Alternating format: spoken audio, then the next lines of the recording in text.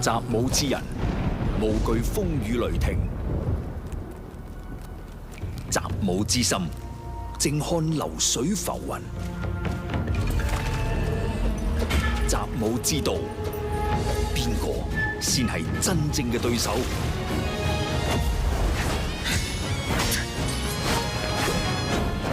讓本帥看看，對手究竟有多少斤兩。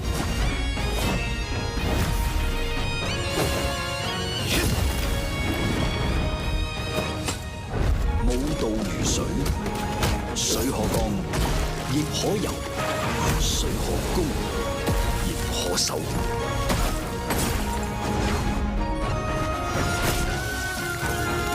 滔滔江河，奔涌无形，无形为形，武道即道。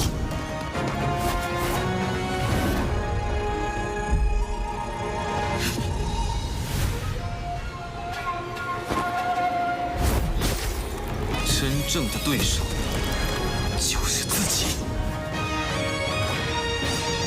習武之道就係戰勝自我之道。武係我，兵亦係我。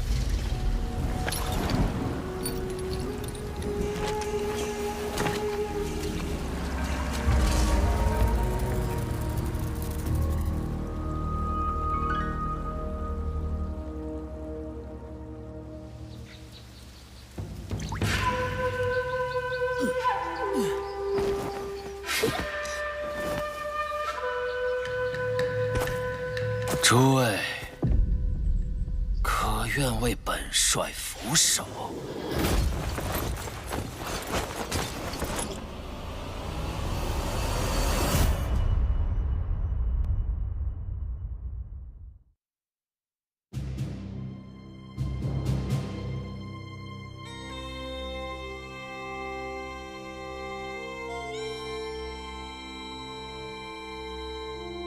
我就是你们要找的。 李星云，哎呀，人长得帅就是麻烦，走哪儿都有人惦记。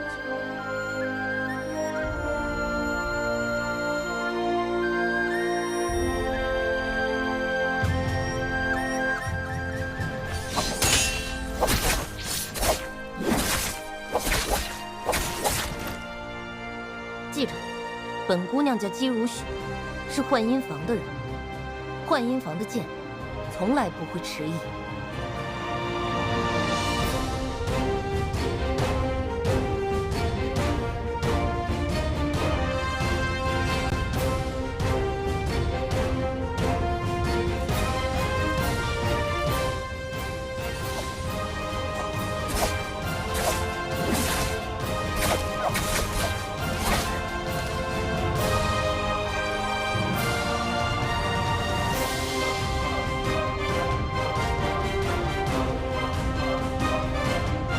今日起，本帅心之所向，便是人心所向。诸位，可愿为本帅俯首？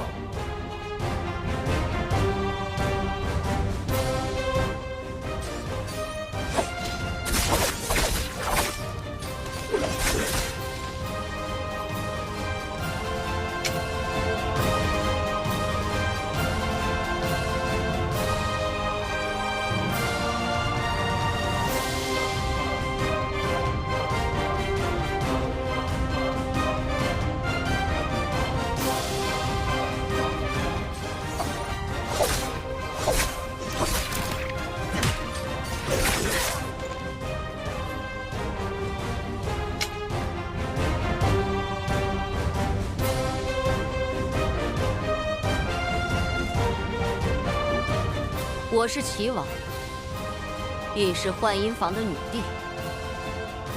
太平只是这世间的面子，而里子早已烂透了。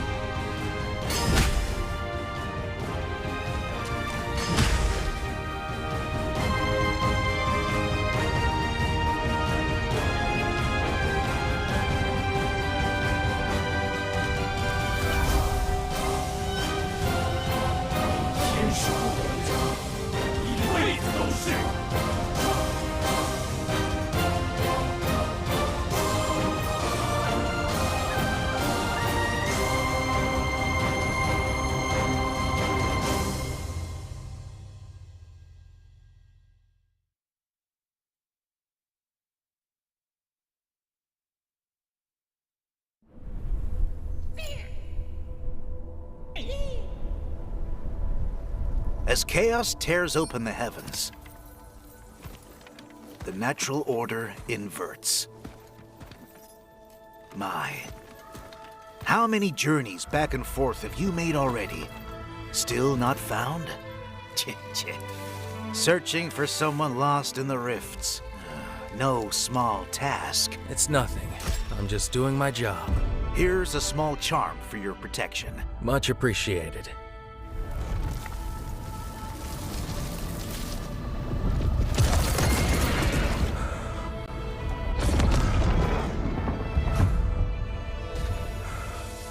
This is nothing like I remember.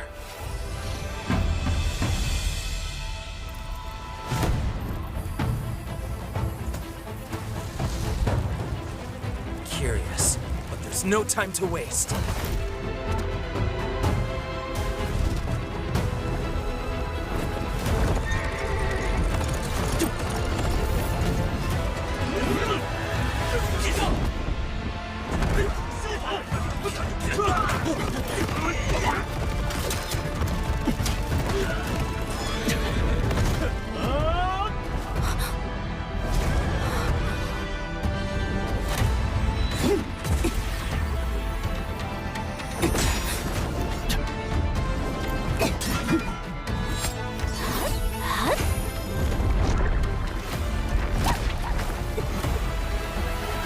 All that, Justina, only to become the matron? Traitor. I will not listen to Akiria's lapdog.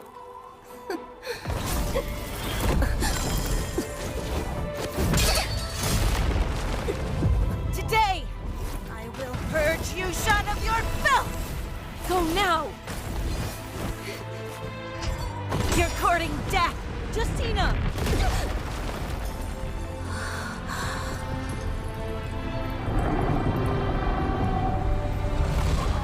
Excellent. It's taken the bait.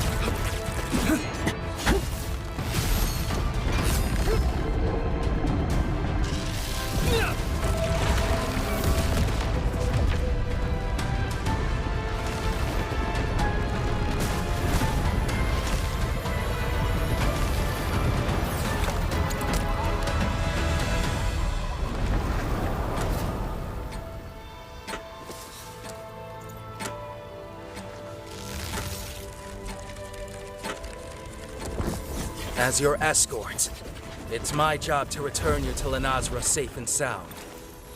So, no matter how many times it takes, I won't stop till I find you!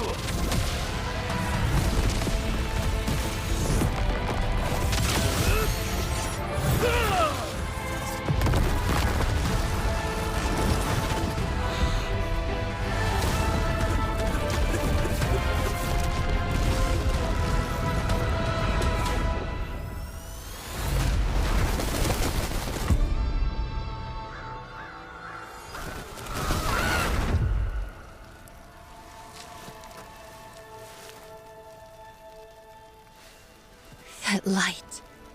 Does it burn brighter than I do? When you find her in the rift, I'd like to see her for myself.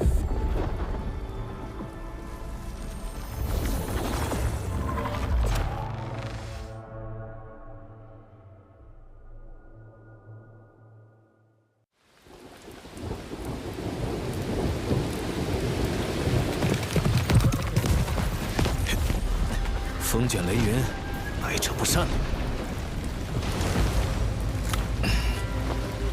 老伙计，这遭又该麻烦你了。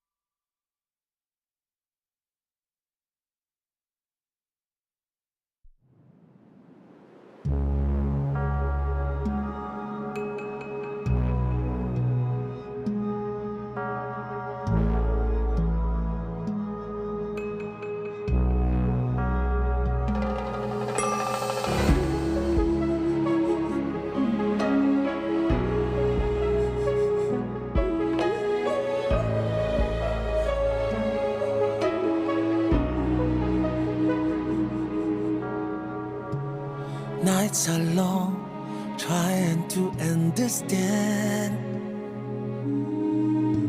a life of words unspoken.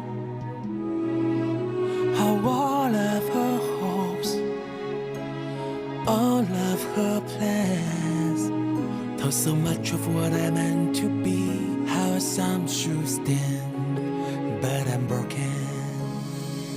Your love will help me so near. Never left enough space to hear how it tore me up inside. I've never been prepared to take the key to your kingdom's gate. The dreams wanted I'd never share.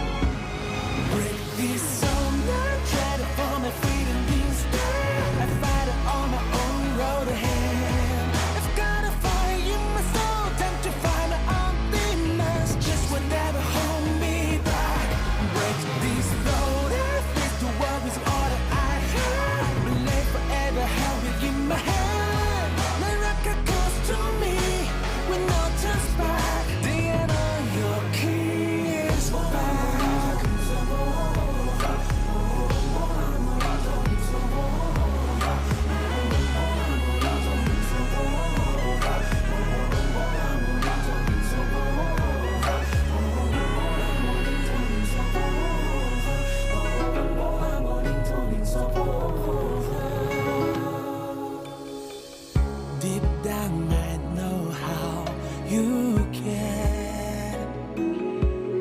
Only wish I had shoes your fears. In the flames I feel alive, the burden in my hands. I'm climbing up to the heavens gates, defy the fates to show you who I am.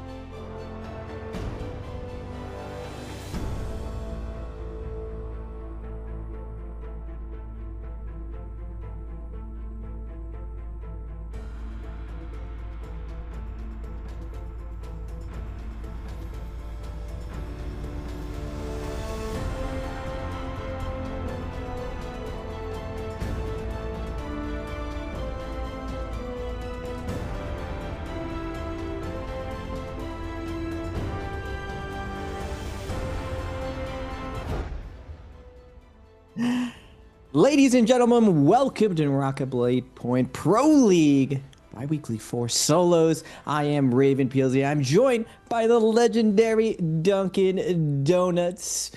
Duncan, you already know what I'm going to ask you. What are the chances that we're going to see some Tarka in this? You know, I mean, it's 12 characters. We've had some time to settle in with the new rule set. I feel like everyone is enjoying playing 12 characters, and everyone's been experimenting. We've seen a lot of new things since the big rule change. I mean, you're absolutely right about that one. It is, it's definitely more likely than it was before. You know, we talked about it last week. The 12 characters, you know, it's a lot. Everyone's on unique characters, meaning that there are more good matchups. You know, back in the day, I feel like back in the day is a bit strong. You know, not that long ago, you know, there were like double Liams, double Syras, double Shiles, all these pretty bad matchups for Tarka. But now it's all individual. You can look to play for Yang. You can try and, you know, play full third party, try and like replicate what Zhuan Yuan did with Tarka. It's but it's not easy because at the end of the day, he still gets, you know, lobbied by everyone. Well, we'll see. You know what I'm excited for though, Raven, as I'm sure you are too. The zero banning, the 1 banning rather. The 1v1s to start off the day. That is going to be exciting, and let's see if we're going to have a little bit more goofy shenanigans like we did last time.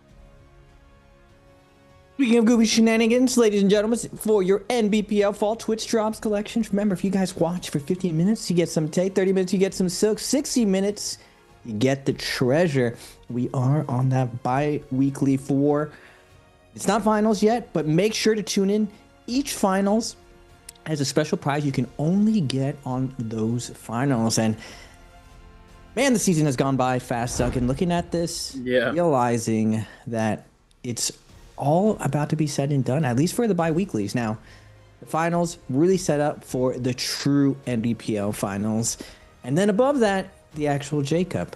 It's been an exciting season so far. NARAKA has changed so much this year for the best. And just looking back, we saw how we started out this season with Spider really coming up big this second half of the year, taking the first bi-weekly, taking EWC, as well as SR taking trios as well.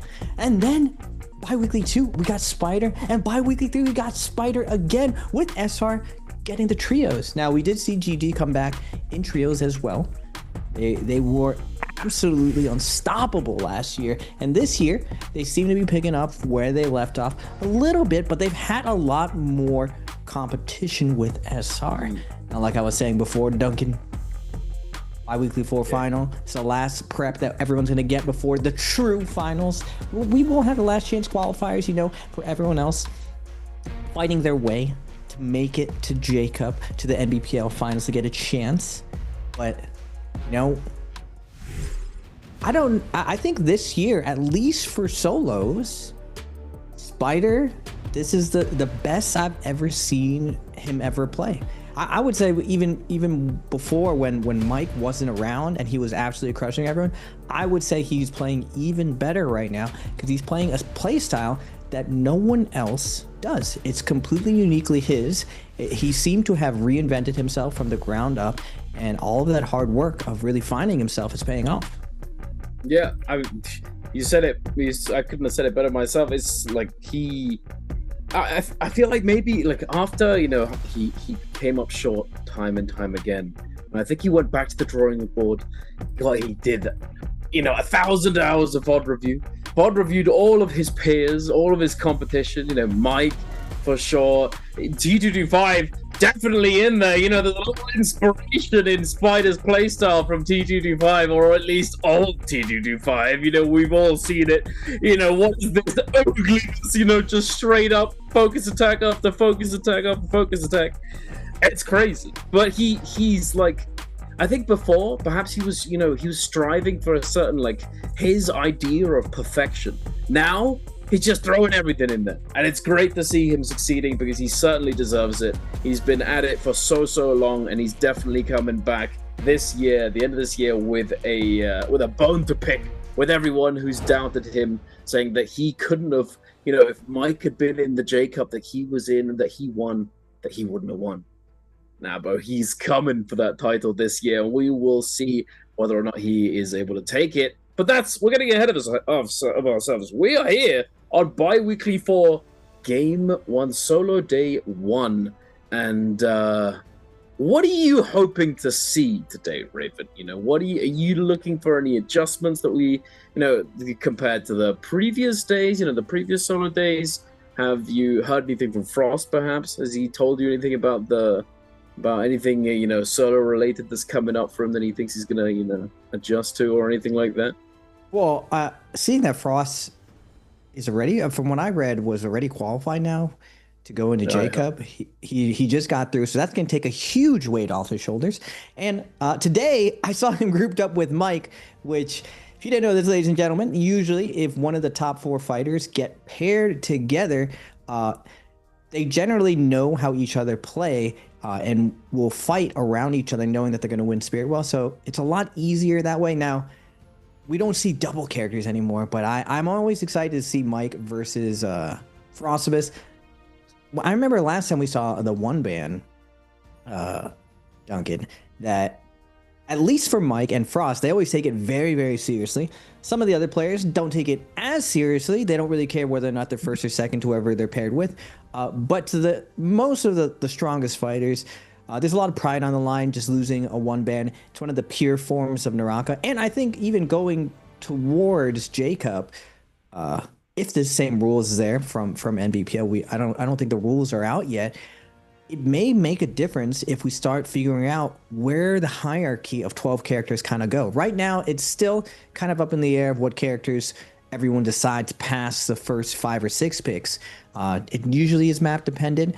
But other than that, a lot of the bottom 6 of your 12 characters, pretty much everything can work because of how it plays out with 12 different characters being in the lobby. Now, there's still a lot of NARAKA to be played, and there could be a trend or a new tactic that the pro players figure out before J Cup. So I would say taking the one ban more seriously in the future, I could see these players, it might make a big difference whether or not you're first or second in your group in the future.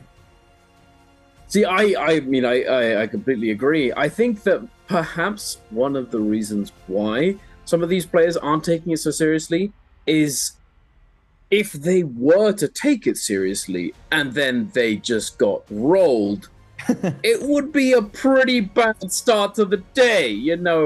We're not all, gods of mental. We do get tilted. We are human after all. And if we put our all into getting and performing as best we can in the one bad at the start of the day and we just get clapped, it's a bit hard to recover from, perhaps for a lot of people. Some people, the OGs, they just don't care. They don't care. I should have played better, as Zay would say.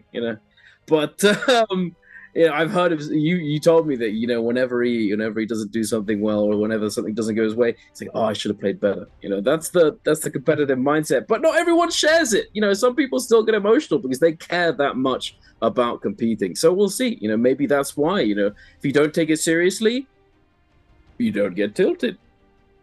I mean, it's definitely some insight to it. I would still say like the top 12 players or the top 18 players in the world, for the most part, no one has like a huge advantage over the other ones. Maybe 60%, 40%, but you're dying a lot versus other players, and you have to be able to let it roll off your shoulders. That's one of the things Frost said, that he doesn't really mind. He used to mind when he was first in the league, like he got taken down by like X player, someone he thought he was better than. But then he saw gradually that Mike dies to everyone, and Spider dies to everyone. Like, it happens, and all you can do is really pick yourself up, dust off, and go on to the next one. And NARAKA, the way tournaments play out, it's very much a marathon. It's not a sprint. You can't let the previous engagement really get to you. You still have to keep looting, set up for the next Yang, and when the game doesn't go your way, the loot doesn't go your way, you still have to find different ways to win. And we've seen from championship runs of like Mike and Spider, even Shenyuan and Verse, that there are going to be rounds where everything doesn't go your way, but you still find a way to win. And that's really what separates the best players in the league versus the players still trying to get better and start challenging the top. Yeah, I mean, that's, yeah, you know, like, there are certain separating factors, and mentality is definitely one of them, you know. It's solos, you're on your own. If you're in your own head, it's kind of, you know, it's just rough to come back from. But we shall see. We shall see moving forwards how things go down in the one ban. I wonder if we're going to see any, you know, interesting character picks. You know, we saw a little bit of Viper, Liam, Tumulk. I think we even saw a Yoto. A little bit of Wu Chen. I'd be interested to see if somebody just brings out something goofy just for the fun of it. Who knows? It will be interesting. I guess and we could talk about a little bit the beta of the character picks. I mean, because it's one ban as well. It changes a lot of things. You know, you don't have that pressure from your all. So we saw 1 or 2 ACOSs, I think, as well. But I don't remember seeing ACOS. There was definitely an ACOS F2. I remember for sure. I mean, at the tippy top of just abilities without ultimate, Liam is always going to be picked in a one-ban situation. Yeah. And then also Temmie, because his F ability refreshes so fast, it also sets up a lot of different traps when you press F. Also sets up for a lot of complicated pillar play. These two characters are at the tippy top when it comes to high-level one-ban dueling. Now, the third pick is up in the air. When you see Wu Chen's being picked, a lot of the times, a lot of Katana and Hongsword players love playing Wu Chen just because you get a lot of tricky little traps every time you throw your dagger as a heal. And finally, the soft combo bro. Yeah, and then the Yodo F3. It's always been one of the most oppressive gold Fs in the game. If you don't respect it and you accidentally clank it, it leads into a stagger. So definitely one of the best F abilities, and it has been used throughout dueling tournaments in the past. Outside of that, we've seen a little bit of Viper. People running the F2 nuke, just like I win neutral, get hidden. Seen even some timeout plays from players using Viper where they just go nuke. I forgot who it was versus Frost. It was Wang Liang or someone. Someone tried to time him out by using Viper, hitting him with an F and then just full kiting. Oh no, it was Fong. It's back up again. MTF, he just hit him with the Viper nuke and just started kiting him over and over. And I was like, no way. I respect it though. That's the W. Yeah. I respect you gotta respect it. I bet there's. Some of these gamers have certainly, you know, practiced. Well, I mean, they've been on the receiving end of those, you know, like absolutely diabolical, soft, true, you know, weapon swap combos, quintuple weapon swap Viper combos in their solo games. You know, there's a Viper mafia in Chinese solo queue. I've seen, you see it on Douyin, you know, these Vipers that run around and they just have the most outrageous restand combos, and it's just rough. I bet you one of these guys has certainly practiced it. It'd be funny to see something like that come out today, but who knows? Who knows? I also said we might see something we don't really expect. You know, Kylan F2 out of nowhere. Who knows? It's just gonna be goofiness across the board.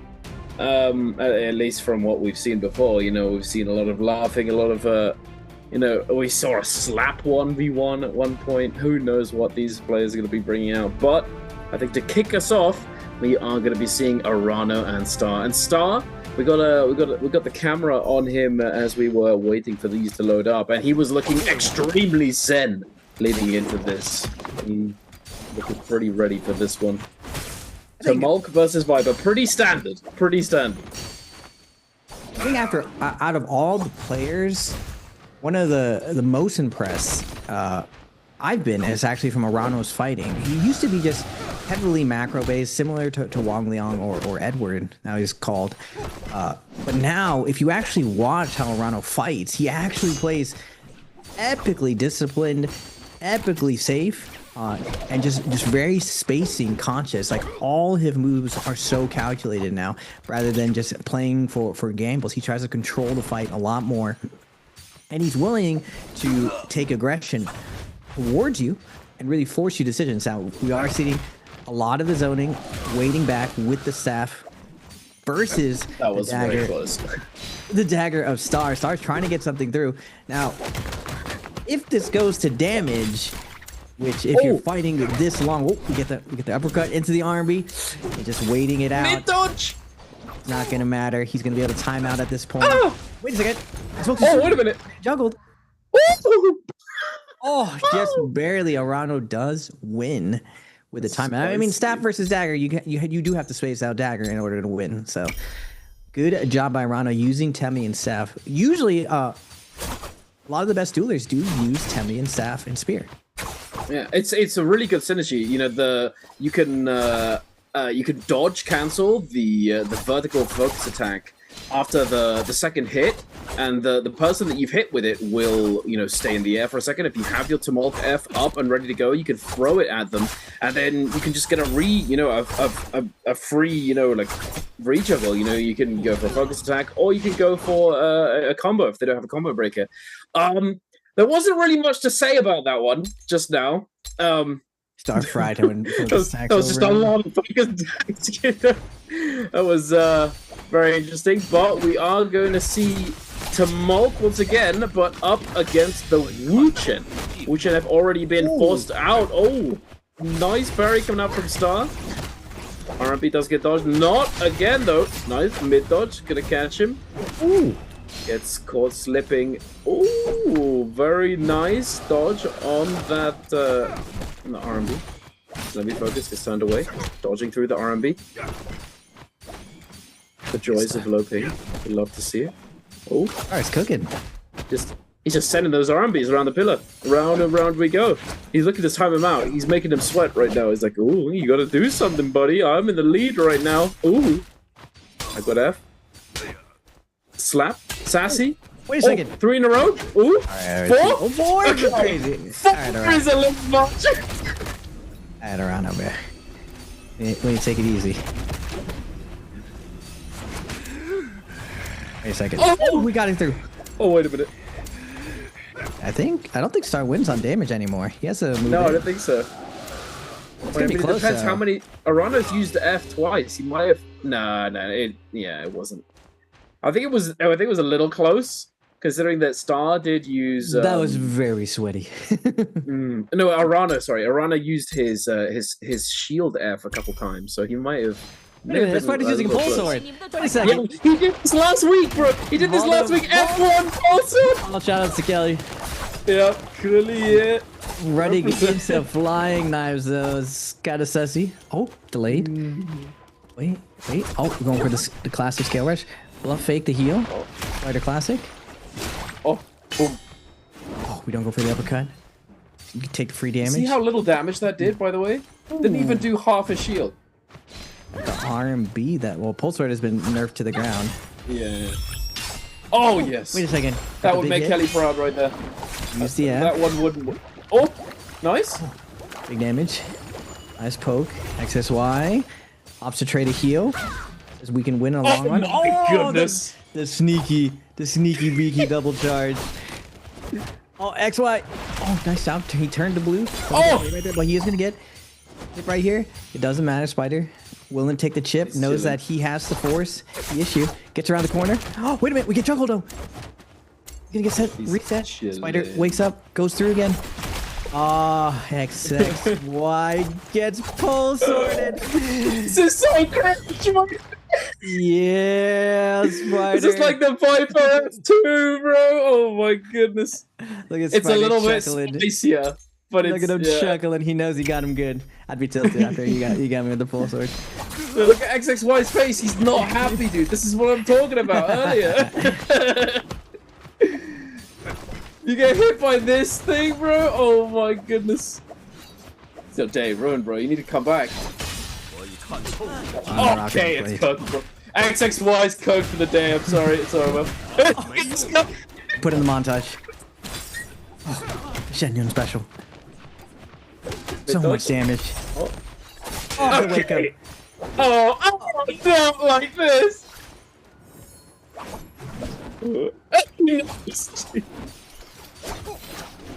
Oh, I'll take that fan. Thank you very much. Oh my goodness. I'm sorry, but That needs to be nerfed, man. That is just, it's too much, dude. What, slap hold blue for like half a second into immediate light attack tech chase. It's just, it covers so many options. And if you just hold the blue on fist on unarmed, no weapon can 0.9 you to match. There's nothing you can do. You can't parry it. Yeah, nothing. XY was trolling. I mean, he was Spider trolling, just gave a but still, master that's class of spacing right there, dude. He even swapped weapon. He didn't need to. He just to prove a point. Yeah, but no one's saying that Spider isn't the GOAT and that he didn't deserve to win that. I'm just saying that Slaps is silly. No, because you can max range it and deny the gambit. XY just literally went diagonally. He stayed close to true. Spider like 4 times in a row. And Spider, if you do that versus anyone good, you're gonna get caught. The days of just hold dodging out and being safe are over. Everyone knows the answer to most wake up situations. You gotta have that locked down, and you can't just wake up and hold any direction. If you hold a bad direction and you're next to your opponent, they can stagger you and put you back into a combo. I don't think it's. I think it was just poor spacing on his point. Speaking of which, it is the Chuzla. The Chuz going with an unorthodox fist Temi. I have not seen fist Temi. I mean, the thing is, a fist blade RMP one charge does an absurd amount of damage. If you catch one wisp, now you can get a wisp reset off of one uppercut. Into an RMP focus attack. That is gonna do a lot of damage. It's also really good for tech chasing on pillar. If there's kiting shenanigans going on, you're able to shut a lot of that down with the fist blades jump LMB. Oh, chance called slipping. Throwing hands. There's nunchucks back out, buddy. Grapple cancel on the LMB. Spacing out the F, not gonna get dazzled. HM eating a little heal. Oh! Well, sees a combo. The wake up slap, dude. What? The input buffer grapple cancel. It's the madman. Oh. Okay, the PM. Dude, HM refused to release. He refused. He grapple canceled 6 nunchuck horizontal focus. Oh, it was Chuz. It was Chuzong who grapple canceled them. Yeah, I know, but HM refused to parry. He refused to parry. He never parried. He legit never parried. The second he saw that Chuzang was willing to grapple cancel over and over, he's like, all right, well, I'm gonna mash light attack until you do something different.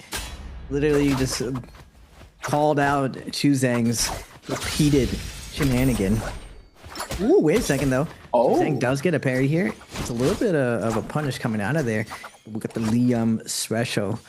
Cross up combo break, keeping it active. Chuzang doing some shenanigans here. Ooh. Tries to tap dodge away. HM, it gets put into the combo. 1-2, doesn't go for it. RB instead goes for the chase down.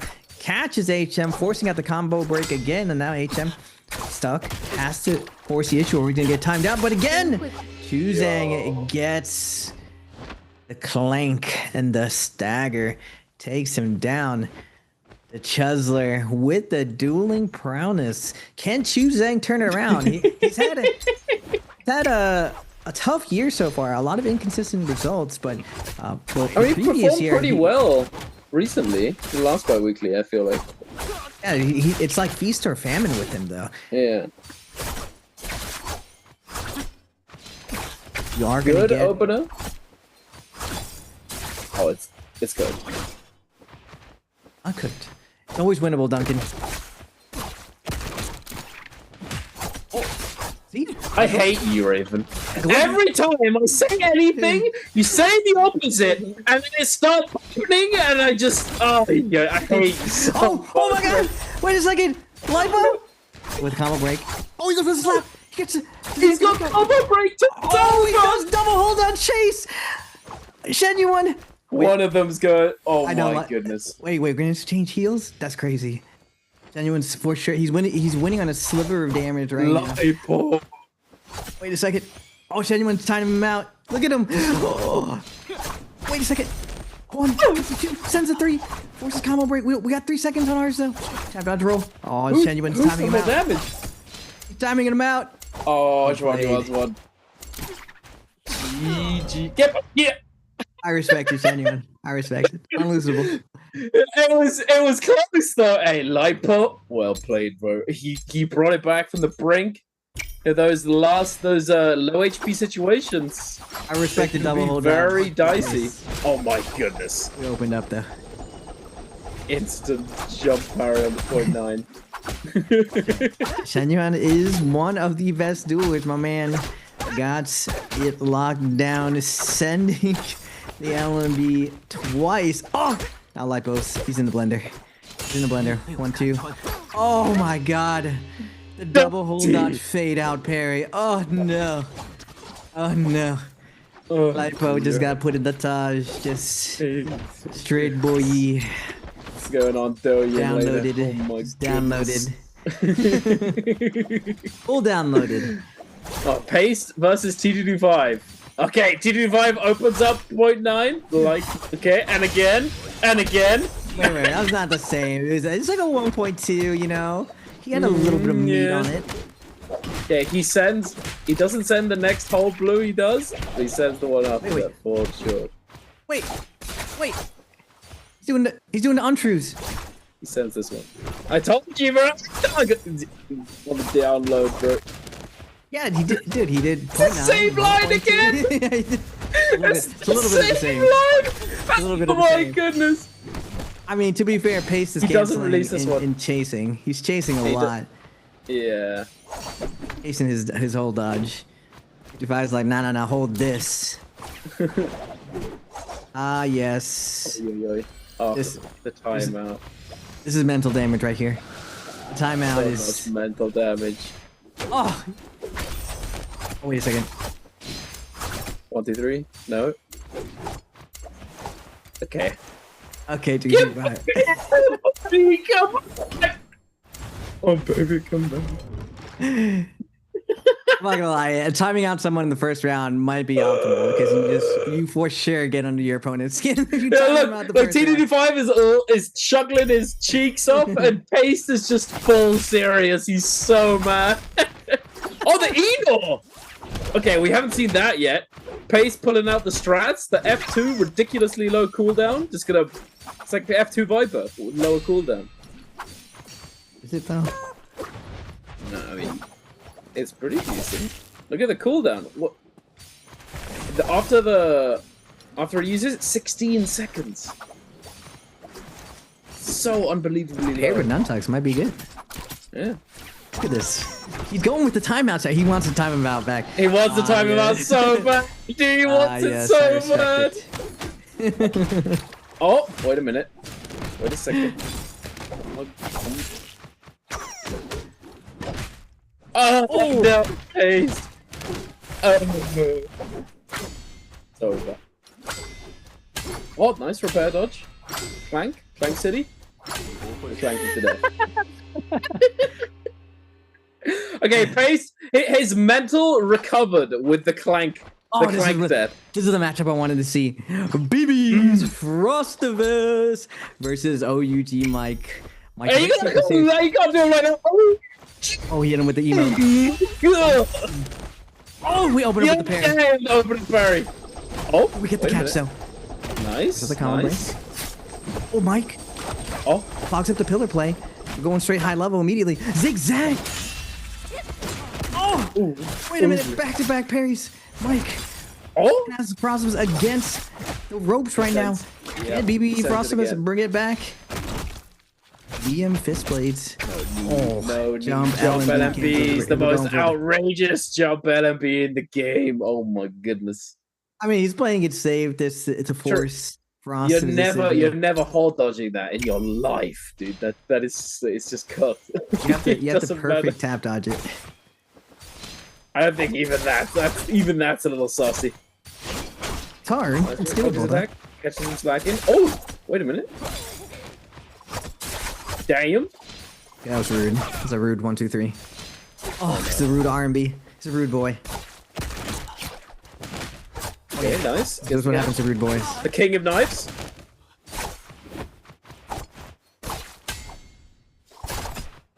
Bang. R&B. Trying to catch him. Oh, very nice. Mike has 5 seconds on the combo breaking. It looks like he's over. It's over. Mike is in the... Oh, you know, spicing it up. We're going to LMB focus into the crouch LMB. All right, Prosimus. All right. King of knives, undisputed. You can see everyone has the popcorn out. Everyone's like, oh shit. Everyone's rubbing their chin. Everyone's just like with the the chin hold. You know, this Juan Yuan just picking his nose. Pride on the line. Has pride on the line. Oh my goodness, Mike getting called down. Spicy dodging. Oh. Ooh. Mike turns it. He turns it around the first time. He doesn't turn around the second time. Oh, Mike is so crispy with the berry traps. Oh my goodness. Now Frost with the over. Frost sends the next one. Oh, Frost, he goes for the fancy again. He tries to get the fancy. He wants the combo. He knows the combo break is out. Mike's like, nah. We're gonna time it. Mike knows. Mike. I see you, Mike. I see you. He's like, nah. We're not getting caught by that. No combo for you, Sandy boy. Back to basics. We're going with the kite. You're gonna have to kill me with the focus tags. You ain't catching me with that. The expression. Sips the water. Tasty. No pocket sand for you, Mr. Tumulch. No, sir. Now it's time to load up, ladies and gentlemen. We're going to be going into game number 1's ban pick phasing. Wait, no, they play mirror. No, they don't ban pick, remember? No. Mirror is only for the final, for the bi-weekly finals. Is it? Yeah. It starts off with a mirror matchup for the bi-weekly finals, and then I believe so, because I remember distinctly when I first saw it being, wait, what? Everyone's playing Lani? What's happening? With trios, it's a mirror match for the first 2 games for qualifying days, for the bi-weekly finals and for the bi-weekly finals itself. But solos, I believe it's no mirror match unless it's the bi-weekly finals. I believe, if my memory serves me correctly. But we'll see very shortly. Because we don't have the 1 bans on the bi-weekly final. We have the mirror match instead, so that nobody gets to play Lani at all for the whole day after the first game. Interesting. One thing, Lani's still the first pick though. Typically, yeah. We've seen Lani first pick. I mean, the last day on the qualifying day, it was the day 3 before the bi-weekly final. It was Lani first pick, but oddly enough, second pick wasn't Liam anymore, and Liam, wasn't being picked second. For most of the day, wasn't even being picked third. Interestingly, he was being picked 4th or later, which is just very strange. And I remember, because I was casting it with Moxie, she and I theorized that because of Spirit Wells becoming so much more important lately, the ability to hold down a Spirit Well, to defend one, to hold down that space, it becomes a lot more important. And then multi-way fighting as well, when there's no other player who's also playing the same character as you, if you're not like a very good character in multi-way, you can struggle. And Liam, although he's very good in that 1v1, he's got the best combo break in the game in terms of avoiding all of the damage from a parry, for example. The cooldown's a bit long, but still, it's a really good F. He does struggle in multi-way with V2, because V2 with the orb, the ball, it's a bit sussy in a multi-way fight. V1 Liam was much better back when it was actually had 3 charges, but now it's a bit, we saw, I believe, Wu Fong trying to play V1 Liam, and he just got smoked very quickly. in a 1v1, and then we didn't see a single one for the rest of the day.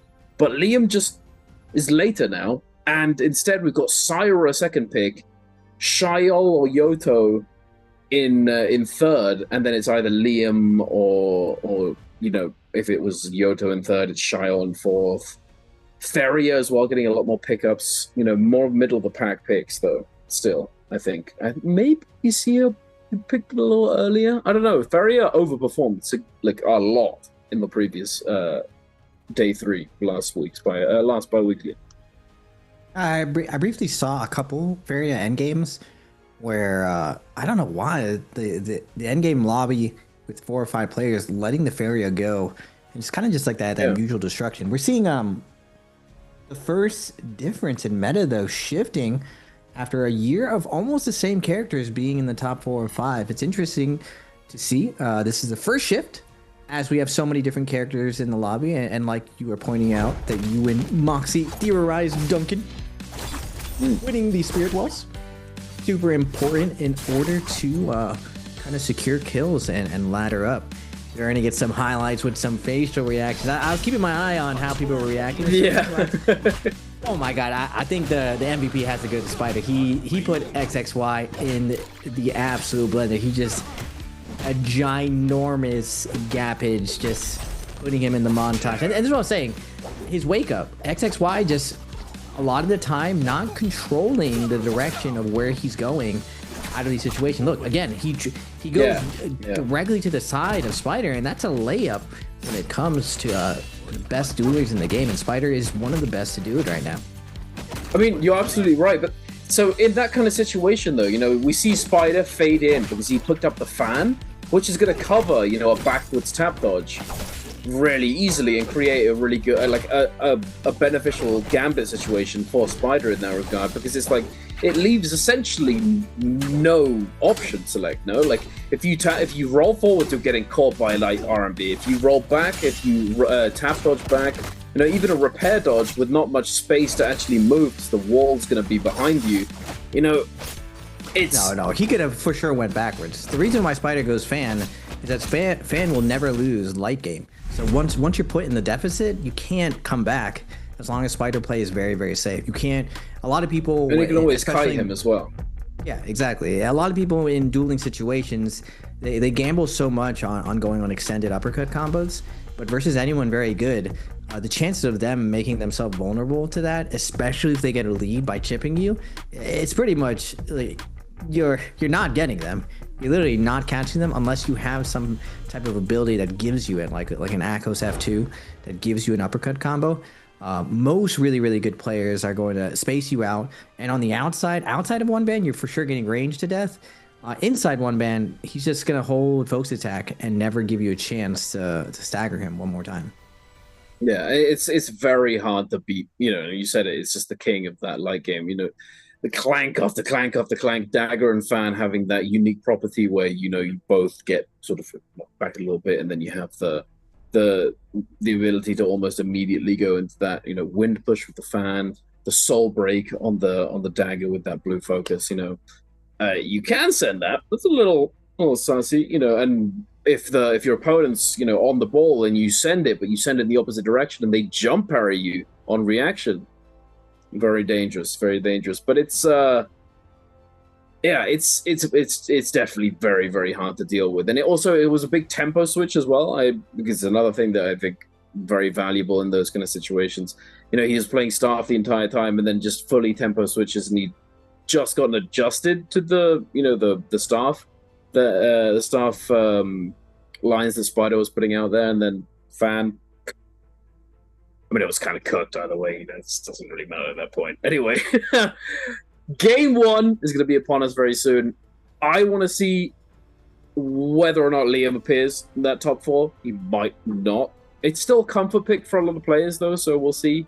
Lani definitely is still going to be first pick, I reckon, because she's still Lani. Syra being second pick, though? I don't know. Maybe? She is solid. You know, if you try and lobby a Syra, she's probably going to take you down or somebody else down with her. If she goes down at all, you know. just say it's Lonnie. Lonnie just has the most amount of utility when it comes to being inside Yang and even out leading into endgame. She has one of the best survivabilities. She also has a combo break. And it's just a lot of the times when it comes to high level dueling, how many abilities you have to keep yourself safe fighting interactions is so important. A lot of the times the tier list of characters and how strong a character is just how much risk you can take when you engage your opponent. The more risky you can play, the better you're going to be able to download and figure out what your opponent is going to play like. And Lonnie has the most amount of the combo breaks, or most amount of gold focus out of most characters. Now, technically, the reason why Justina has been so strong forever, she similarly can do the same thing. Every time she goes for a parry or a light attack, as long as you space it out correctly, you're able to mash your F or your ability to combo or to soft kind of combo break out and stay very safe. It allows you to take a lot more gambles and get an idea of how your opponent wants to play against you. Now, this only really matters in the fair 1v1 situations. Multi-way, one thing that Lonnie has always struggled with is securing kills if the zone goes all the way to the very end. Her ball does give it the stagger, but you're really setting up for your opponent to land kills. The same, similarly to like Xiaoyu when she pops her ultimate, you can get a choke onto your opponents, but someone else can follow up and take the damage away from you. And this is the cool part, I would say, about playing a 12 character lobby, is that each character, we're seeing now each character push to the absolute limits with no help from other characters. And the pros trying to figure out different places to extract more value. And it's very interesting how the Spirit Well has shifted which characters are being chosen by the strong players. Being able to get 2 ultimates in endgame and pushing your opponents away from the Spirit Well, having that armor reset, really sets up to have pop-off games. And it makes sense why for the 2nd, 3rd, and 4th pick, there's being some dispute of which character actually is the best. Oh, interesting. So Liam does come back. Was being picked. I mean, we'll see. We'll see. It happened. It happened as well in the previous day. We saw Liam get picked up in game number 1, but then fight every single game after that. It wasn't the case at all. So we'll have to wait. My theory, Duncan, is that when you play an 8-round matchup, a lot of the times Liam. It wasn't 8 rounds. It was 6 games. 6 games at the meta shift. Yeah, it was bi-weekly. Oh, yeah, it was bi-weekly. It was the 3rd day of qual. That's what I told you. This is the same meta we've seen over and over. The timing that I've seen when characters are changed, it's usually because you're on daytime of other days. Holoroth, very particular, no one really wants to put their Liam on Holoroth if they can help it. The players who aren't very good with Liam, they don't mind playing Liam on their Holoroth day because they're not getting as much value and they haven't studied as much of the hazard traps that you have on Perdoria and Morris. You're able to trap people and really fight around a lot of location as Liams and throw people into signs and stuff. We're seeing absolutely. Yodo come out, Temmie, 6th, 7th, and 8th. This is where it starts getting spicy. Everyone's personality starts going through. We do have Shenyu on here. I'm a bit Fireball Tarka. And Star, also the other Tarka. Now, I'm not gonna lie, everyone has a Tarka. Technically, everyone technically has a Tarka because of the Tarka meta. Tarka. Wait, Spider played Tarka? Spider played Tarka on the last day of quals. Yeah, last week. Solo day 3. Got absolutely stopped. Did not go very well, unfortunately. I want to see Shenyu. Just like every single. Yeah, Shenyu, he's the only player who's actually managed to get it to go well for him, and he got an MVP. The stars aligned for him that game, though, I'm not gonna lie. Gold flying knives off spawn, finding a white armor Wu Chen Edward, with purple armor off the rip. It was. And then finding again in a third party implumed, winning Yang against Feria, winning Yang against Asira, is being played by Mike, who's just full troll. Ooh. Gets to sit on the outside the entire game. Got an Enor pick. Mike is always... He uses the qualifying rounds to really work out strategies that he's going to use for finals. So we've seen him limit test a lot. Like when the Yodo first came out, he was one of the first players to adopt using Yoda, and he's definitely ahead of the curve as far as using Yoda's abilities. More players have caught up, but still, I would say Mike has an edge. He's known as a sandbagger in NBPL, where once he figures something out, he doesn't show anyone else ever again, and he like keeps it to finals. Wait a second. I got Spider with the tape. Is it time, Duncan? Is it time that we get the gamers? Time to get the tape. You gotta get the tape, up? Bro. I was looking at around. I was like, dude, I gotta spice it up. We gotta change up stream a little bit. I think it's time to get the gaming to get more serious. I'm not gonna lie, my hands hurt after gaming for 10, 12 hours. It's one thing I really like. It can be rough.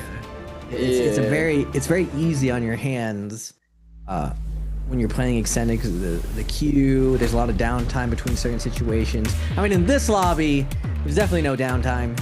You're pretty intense for most of the fighting. There are times where you'll be hiding in the bush between Yangs and some Spirit Wall situations, but for the most part, you're here to game out. But it's funny to see that Spider has his gaming tape on just like Arano. Arano's a trendsetter.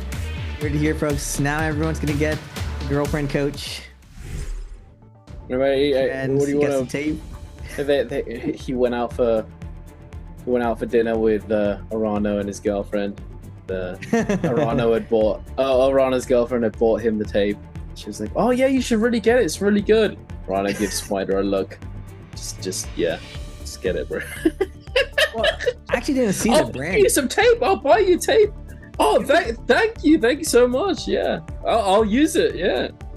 I mean, this could be the business idea. If you have a generic like athletic tape, and then you start offering it to different esports organizations to like print their name on it, this might be good stuff. I didn't see whether or not the tape had the SR branding on it. But that'd be a very cool idea to rep your favorite gaming organizations with some gaming tape. Get out there, queue up, get taped up. Make sure you got some good posture. You're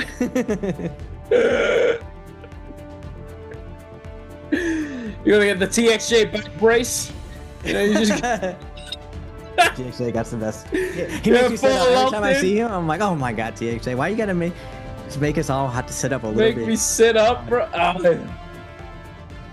Ay.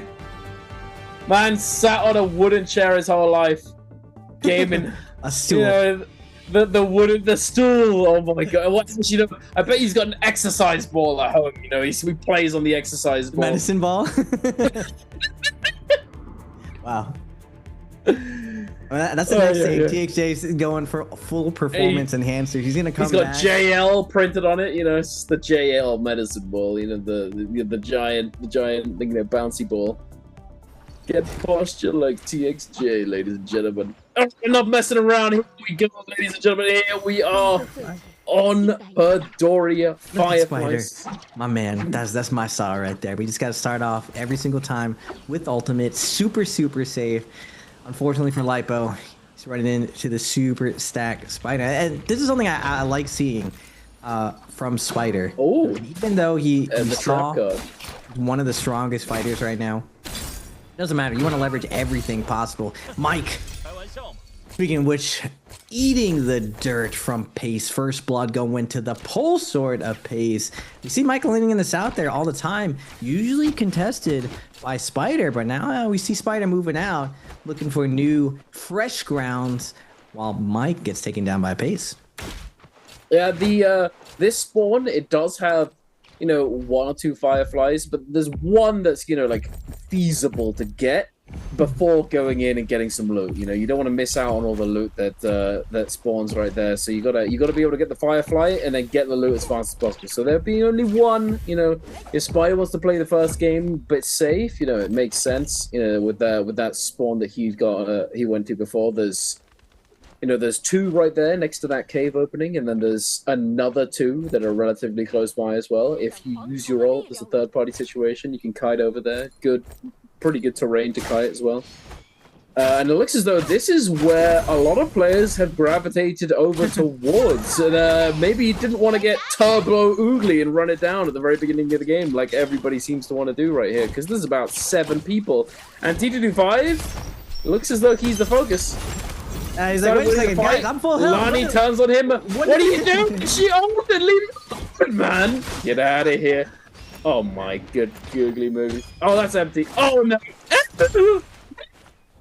225, just the victim of the mob right here. Everyone just eyeballing, waiting for someone to score the first blood to get their flank in, you know. But 225, he survives it on the Kylan, goes undercover, and then Arana, you see, easy play again, waiting to see if anyone overcommits the sticky situation. Now he did pop the ultimate and try to secure that kill over there.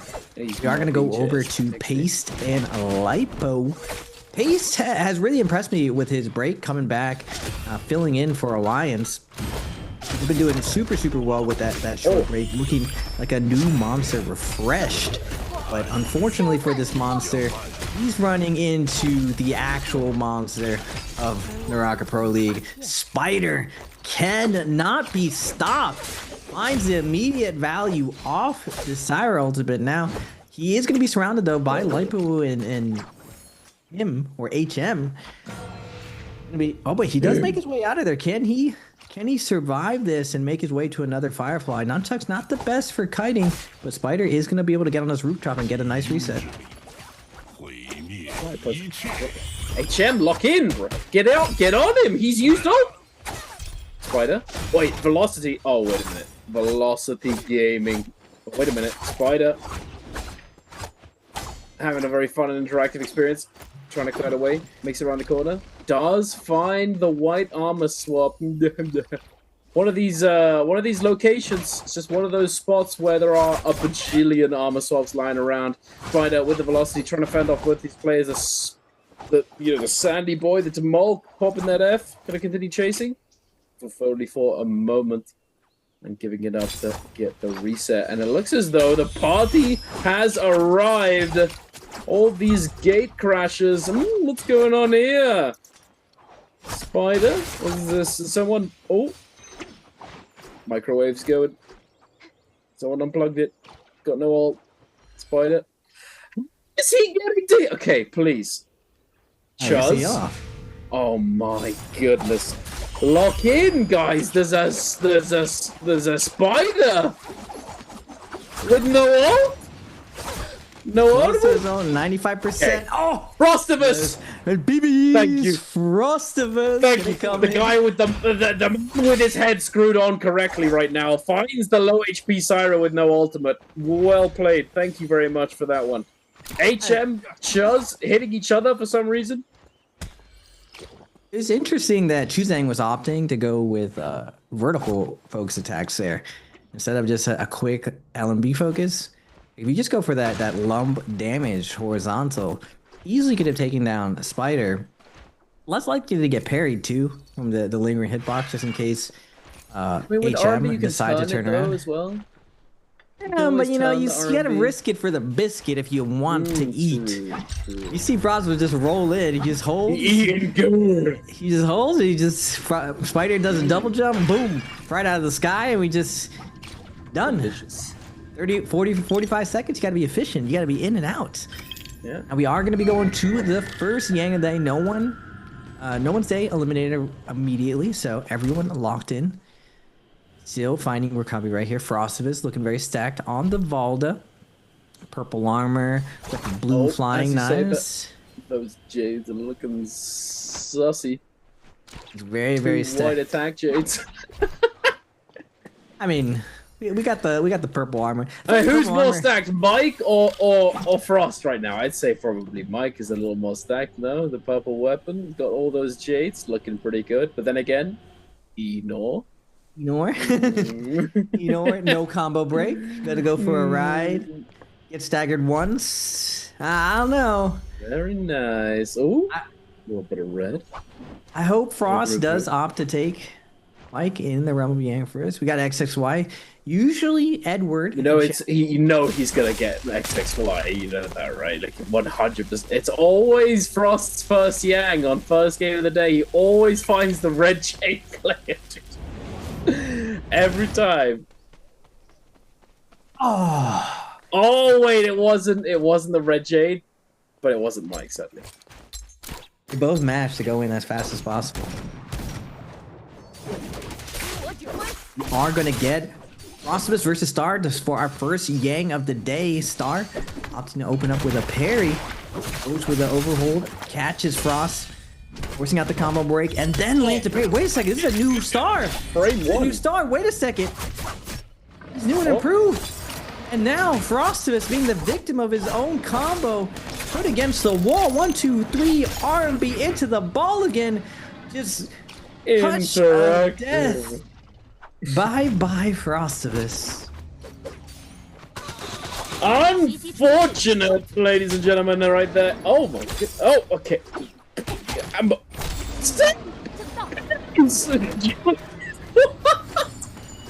XXY just got fucked right there. Okay. No blocks left. Okay, nice. Dodges away from the Wu Chen thing. Wu Chen blades. Doesn't get stuck in it either. As we all know and have felt. Wu Chen's ultimate. You dodge it.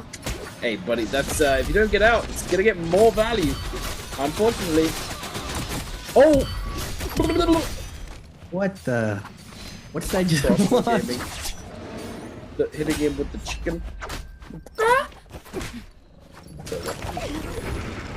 Nice red jade, buddy! I'm not gonna lie, that would tilt me. That would be mental boom, bro. It's literally turbo Shyle favored as well. Like, this matchup is so Shyle favored, it's insanity. But he lost every block in 3 seconds and just got rocked. Oh my goodness. But anyway, we're outside the Realm of Yang. Frostivus against Star, shining brightly with that red buff. Oh no. The terrain. The tree. Frost. No sound. Oh! Very nice. Oh! Passive armor! Frost. He doesn't want to stand a focus here. As I say it, XD. Wait a minute. Does he have it? Oh! Oh! The boxes! It's over. Very nicely done. Calm and collected, not even close. Wait a minute! Raven, we're on the new patch! We're on the new patch! His Yang depletion didn't get cleansed. Because Star's Soul Bloom was a Vermilion Soul Bloom, which doesn't cleanse Yang depletion anymore. And now, time then that's tough. Well, I mean, he got a kill. I mean, yeah, the fact that Frostivus actually buckled down and went for a parry 3 times there is pretty wild. Considering the Star inside Realm of Yang, I think, I don't know who Frost thought he was fighting, but Star definitely went away from his original lines. It's the same guy. Because there's only one. Yeah, I know it was the same guy, but inside Yang, he went for so many parries. On the outside, that was pretty standard Star, just release championing a lot of different scenarios, but very, very tough because Frost doesn't have a combo break there. If Star calls him out and preemptively dodge lights, he does get caught. Now he can't light attack a parry unless you know they're going to do it if they have a soft combo break. So a little bit of safe, like it was slightly safe, but I would still say it was a ballsy move from Frost to land those triple parries versus a wild Liam. All he has to do is dodge a couple more times to bait out a parry, and he definitely gets Frost up in a really uncomfortable situation. But speaking of uncomfortable, minute and 20 seconds for Mike, for Frostivus, this new patch, this new Yang depletion. It's not looking good for our young heroes. No. And another thing that got changed along with this patch is the fact that Yang depletion not only is not cleansable by a Soul Bloom that a Vermilion Burst Knight player drops when he dies, but also Spirit Wells, when you get the buff, doesn't cleanse Yang Depletion either. So it's going to change the Spirit Well situation quite significantly later on in the game, but we are not there just yet. We are watching Mike, the Thunder Lord, having a bath. Frost of us. Electricity in the belt. Wait a minute. No. The last ditch effort. The R&B focus. The jump on MP is cooked. Mike, does he get the bloom? He does. Illegal. But I think he's going for a ride. Arana. Bank on wake up. Bank again. One track to chase down.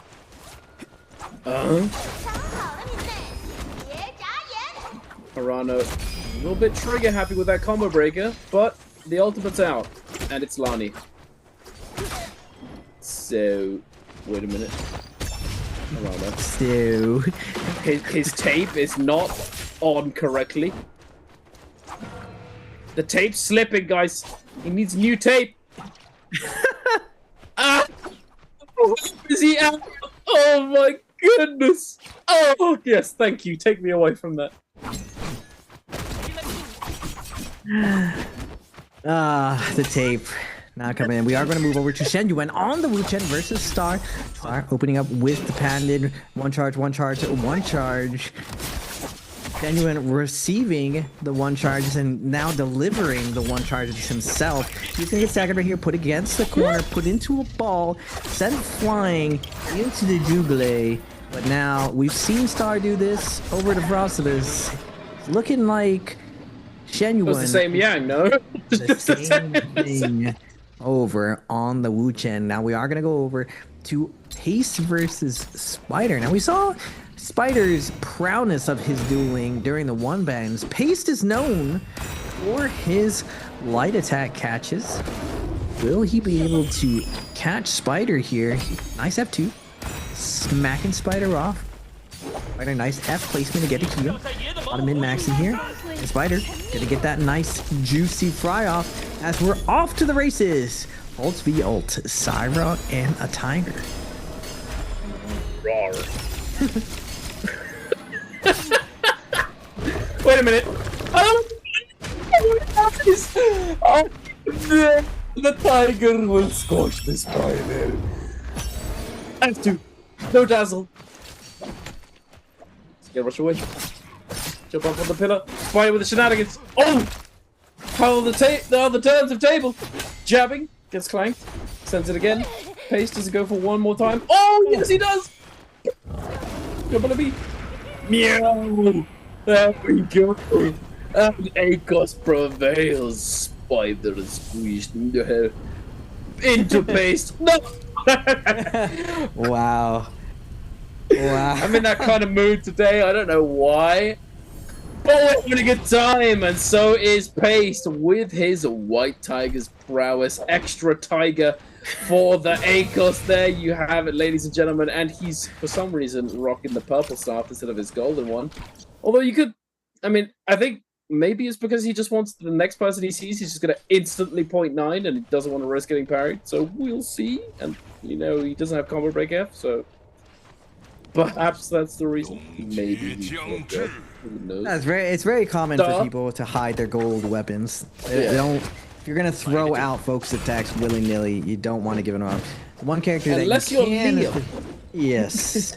Unless you're Mr. FPX Star here, you're gonna be throwing out those R&B fist focus attacks like hotcakes. Just throw them out. You get one. No, you get one. Oh, you parried me? Alright, let me wait a little bit before I throw out more. It's interesting to see a sneak jabbing. A nice ace card play for him to secure that Realm of Yang.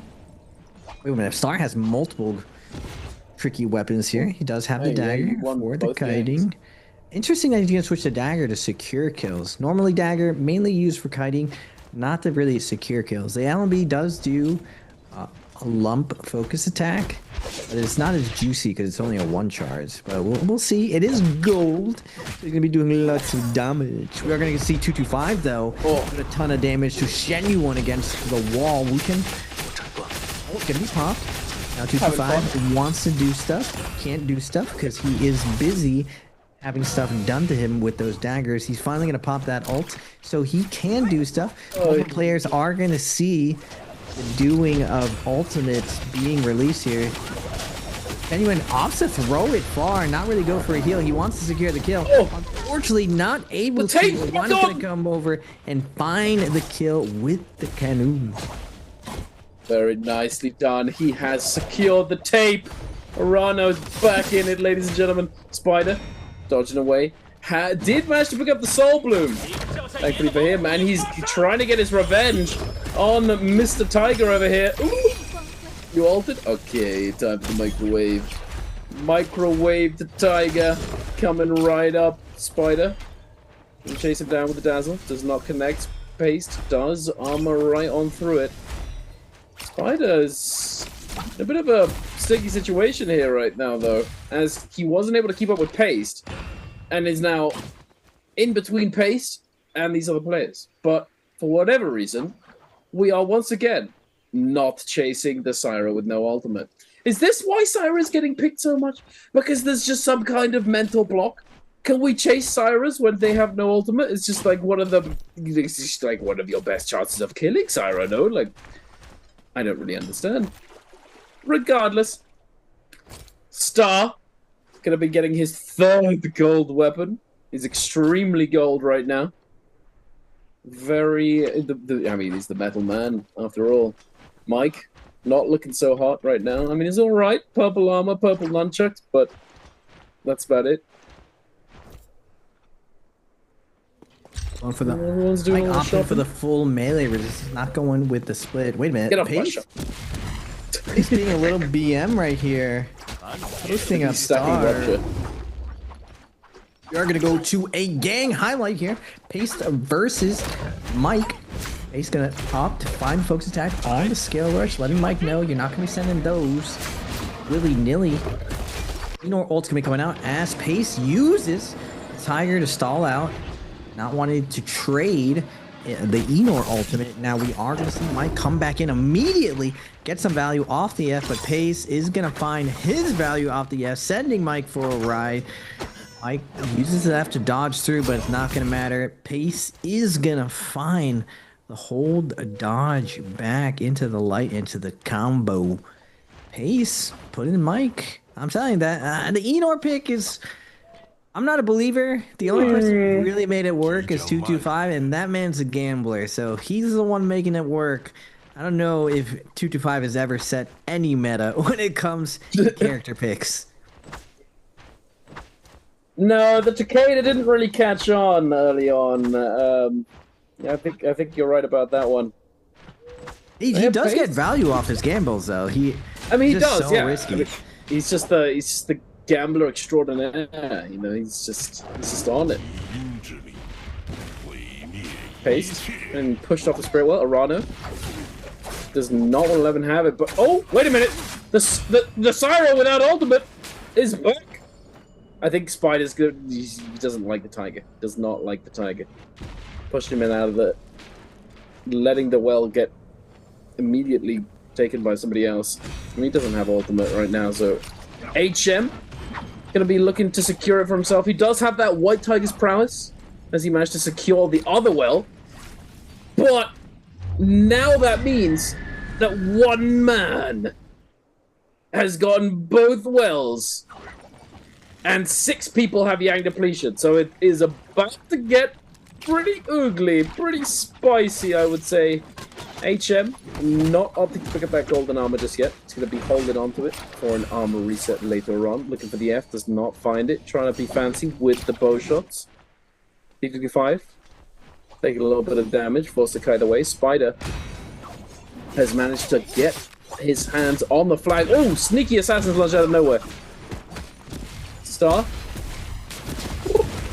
Paste. Gonna try and squash the spider again, but no. The combo breaker does come out. Spider does secure that flag. He's gonna be able to cleanse, but now he's gonna be the focus of the entire lobby. And Paste is once again the focus. I think there's a little bit of emotional gaming right here. Paste, get out of there. He's trying his best. He's dazzled. The sun's in his eyes. The moonbane's dropping down too. Oh my goodness, it's an eclipse. Oh, wait a minute, Spider! And he's getting Now, Spider used that F perfectly, though. He just and he did. Used his F He's got through the window. What is this? And now Around uses ult instantly, absolutely lobbied. Gotta get this He's just the goat. He's just the goat. I mean, I'm not gonna lie, that F was smooth. That F was very, very smooth. Just the timing, the spacing of him managing that situation with the all-in from the Echoes. Yeah. Very well played. HM. I mean, it was very nice, for sure. Getting the F through the window it takes practice, for sure. Interesting that he just opts to let HM take the Spirit Wall earlier, leading to this chaos. We are gonna go back, watch Paste. Did all-in Spider earlier, doesn't have any ultimate at 40%, and now in the building. It's an armor reset, but everyone is around here. He's just moving in and out. Holding focus attack, moves to the backside. Wait a second. And we're out of there, like a ninja as well. A ninja tiger. Everyone, though, with Yang Depletion looking for a kill right here. 225, he's going to pop the Kylan ult, trying to secure some space right here, but HM just hawking everyone, just watching everyone struggle bus for a good situation. But 225 is going to get a full heal off. 20 seconds, though. Does the heal matter? If we're gonna go down here, we might as well drag everyone with us and drown together. As 225 is gonna be following up, hitting everyone. Star is gonna get a ball, throw 225 away. Wait, is the whole lobby just gonna die to Yang Depletion right here? Literally, dude! There's about to be 3 people die. Boom. What is that? Now it's a 1v1v1. Half the lobby just disappeared. It's like. And now everyone's resetting like, okay, boys, we did it. We got our kills. Let's go. Nice. All right. Who's fighting first? Wait a second. I mean, Spider kind of head nodded towards HM earlier. Remember, like Spider was on Spirit Well and decided not to knock HM off. And now HM a little bit of a sympathy like, Spider is like, let's just get the Enor out of here. To be honest, like, who's playing Enor? Just get this nonsense out of here. Fade away focus attacks coming through, forcing out the Mike Enor. Fire ult's gonna be coming out now. Both of the Transformers just mashing against each other. It's ult's over. Wait, what? He just shredded through his armor so I think quickly. There was a bow shot in there as well, but still. HM on the outside. He wants to steal the skill right. He's gonna send the arm, come flying through. Punches one. Oh my goodness, big damage onto Spider. And now Mike in a tough situation here. He's gonna be coming out with nothing to his name, but looks for the light attack, not able to get it. F's gonna come flying through, not gonna get it. Temmie ult is not gonna matter. Mike's gonna use the parry to come flying out. Now HM fades back. Is going to, ooh, tricky. Looks for the back-to-back parries. Mike's gonna look for a little bit of space here. It's not gonna matter though. He just get put into the wisp, put against the corner, and HM watches as the lobby struggles as he picks off everyone one by one. Interesting to say the least. 3 people just falling over all of a sudden. Yeah, I don't know. Yang Depletion seems kind of crazy now. How do you really do anything in endgame at this point? You know, how? You know, it feels kind of like a flip, I'm not gonna lie, to some extent. You need to just be friendly with the guy who gets the Spirit Well in the first place, I feel like. And if one dude gets the both Spirit Wells, it's just very sussy. And then there's the flag. Somehow Spider lives.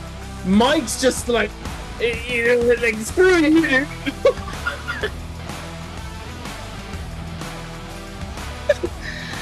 Literally did the Enor jump up and thing on him.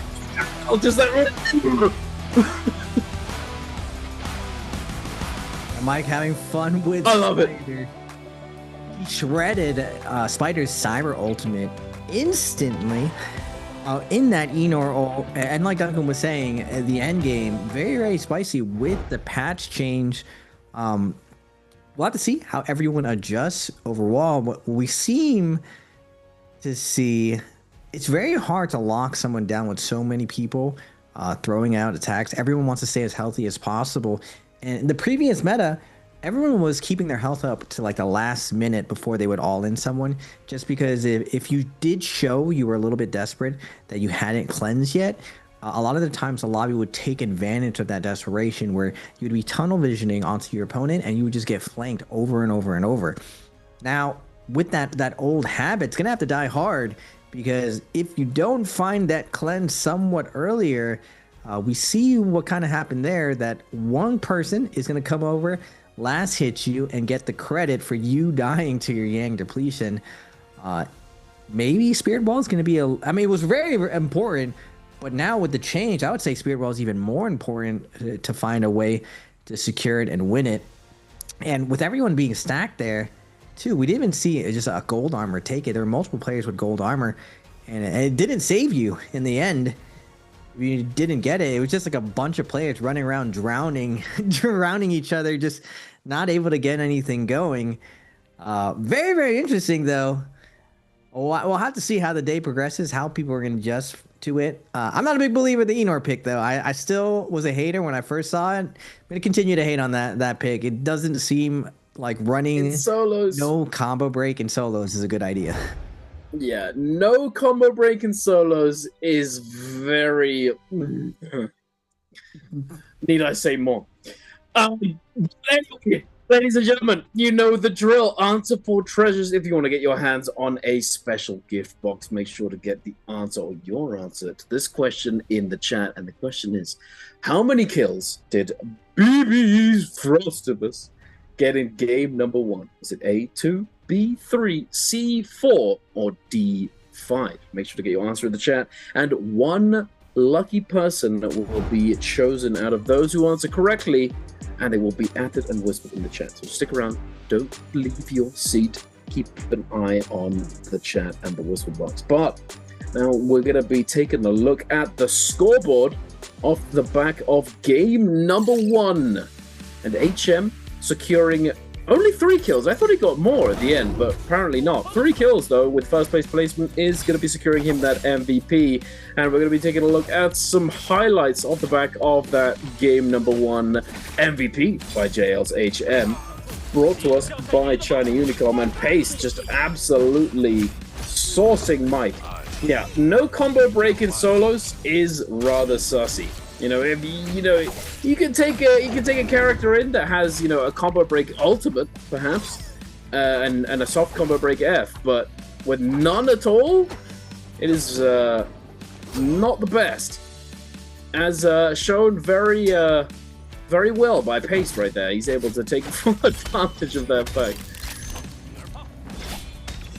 We're going to see a little bit of that knife combo that everyone loves to see. Shen Yuan being a victim of Star. Star got Frostibus earlier, then he gets Shen Yuan later. And now this endgame here. HM, Duncan did point out before that a bow shot came flying in, shredding Spider's health right there. So you see Spider getting deleted. And now Mike, he's won these situations before, finding the pay right here against the Temi of HM. HM doesn't lose composure, though. Stays nice, cool, and collected like a cool cucumber. Looks for the F, switches to dagger. He's going to go for that chip damage to secure the kill and the MVP. I haven't seen HM, for me at least personally, first time seeing HM MVP around. He's MVP twice this year, or this season. And we're seeing more of the standard setup with the Jades. Triple melee resistance with triple... Actually, did he only have 5 Jade? He only had 5 Jade slots. We didn't even get the full 6 Jade slots unlocked. This is a glitch. No need. No need. Look at his damage spread. The bow did most damage. Probably in the last few minutes of the fight right there, I would say. Yeah, 11,000 damage. But still, 3 kills, 11,000 is all you need if you get that first place. If you're able to sit on the outside, you know, just vibing while Mike and Spider just run at each other, locking horns with the Thunder Lord on microwave. But JL, very nice start to the day. Look at the master of posture right there. HM followed in his footsteps, taking that game number 1. But I say game number 1 because there are going to be another 5 games to follow, and we're going to be heading into our second game of the day relatively soon, and we're going to be going over to Holoroth Daytime. I believe as our solos map format is typically nighttime Pedoria, daytime Holoroth, daytime Morris Isle, and then morning Pedoria, and then Firefly Holoroth, Firefly Morris Isle.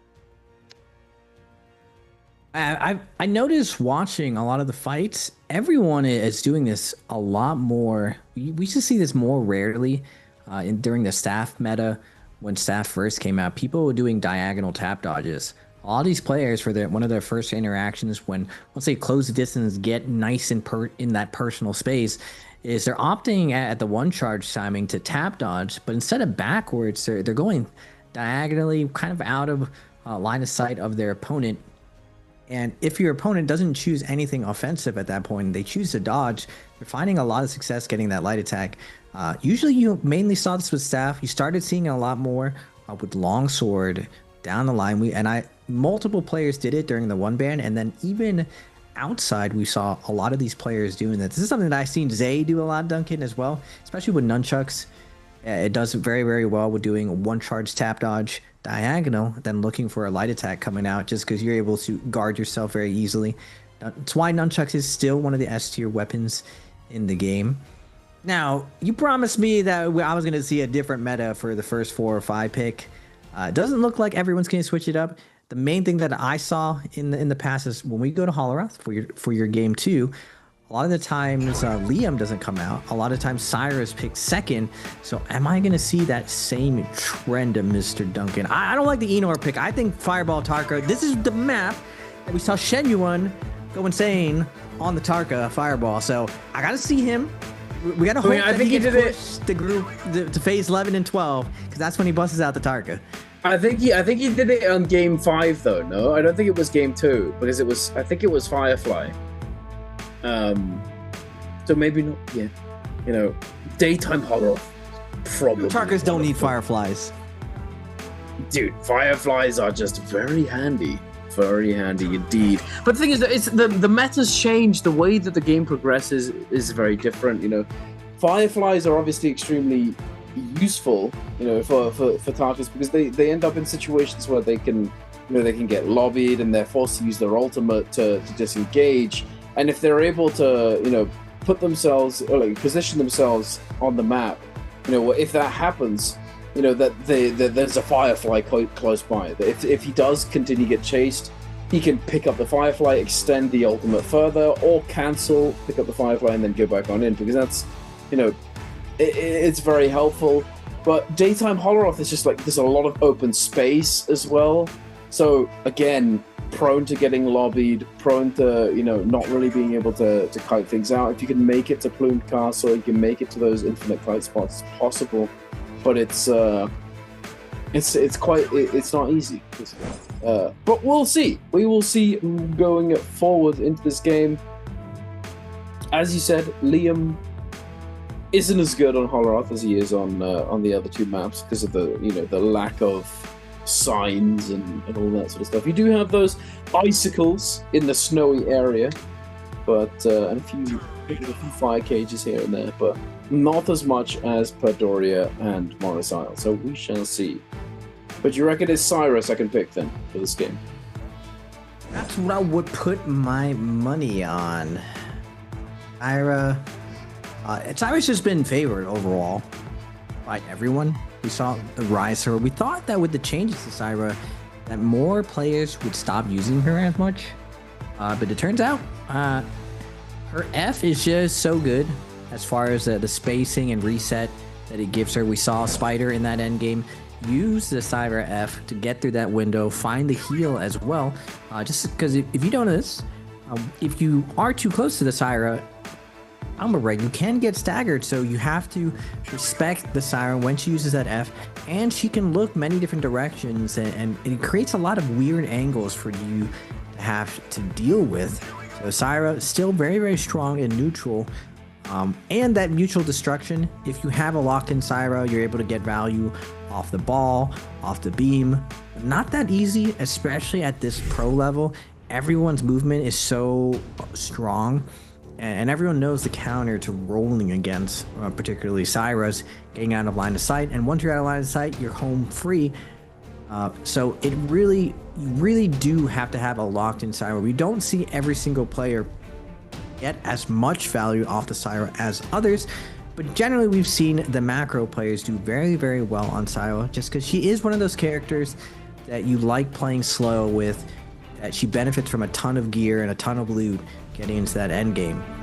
Now, will we see her? We've seen her perform fairly well on Holowrath, but because of the 12 character change, I'd still say a lot of things are up in the air. And now with the new patch out, Duncan, what do you think, Duncan? Good or bad? I don't know. 3 people just falling over in last game. It's a bit absurd. And then Yang depletion just is not cleansable by a Vermilion Burst My Soul Bloom is also kind of sussy. It resets the Yang depletion timer, or like it adds onto it, so you're not, you aren't getting something. But still, it's adding more difficulty to an already difficult, situation to claw out of. But I mean, I'm all for making things not free. There have been a lot of situations where we've seen Vermilion Burst My players just not really caring about dying. They're just sort of, there's a certain timing that they'll just let themselves die, or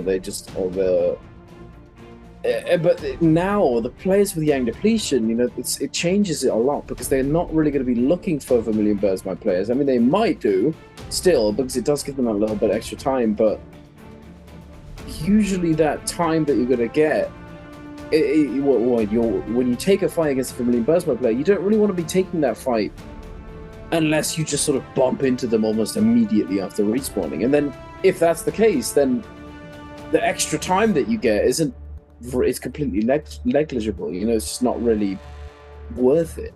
But it's just, I don't know, it changes things a lot. It's a little bit weird. I think we'll have to wait and see how this bi-weekly 4 plays out, and see if somebody figures something out, or somebody shows us the path, shows us the best way to deal with all of this. And the late game Spirit Well is just, oh my goodness, just turned on its head. How do you live that if you don't get the buff?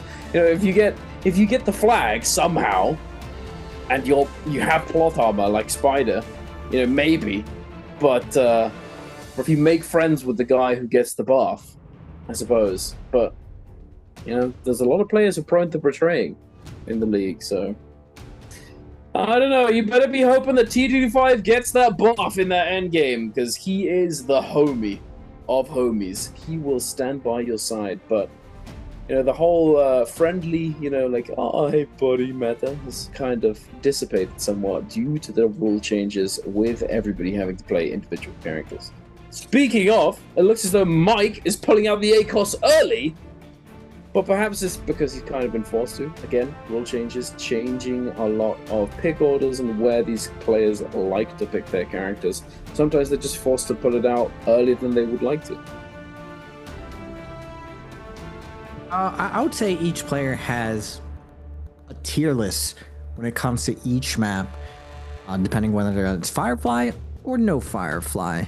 Generally, what we've seen as a trend is no Firefly maps. You want to play defensive characters because you can't get as much value from other characters, where you can just continuously ult people around the map. It's one of the reasons that Tarka was so dominant for so long, is you were able to abuse using Fireflies so much and get as much value. There are other characters like the overpowered I can see Tarka. you looking at my camera preview, just trying to see if you've rage baited me. You're so ridiculous. I don't know what you're talking about, Duncan. I'm just pointing out. Yes, I think the chat can hear the strategy. smile on your face right now. They don't even need to see your face. That's because knowing that the chat is there enjoying such beautiful Naraka with me, that's what puts a smile on my face, Duncan. That's what puts a smile on my face. Ladies and gentlemen, if you're just joining in us right now, this is the Rocket Pro League bi-weekly for solo group B and C. We're going into Holorath. No Fireflies, so no Tarka, unfortunately. Character only very strong with a ton of Fireflies, and then it becomes a 5-star difficulty menace. Absolutely destroying live. And looking, something to look at for everyone enjoying some Naraka at home is the average points of the players for each hero pick. The average points really is telling to a story of how good that player is on that particular character for this particular map. Anything above a 3.5 is absolutely insane. Anything at 3 is definitely very solid, and anything under 3, generally that player is not very consistent on that character and struggles to get some value using that character. But we see there a couple players with above 5 points average on the current characters. Now looking at the current map, interesting, seeing Spider landing all the way in the north there, Empyrean, and just a cluster of players to the right. We got Pace Mike 225. Oh, just so many. And then to the left, out of 521 and JL. Interesting to land in Plume Castle with no high yield. All the times the players like to choose high yield locations, just because it's more likely to get blue armor and better weapons off spawn, and if you're very lucky, purple armor off spawn.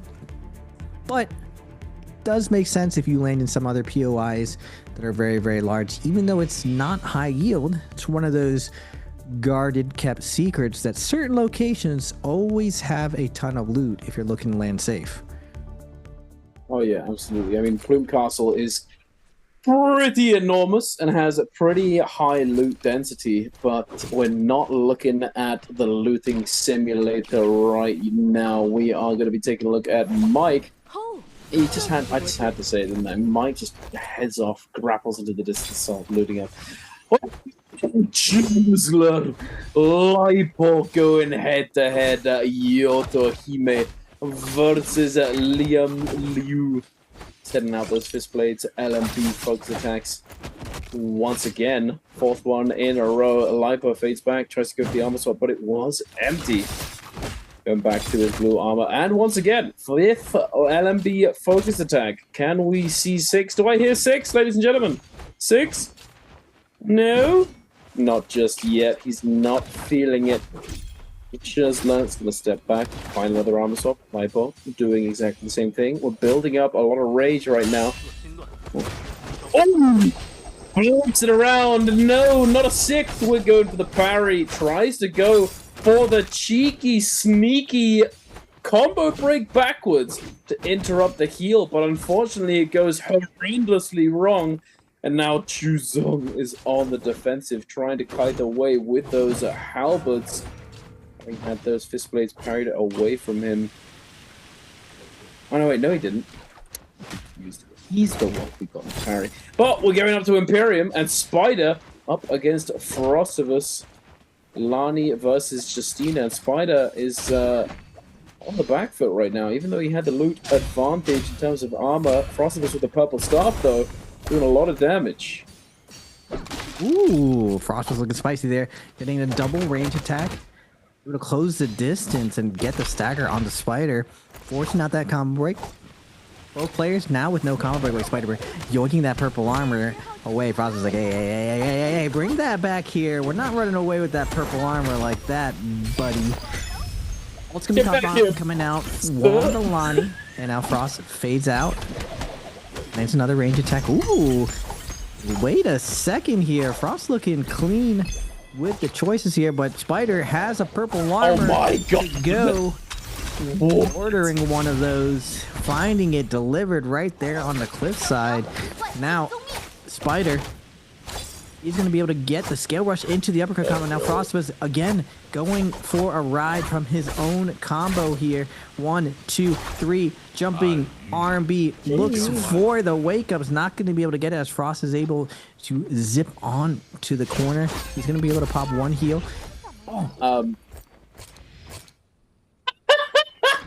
I saw that physical reaction from Raven, just like, oh no. I mean, Spider is actually known to throw the double charge now to close out fights. This is what I mean by his style. I feel like so Frost unique. didn't actually see him though, surely, right? No.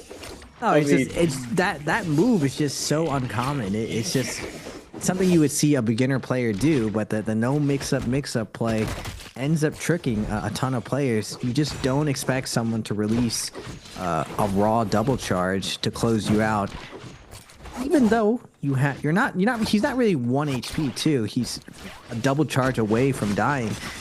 For your opponent to go for that is just so rare. And Spider, I gotta say, like, the scouting report on Spider is he's one of the few players to do that in the league right now. Even 225 does not do that. He's 225 is reformed. But Spider, he has found the way to go to the dark side of the focus attacks. This is the light. I don't know anymore. HM, he's almost saw the light right there.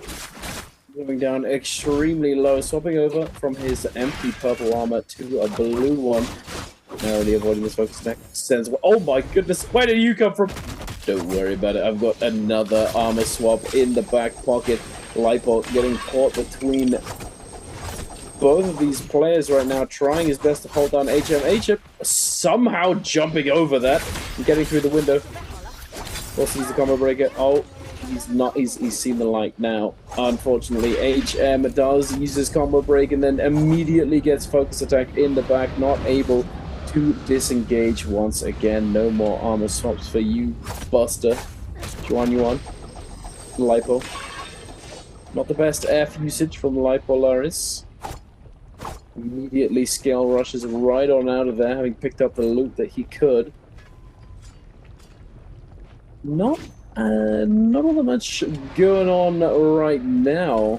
A lot of these players trying to take a step back, chill out a little bit, and position themselves for the realm of Yang. Speaking of Mr. T225, with 1 elimination under his belt, blue armor, buying himself a Moonbane to make sure that he does not get griefed on the realm of Yang. Spider doing the rounds, chilling. Star, oh no. Sand in the eyes, but he gets the pass. He's on a Farrier as well. I don't think he's going to be contested here. As Farrier, we've seen her get picked up a lot more because of the fact that she's very hard to contest on things such as the Yang Pass and the Spirit Well. Yeah, Farrier's mech just creates so much space. Back on the old school Holoroth, Farriers used to dominate solos. Started out with zipping, but then moved over to Farrier. And even though Farrier has been tuned down significantly over the years of NARAKA, her mech just does not have as much HP. Trios, that affects her a lot more than it does in solos. In solos, you'll have to contest with the fact that she has those cannon shots down. And we are seeing the best Temi in the world put in HM in the sandstorm right here. Shenyuan wants to get in. Unfortunately, not able to go into Realm of Yang.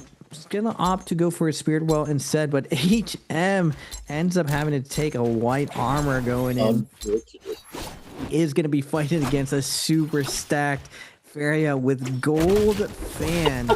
Gonna be a tough break. Combo breaks are already gonna be baited out. B3 used to get that guaranteed damage down, and that gold fan just does 70% of HM's health pool. They's gonna be able to pop that Shire ult. Nice LMB cancel. Wait a minute. We're here. Star's going for a ride. Combo break a little bit late. Wants to get some guaranteed damage. Has the mech here.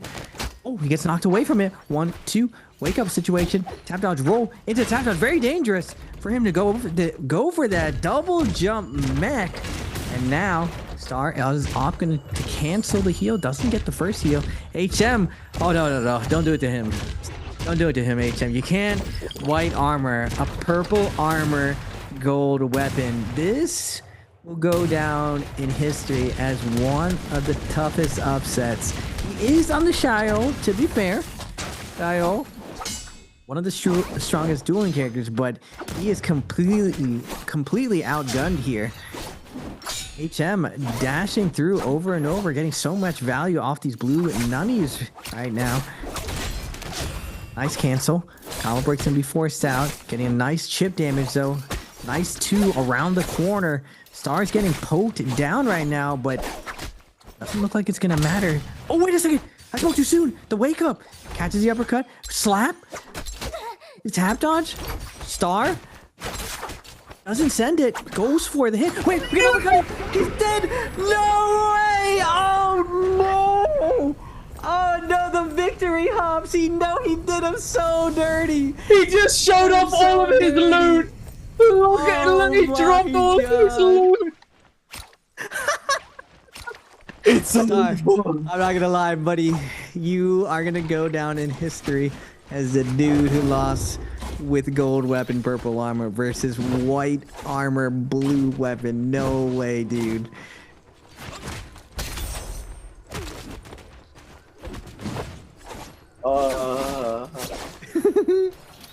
I'm reeling.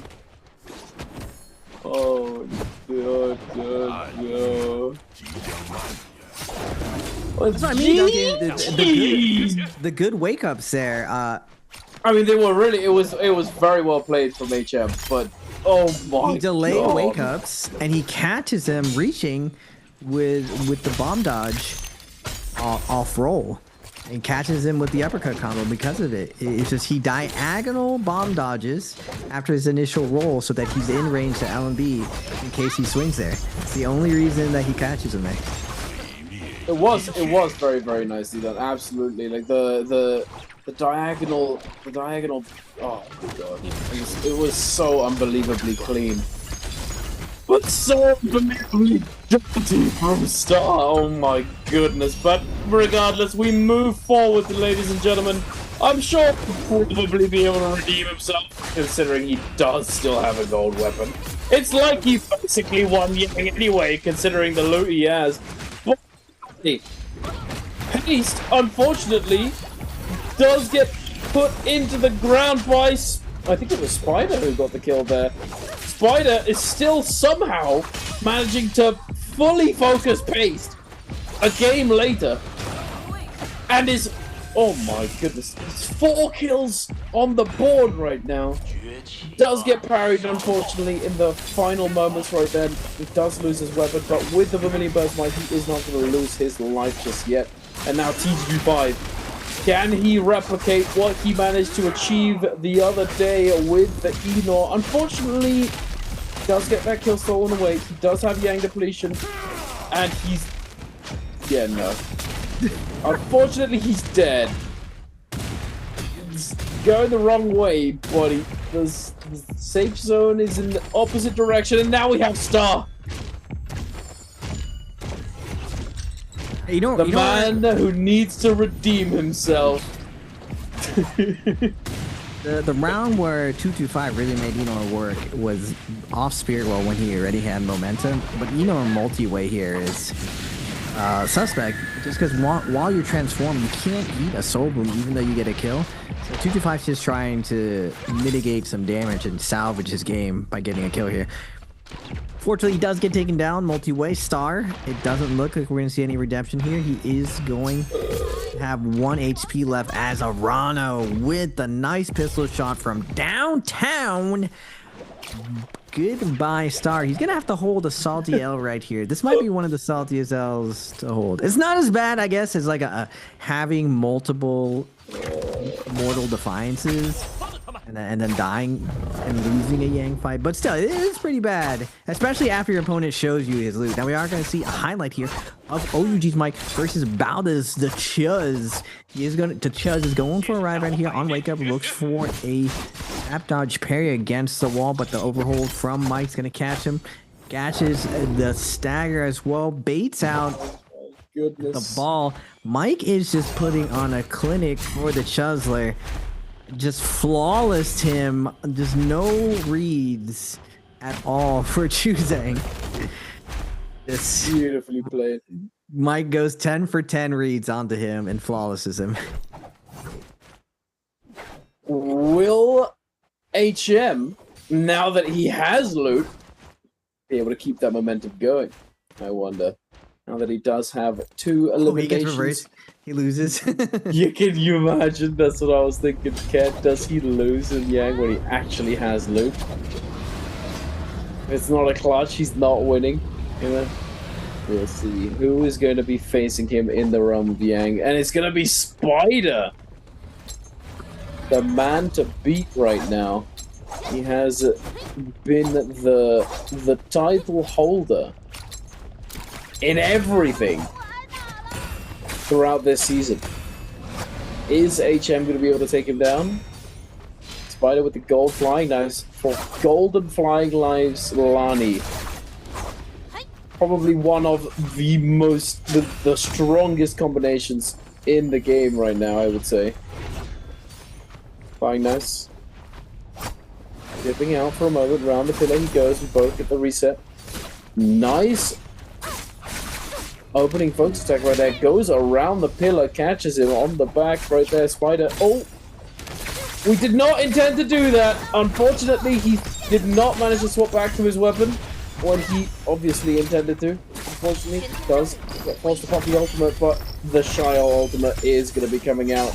Trying to get as much healing as humanly possible right here by using those dashes, but it's not going to be enough. The blunder from Spider costing him the realm of Yang. Nice shot from HM to capitalize, getting that uppercut combo.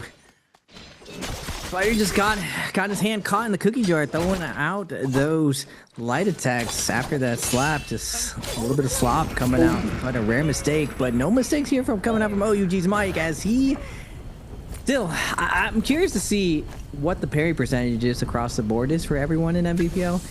Mike's today, between the one band, between every round, it seems like every single time we find Mike, he is finding at least one parry in his fights. Now, over the years, players have hypothesized that Mike is fast enough to react to a ton of weapons, focus attacks, just on reaction with the low ping, with certain weapons at certain distances. You can react to the blue flash. Something that you could do in actually NARAKA PvE when the boss throws out a focus attack.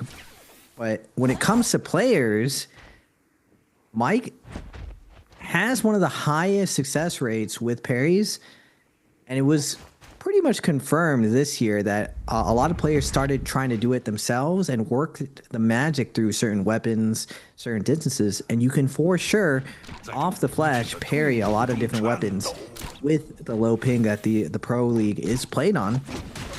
But I think more of it comes from the fact that Mike conditions for it. Like he sets you up for a lot of situations where he is willing to parry a lot of those spots. You see Mike, one of the classics right there. Just light attack, wins the first neutral, immediately holds focus attack, runs into Spider's face, and immediately goes for a parry again.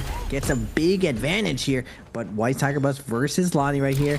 You see the versatility of Lonnie, able to piece out and gain some distance. Now, unfortunately for him, is going to be running into the Shiol that put him in the blender.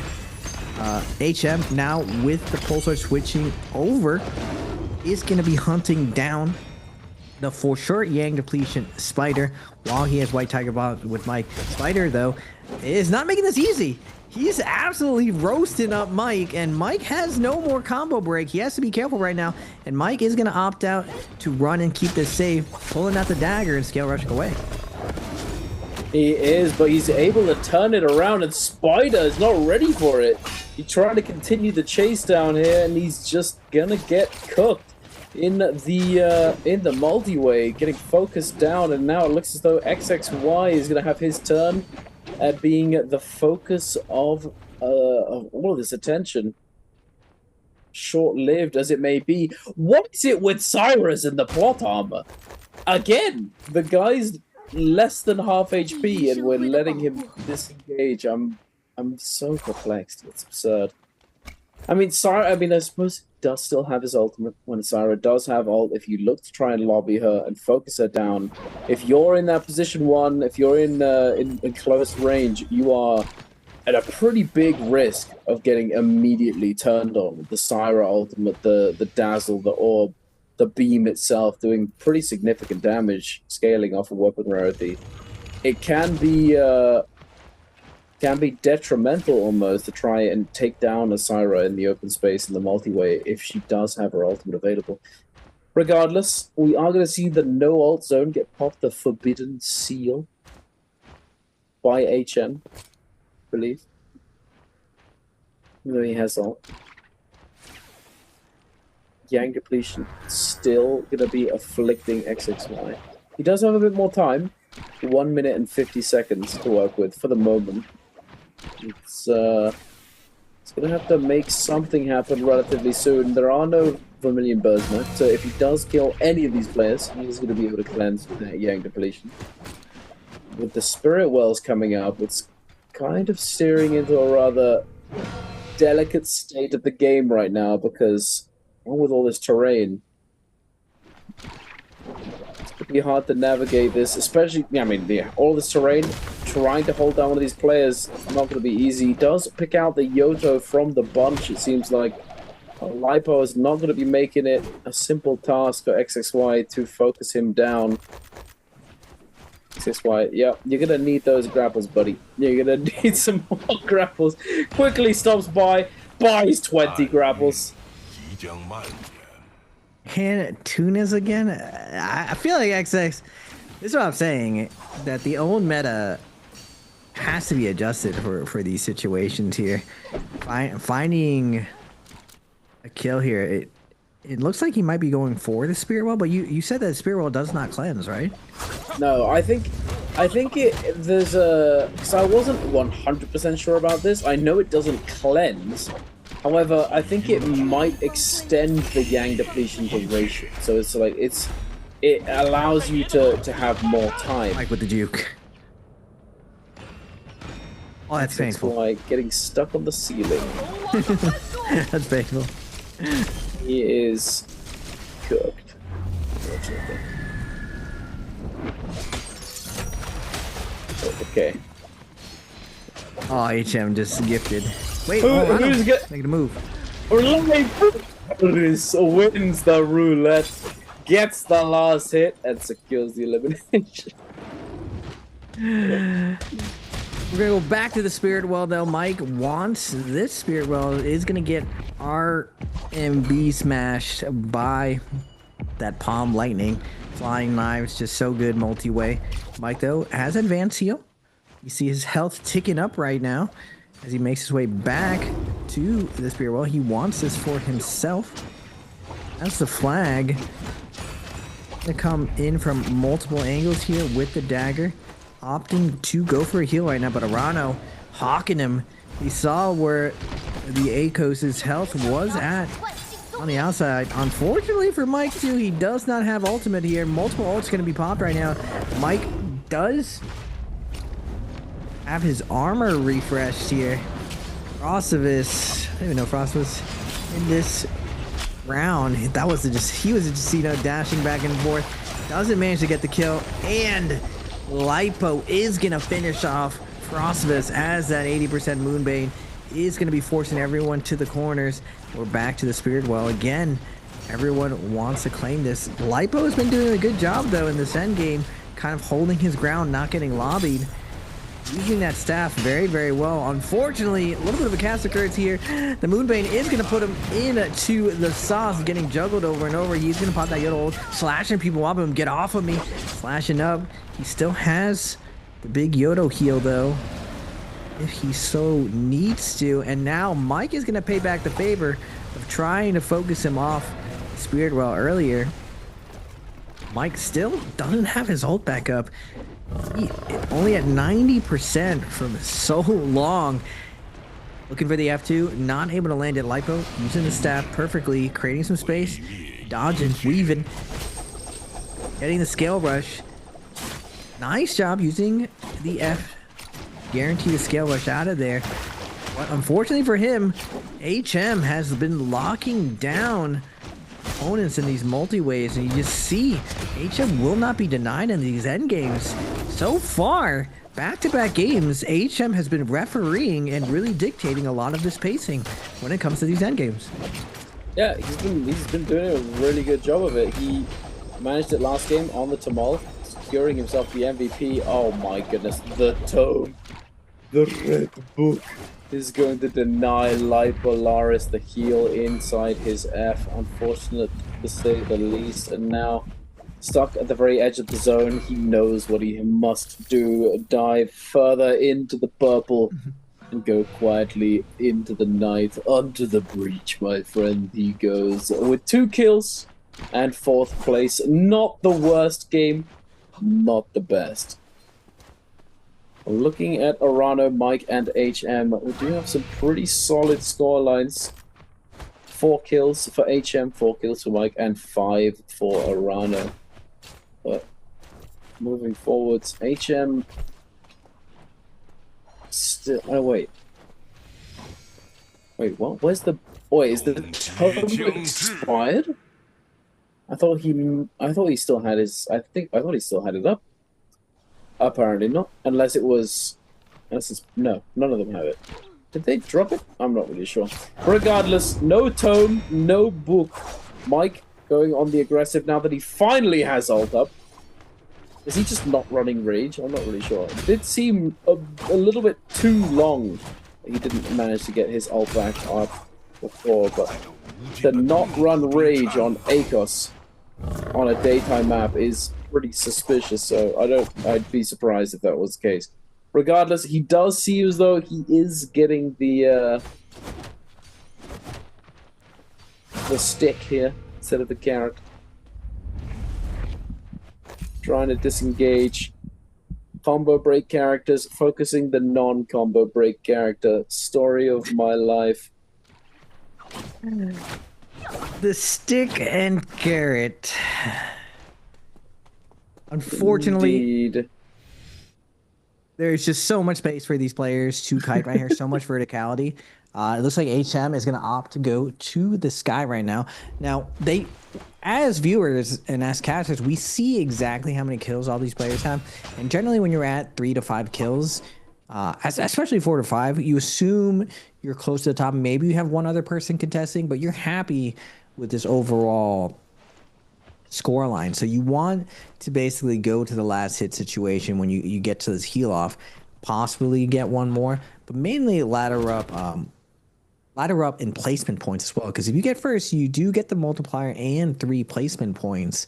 Now, unfortunately, when you see that 3 players here have gold armor, it's very likely that it's going to go to a tie, especially with how much verticality is available.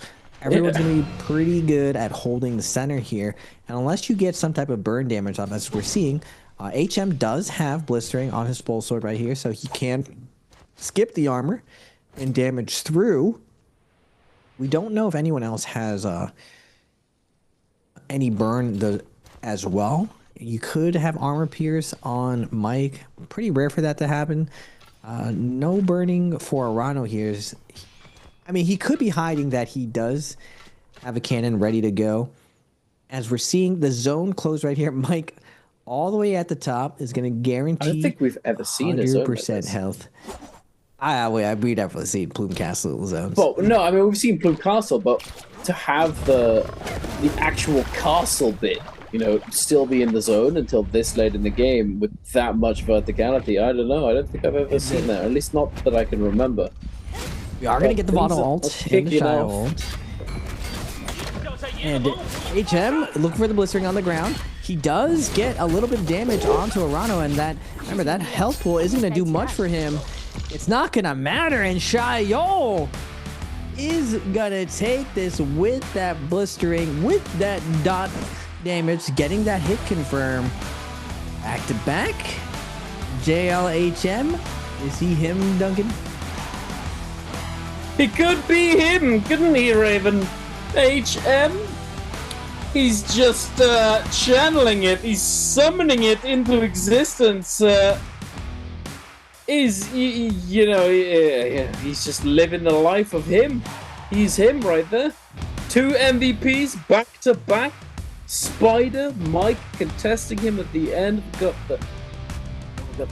the blistering. We got the Shayol. We got just all the time in the world waiting for Mike to finally drop down from the skies.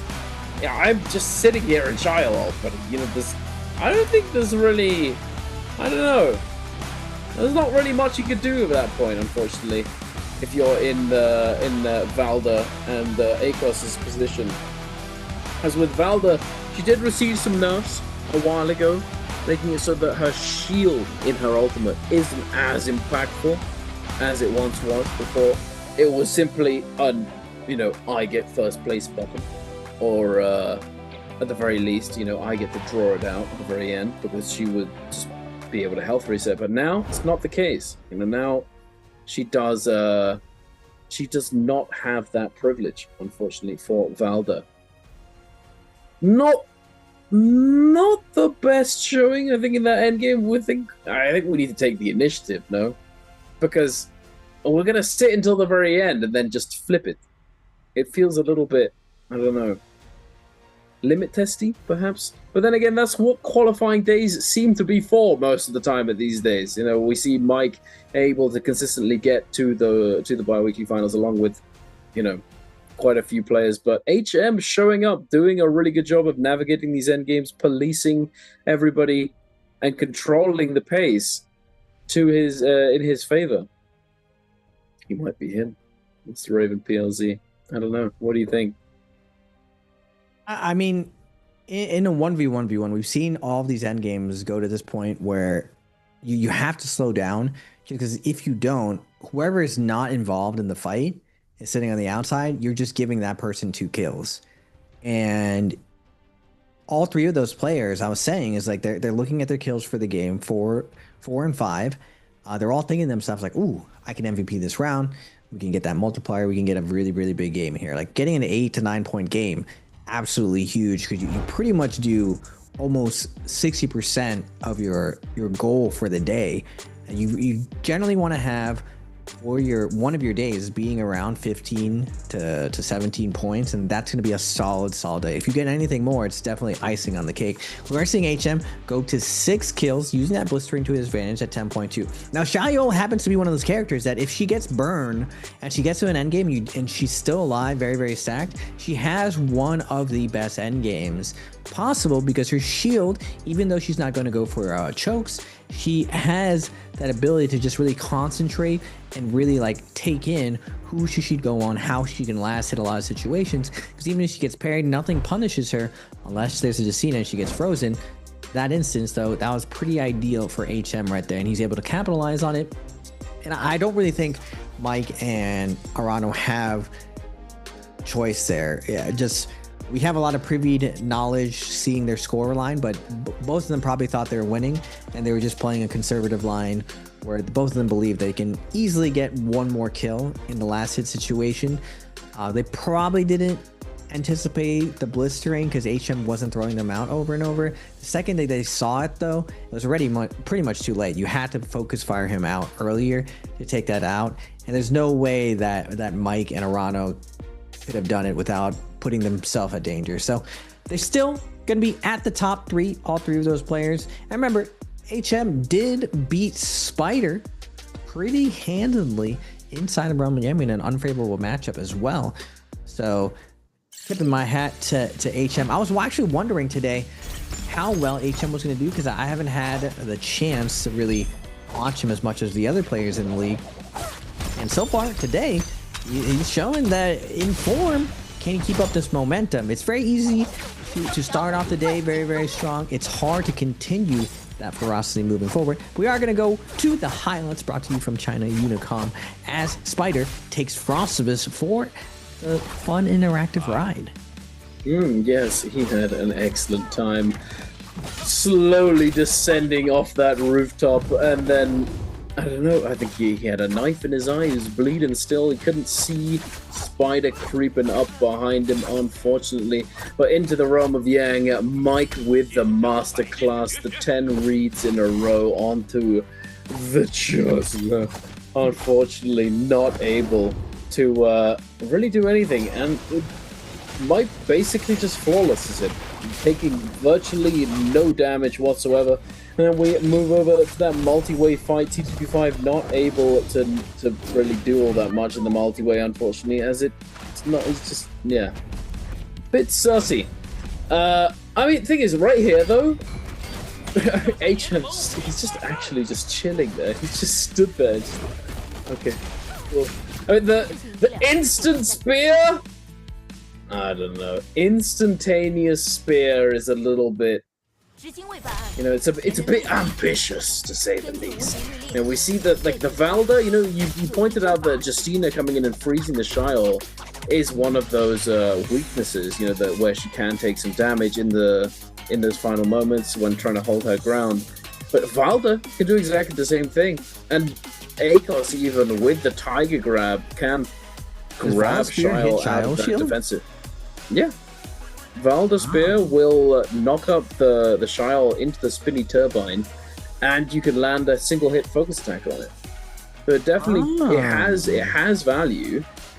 It's the same way hard that to land. You're not. I mean, that's true, but still, sending out an instantaneous spear throw is ambitious. No, we could at the very least, you know, use the spear to just sort of stand inside the circle with the super armor and just sort of hold the ground a little bit, like HM attempted to do and was able to successfully, instead of just instantly throwing it and flipping it. But regardless, it is time once again for the answer for treasures. Ladies and gentlemen, if you want to get your hands on a special random gift box, make sure to get your answer to this question in the chat. And the question is, which player chose to play Syra in game number 2? Was it A, Alliance Paste, B, DRG XXY, C, OUG's Mike, or D, SR Spider? Make sure to get your answer to the chat, and one lucky winner out of those who answer correctly will be whispered and added. So keep an eye on those, on the chat box and your whisper box. But for now, ladies and gentlemen, those are our first 2 games of the day, and we're going to be heading over to a short break before we continue on to our third. So don't go anywhere. We'll be right back.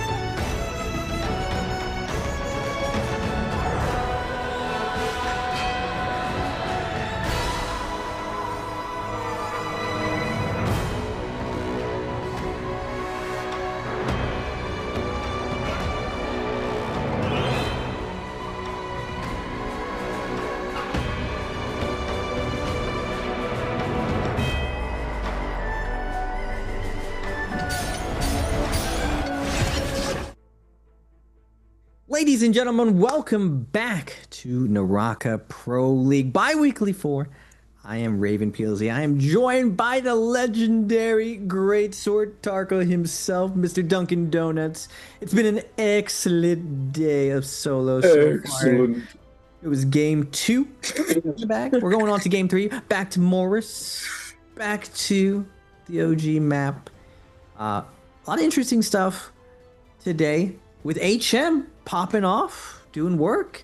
And it was in the back of my head. It was just like, is this guy, does he belong? Does he belong to be here, Duncan? And so far, he's been one of the dark horses, at least for me, chopping at everyone's legs, chopping at all the goats, taking down Spider, that Brahma Yang. Can he keep it up, though? I'm going to be betting against him. A little bit of haterade from me, but it's very hard to keep momentum, especially in this lobby. Almost no one really dominates a lobby throughout the day, besides Mike and Spider. Yeah, we've seen both of them do it time and time again. I mean, they've never. I don't think they've won every single game on that many occasions. But we've definitely seen them do it a few times for sure. I've seen 4 out of 6s a couple times from those guys. I think Spider managed a 5 out of 6 once. Spider managed it, I remember distinctly, because I casted the series that day. He managed a 5 out of 6. And it was just insane how well he was doing that day. But yeah, I don't think... It's not happened that many times to truly just fully destroy the entire lobby with no contest. So yeah, you're absolutely right. It's not going to be easy, even if he is him. Hey man, I like your fit. Look at this. We got the full blazer on with the tie. Fucking coach. The coach queen right there. Toronto, just looking nice and snazzy. HM though, looking cold. Nice cold, man. I'm kind of putting on the reverse caster curse, by saying he's not going to do it, that he does it. Did I just curse him for real, though? I don't know. Mike doesn't seem fazed by anything. It's just another day in the office. Look at that average damage. 15k damage, average damage. Is crazy amounts of damage, Duncan. But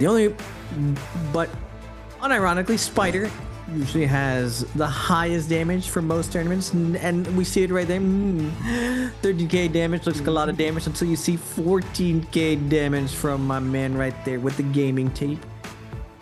See that's an SR branding situation right there. He could have an SR gaming tape. We might have to come out with the BWG gaming tape. What do you think? I'd use it. just bust it out. That's gonna be the first product on there, the gaming tape. That would be funny for sure. I mean, I use an arm sleeve. I have done for a while now, just because it was just a very hot summer once. I remember I started using it because it was just very warm, and just streaming all day, playing all day. Oh, because you don't want sweat. Yeah, exactly. And it just gets a bit uncomfortable. That it's just but with a sleeve, it's very nice. Smooth all the time. And then as long you can buy nice ones that you stick in the washing machine and you wash and you reuse. I have to say that's a scam. It's a full scam. Just I buy them just like in bulk. There's like 10 of them for like $6, and it's just cycling arm sleeve for nothing. And it's just compared to a reusable special one for about $50. It's just what? I'm good. Okay, that was a weird sidetrack that we got onto. Moving on, Alani. Surprise, ladies and gentlemen. It's still the first pick. Who could have guessed it?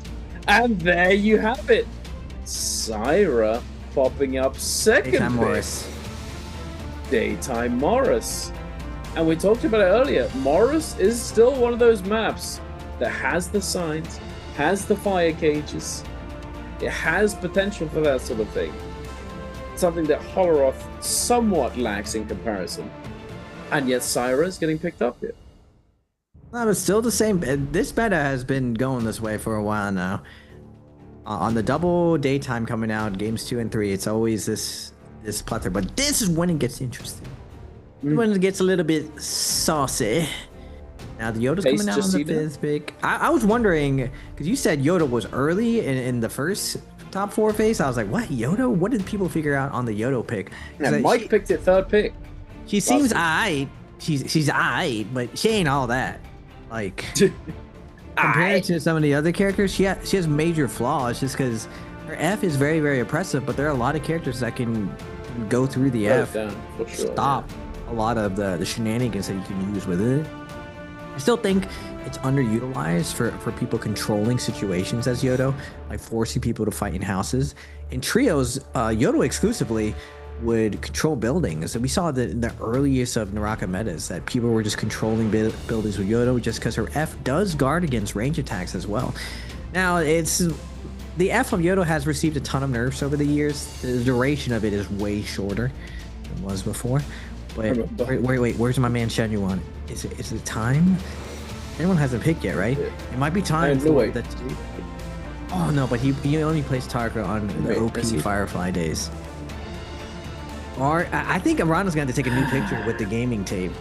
I feel like the gaming tape is one with Arano at this point. I could see like the whole like arm thing right there. We need the full tapeage right now. He's gonna have to get a tattoo, just keep the outline on it. I'm not gonna lie. If everyone starts busting out the gaming tape, and like Spider's winning everything, and everyone starts using it, it's definitely. We might have to buy the snake oil, Duncan. We might have to. I'm rocking the gaming tape. If Spider is winning, and if Arano takes one down, because that's one thing that's eluded Arano is shipping one of these bi-weeklies. He's always in the top 4. He's always a dark horse, always on match point. He just can't get over that last hump. But unfortunately, he didn't make it last week. He didn't make it to bi-weekly finals last week. It was the first time in a really long time he didn't make it. So this week he's got something to prove. Maybe he wanted to just go on vacation with the weekend with. Anyway. Maybe the calculated loss, a calculated throw. I see. Yes, it was his. Yeah, it was the girlfriend's birthday. Calculated throw, Spider on the Feria and XXY. We've seen Feria and Valda fill in the last 2 slots a lot. Nothing cool though. No Vipers, no Darkas. Just a bunch of standard vanilla metas. I mean, it's coming. It's coming later, I reckon, because it's daytime Morris. It can't get much more vanilla than that. It's the OG. So we shall see how it's gonna be in our game 3. Oh my God, let's go, ladies and gentlemen. Oh my God. Oh yeah. Pace. I think I would rather choose Tarka over Enor. It's just, we're gonna have fun. I'm gonna throw some freaking pumpkins at the top of that end game and throw it. I mean, you're most likely not gonna be able to throw the pumpkin fireballs. Not gonna make it that far, but that's one of like the best feelings, just throwing Tarka fireballs at an endgame circle, just watching everyone bounce into zone on fire. Not getting there with fire. The Shenyuan did it. Yeah, but he got there by sitting on the outside with Palm Lightning, double Spirit Well buff, gold armor, and just sitting there chilling while everybody fought each other. When there's a it didn't go to endgame, Duncan. It didn't go to endgame. Showed the light. He still did a really good job, but he still didn't go to endgame. It was a 1v1. He lit that light with his fireballs, Duncan. And he did nothing with his top. You just need to refine it even further and just switch back to fireball, Duncan. I'm telling you. I tried it. It's booty. I tried it. I literally tried. I spent a day. I started upstream, tried it for like an hour. No. We can't go for an hour. It has to be like a week, dude. Because no, I'm not playing. I'm not playing Fireball Tarka for a week. And you gotta bust out the flying knives as well. I did try it though. I was zero banning with that. I zero banned Flying Knives Fireball the other day versus Taki, and it was against Lani Flying Knives. And I took a few off it, but it's so buns. it just No. so here's another thing, right? Because of ping, you know, fireball, or like it's just F1 covers a lot more options, and then it also allows you to have those, you know, create stamina advantages for yourself, etc. And it allows you to avoid a lot of ability stuff, you know. Whereas, you know, Zhuan Yuan and the Nbpl, we're all playing on effectively LAN. You know, you're much more, you're able to, you know, like avoid a lot more things that you wouldn't, you know, like if you were on, you know, higher average ping as we are, you know, over in the West. It's, you know, you're not really able to hold dodge everything, you know. You would know more than anyone, or more than me, because being on an higher average ping, you know, what are you sitting on, 60? Yeah, I know. It's pretty rough. When I hear pretty everyone sus G. When I hear everyone else complaining to you, I'm just like, you all try right, and play, guys. yeah, it's pretty rough. Yeah, okay, guys. Just you guys just gotta lock in and just realize that it's always winnable. As HM is gonna find that first parry onto Pacer here, has his combo break ready. Look at that nice trap. Forces Pace back, gets a little bit of space. He's gonna opt to grapple away, look for an armor reset right here. Get max distance, but Pace does not care. He's just in there. HM throws the follow-up, but Pace is right there waiting with a nice parry to close out and scoring that first blood. I was gonna say, Spider and Frostfist have been going at each other off spawn. This is the second time we're gonna see them going at it. No one else anywhere near this.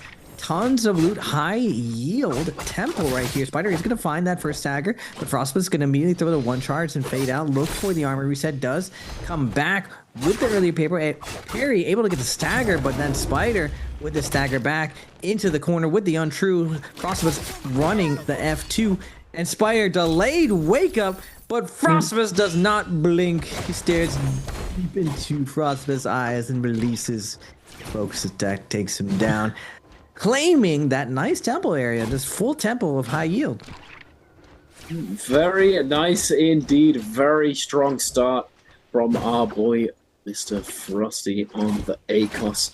He's going to be able to scale up, and perhaps we'll have a very strong game from him, especially if he's able to scale up NARAKA Viang. But heading on over to the southern side of the map, we've got OUG's Mike up against the Chuz, who somehow got value off of that grapple cancel right there. Mike dips back down, doing Mike things, getting okay. Nice armor swing. Mike jumping back in, immediately losing all the armor, popping the ultimate. Avoids the big dunk from Milani. Oh, okay, the Chuz. He does not skip aim training, ladies and gentlemen. That was quite nice, but he does, you know, Kylan does hang in the air a little bit, but you got to give credit where credit's due. Chuzler putting him in the montage right there. OUG's Mike, but now heading over to 225 Star and Zhuan Yuan with purple armor. Damn. Arano as well. XXY. Wait, the whole crew is here. Everyone's here. And Star on the Eno, showcasing once again that Enor is not very good multi-way. Not the best character for multi-way engagements. Yes. Immediately just gets poked out. Just got absolutely railed by everyone. I was saying that Yodo does very well in the house. We cam over to 225, hiding inside a house, going for a reset. He does roll back to back, getting a nice stagger.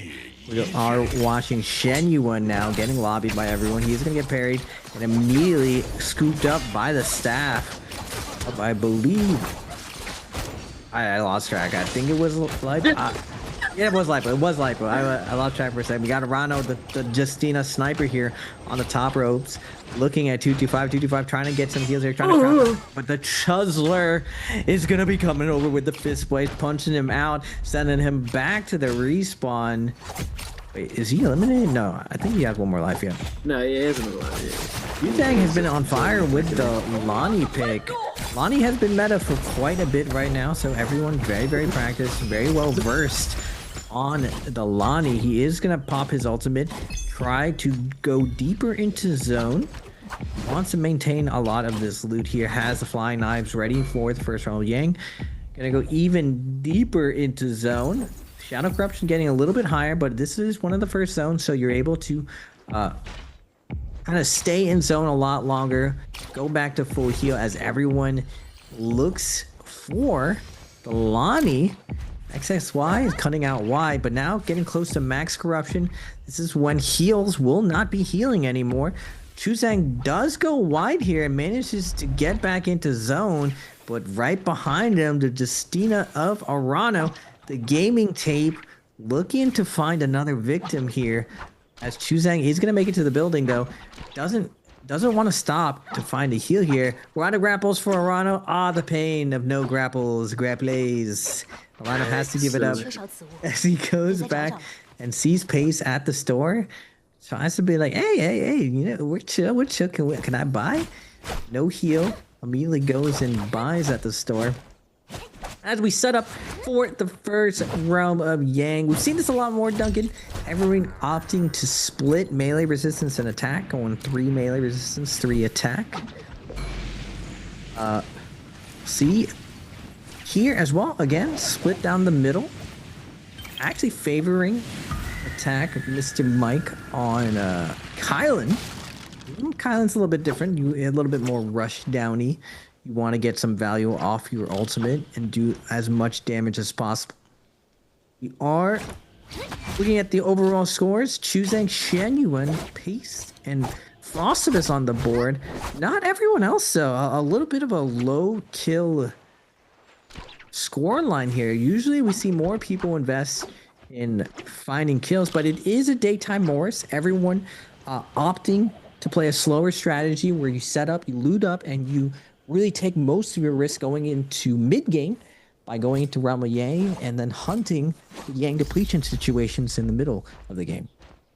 And another thing to consider now moving forward is that the Yang depletion situation has changed. For those of you who are just joining us, the patch that we're currently playing on for Nbpl is the patch, or I mean, it includes the most recent changes that we received on live servers of Vermilion Bird's Might players with that buff from the first Yang. Now, don't drop a Soul Bloom that will cleanse Yang depletion. So it's changed things quite a bit, and I wonder how it's going to how these players are going to deal with that moving forward, because it might be significantly adjusted, looking desperately for other Yang depletion players or looking for people who didn't manage to get into Yang in the first place. But we are opening up with this realm of the Yang right here. Arano getting a huge opener. It's a nice headshot onto 225, knocking him down, forcing out the combo breaker, and denying the heal as well by popping the ultimate very close to the F that 225 was trying to heal inside of. Did use the Empower, or the Empowered AoE freeze to try and get that Empowered dash, but unfortunately all the dash is going wide, but still maintaining all of the pressure on top of T225. But fortunately for him, he is going to be able to get his F combo break back on up, getting a heal off, but immediately having it stripped. Arano forced to use his own combo breaker, T225. Can he pull it out of a hat right now? Is he him? Is he HM gonna be able to clutch it up from nothing, from rags to riches? Certainly managing to stay alive, the power of Yotoa. Picking up with the 1-2. The clank. Arano trying to maintain the pressure. They've got this dual halberds into the weapon swap. And there you have it. T225. A valiant effort, but no cigar, unfortunately, my friend. Arano taking the Yang. It's actually very tricky from Arano switching for multiple weapons there. I was surprised that we got weapon swap right at the end there. Yeah, I didn't see that coming, not gonna lie. I could tell the surprised Pikachu face. Just what happened here? How did this man just kept the weapon swap all the way for the clutch up situation? Just not able. I mean, very, very smart by Arano, keeping it hidden all the way until the very end. Doesn't get as much value from his ultimate. 225 does a really good job of icing off a ton of that pressure. We are on the outside now. Shen Yuan, Yang depletion. Looks like he did have an armor swap fighting against the legend himself, the Chuzler. Baldas choosing. Gets the stagger, gets the uppercut combo. But unfortunately, Spider comes through. Yoinks the kill with a nice Iron Beam when this Swiss Blades.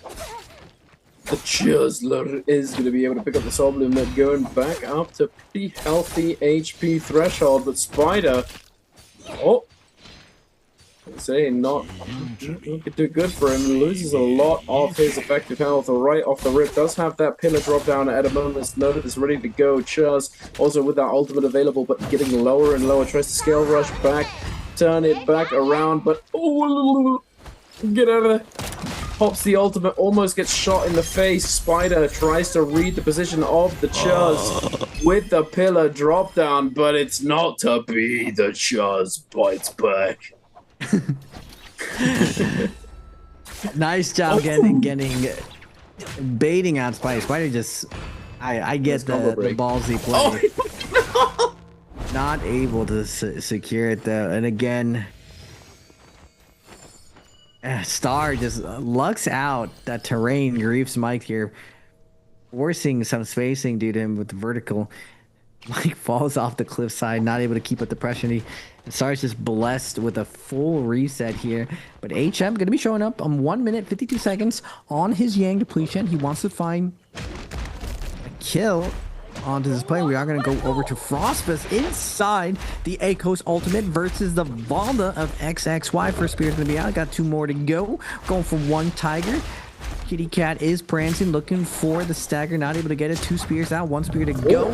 Frostbus able to find the stagger into the F2 reset, into a little bit of chip range. Fancy schmancy as a 3rd player. It looks like Alliance Pace is going to be joining into the fray. Wait a second. XXY juggled up, looking to get away, but Star comes out of nowhere. Yoinks the kill. What Enor nonsense. Frostbus goes down. That's painful. Oh, I think he definitely did that deliberately. He was he still had that really burst, but he did all the work there. Then Stark comes in, his arch nemesis with the Enor.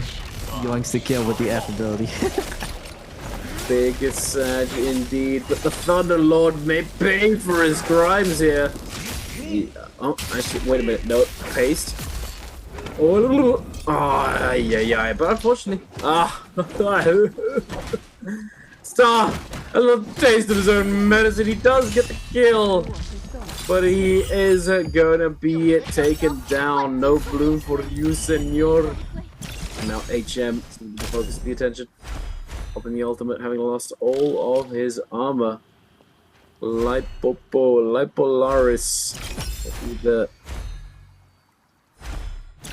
The guard dog of the realm of Yang. Not going to be chasing this one down. Goes for a quick pot shot with the bow.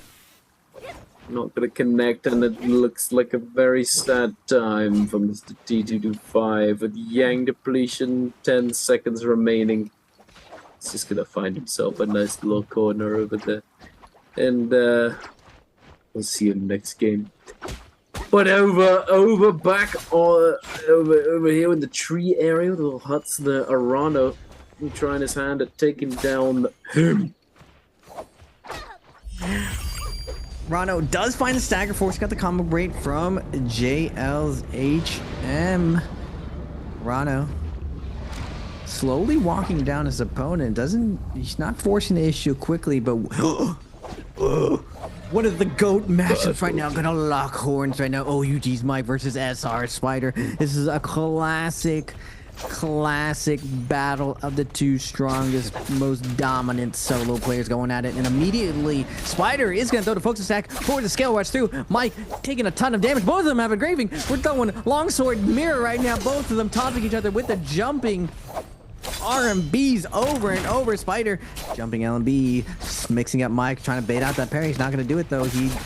Ready. Spider going to 1.1s, sneaking through these focus attacks, and now Mike in a very terrible position right now. He's going to pop the ult to deal with the first fire, but his Portal Defiance is gonna be popped right here. He is gonna pop 1 heal. He's gonna pop 2 heals, and now Spider hitting menacingly. 1 cannon shot. I've got 2 more in the bank. 2 cannon shots at Mike. Tap dodging both of them. The third one not gonna go in. Now a sliver of health right now. Mike's gonna go for a heal right now. Spider's gonna go for a heal, and they looks like they're both gonna get heals off. Nice heals gonna be coming out from these 2 guys. As Mike is gonna go back to almost full health. Spider has the advantage here. Goes for the cancel and puts Mike on the ground with the parry. Jumping enemies coming out. Remember, they both have engraving right now, but Spider does grab the other longsword now. Again, Spider putting Mike to the ground with another parry. Don't do it to him, Spider. Don't do it. Don't do him one more. Spider's not coming around. Mike throws the 3. He doesn't care. But Spider turns it around, puts away his weapon, and smacks him dead. The sneaky slap to the face. that smack actually did a lot more damage than I expected. That's a lot of damage. It does 240 damage, but that's so much damage. For a slap that's unclankable and unparryable. It's faster than any focus attack in the game. Try this one, focus. No, but you're not going to be able to clank it. You're not going to be able to clank it because you're not going to be able to charge as fast as the slap is. That's what I meant to. That was what I was trying to imply, essentially. Regardless, I did get a sneak peek at who was the victor of this Realm of Yang replay that we're about to watch here, but you might be able to tell just from what's happening on the screen. But oh, wait a minute, was I bathing you? Lipolaris against the Chuzla. Chuzong on the defensive, having lost all of his armor, trying to kite it away, trying to get his combo break back off cooldown, perhaps find a reset, sends Lipo packing, catches him on the wake up, very nicely done. Polaris going for a ride. Oh! The very schmancy, fancy 2-on-1. Beautiful catch onto the Chuz on the combo break usage. Beautiful from Lipolaris. Into the aerial dash loops. There you have it. Lipolaris was the victor. He'll be joining SR Spider on the White Tigers Prowess team. Heading on over to Mike and HM, scrapping it out, trying to find a fight on the outside. The isolated 1 versus 1. Mike sending the blue focus Garrosh into a focus attack. HM losing all of his armor. Combo breaker being forced out. Not going to get the heal off of it, even though it was only been a little beat. Mike going to try his hand at rushing down this Syra. HM trying to keep him at arm's length, but not going to be an easy task. Coming out of the ultimate, combo breaks up into the sky, drops down, finds the armor sword, going to try and kite away. Engraving read. What? Well, it's like I said, Mr. Duncan, you can't keep up the momentum when the momentum's going for you. Eventually, the momentum will stop, and we see Mike put HM into the montage there, carrying him off the cliffside with the classic dual played Infinite in midair. Infinite's being very, very OP in the game.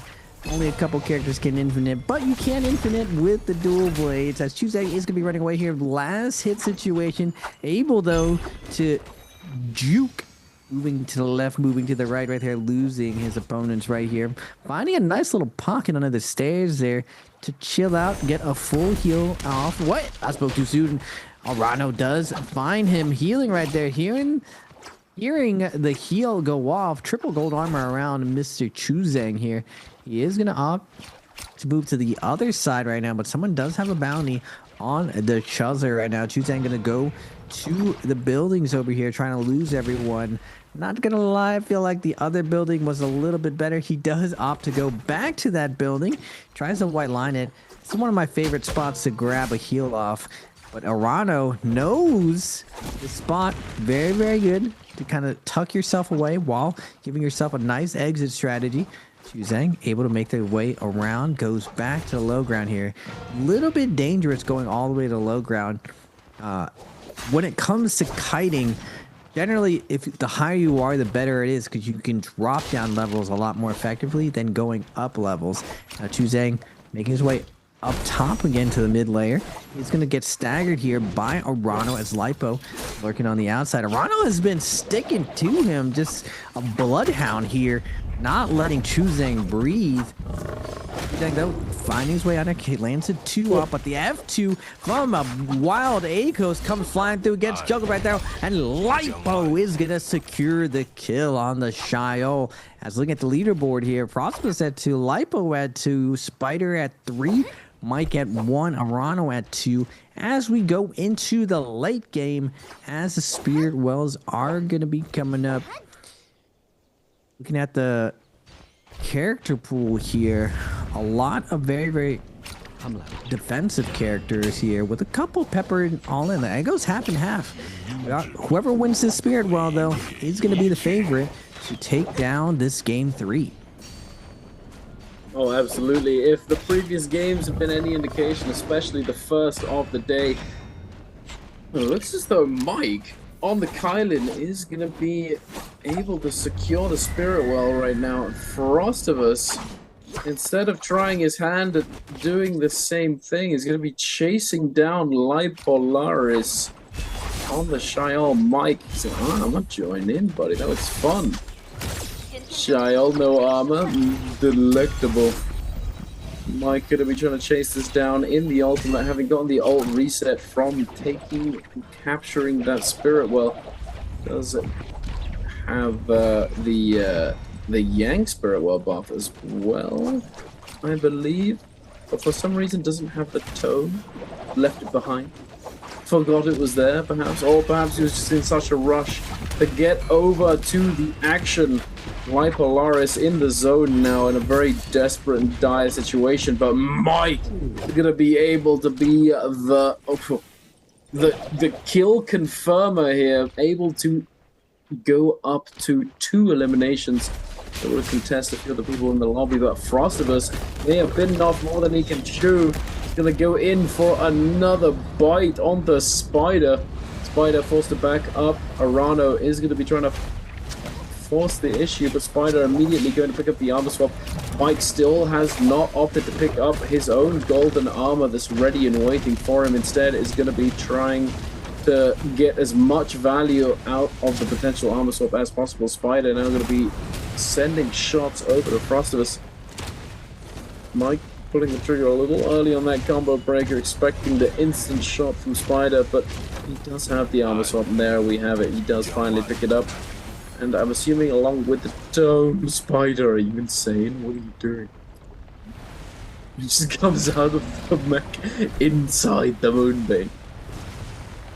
You haven't lived a little until you surf the Moonbane. I mean, the surfing and then drowning, Mr. Raven. There's surfing and then jumping into the tidal wave with no floaties. Duncan. Spider has been getting focused out here. It looks like Arano, Mike, and Frost was like, no Faria endgame. Get the Spider out of here. And just like Duncan said, the Spider might be squished. A little bit of pace here, but this high ground here has a lot of foliage to hide behind, plus these rooftops. Now, I believe Mike has ult, so does Arano. But both Spider and Frostivus do not have ultimate, so they are a little bit vulnerable going into this next Spirit Well. Arano, I feel like all these characters... we haven't really seen Kylan win endgames, even though he's very, very good in trios. But it's mainly because zipping covers all of his weaknesses. The fact that when he slashes in a heal-off situation, it takes away from his overall health pool, it's not very good. So getting maximum value off of Kylan ult in this endgame, not really there. He mainly excels at off-spawn and all the Yang fights. Endgame, though, definitely don't see a lot of Kylans capitalizing and winning off this heal-off situation. There's a lot... Everyone's very, very stacked here. So that if one person hard commits a little bit too much... It looks like Spider might have Rupture Gale burning away at Mike. And unfortunately for Mike, he gets the eyes of Spider. But Arano still showing a lot of aggression towards Spider. Seems like he wants the Farrier out first, knows that that character's most likely going to win it if it goes down to a heal-off situation. While Frostfist is opting to be a pacifist here in this endgame, hasn't really swung at anyone. He's like, I don't really know who I want to kill, It's just... Life is a box of chocolates right now. Frostfist is waiting. He's waiting to see what this endgame's box is going to be looking like. Sometimes you get raisins in your chocolate. Not the best, but then other times you get that delicious dark chocolate that gives you that huge dosage right here. As Mike and Spider going to be looking at each other for this big old Mike. Just messing around with Spider just immediately jumps in and grabs him. Hey, stop the silly photos in my face. Get that out of here, Mr. Buster. We don't take too kindly to that type of fake focus attack here. Get your OUG looking butt out of here. Get out of here. The trees becoming the main terrain factor here in this endgame. We have Arano going up and down all around, trying his best to stay airborne. Spider going to be dropping down that mech, looking to prepare for the fight to come. The Canoon sending shots out, peppering Frostivus with fiery cannonballs. Frost eating a bit of damage, going to the zone. Looks as though he does have advanced heal, though. I mean, it's good he has advanced heal, considering he only has small baby health heals. That's not ideal moving into this endgame. But at least it's something. Looking at Mike, he's got absolutely zip. Absolutely nothing. So he's not going to be able to heal any of his health, and he's going to be forced to use that ultimate very early on. Try and turn his attention over to Spider. Try and knock him into the zone, perhaps. See if he can force the Farial usage. There it is going to be coming out, but Mike is most likely going to get fiended out of the sky right now. Spider getting into position to drop into that turret form and take some pot shots at the players in the sky, flying around with the grapples. Can he hit that? No, you can't aim straight up. Unfortunately, he's going to try and jump up and shoot with the rocket launchers, with those glorified, what's it called again? Swarms. That was it. Spider is going to be falling out of the mech, going to be instantly frozen by Arano. Arano does have that empowered dash, but it does get clipped. The RMB into the uppercut, no engraving coming out. Frostivus is going to be jumping in with the ultimate, the tiger form. Into the zone you go, buddy. Musket shot to the dome, and Frost is going to be able to secure the first place finish. However, did he have enough eliminations to be able to secure the MVP? So, he did have two. He had two going into the end game, and it looks as though picking up that third, perhaps he got another one, I'm not too sure, is going to be enough to secure the MVP. But Mr. BB's Frostivus. BB's Frostivus is going to take the MVP, baby. I mean, I thought Arano was very accurate with the sniping shots right there at the end. He sees Mike, like you were pointing out, had no heals to his name. So he was just like, you know what? If I'm going down, we're just going to grief this Faria over here. Unfortunately, that Faria happened to be Mr. Spider here. Spider game robbed away from him. Ideally, if Faria gets to that last little bit where it goes to the heal-off situation, her mech gives her the best chance to live. B-Max, as long as there's not burn on the map where she's getting white health chipped down, he has the best chance of securing the end game. Going into that last little bit, Spider did reveal that he did have Rush Regale on his Canoon. He was doing damage to Mike. Unfortunately, it's one of the downsides of poking the all-in characters. Now, there's defensive characters like Valda, Faria, Syra, Shaiol, where their ultimates are very, very defensive. Now, they have some offensive capabilities, but then there's the really oogly characters like the Kylans, the Tarkas, the Akoses, where their ultimate is mutual destruction. If you poke them a little bit too much, their last little bit is going to go right towards you. They're going to use their ultimate. They're going to make sure that you go down with them. And Mike does a good job of drowning Spider, taking away this game. Now, it doesn't mean that you're going to secure the kills. And you see Arano accurately uses Justina dashes to find 2 kills right there. Unfortunately, not able to take the first place.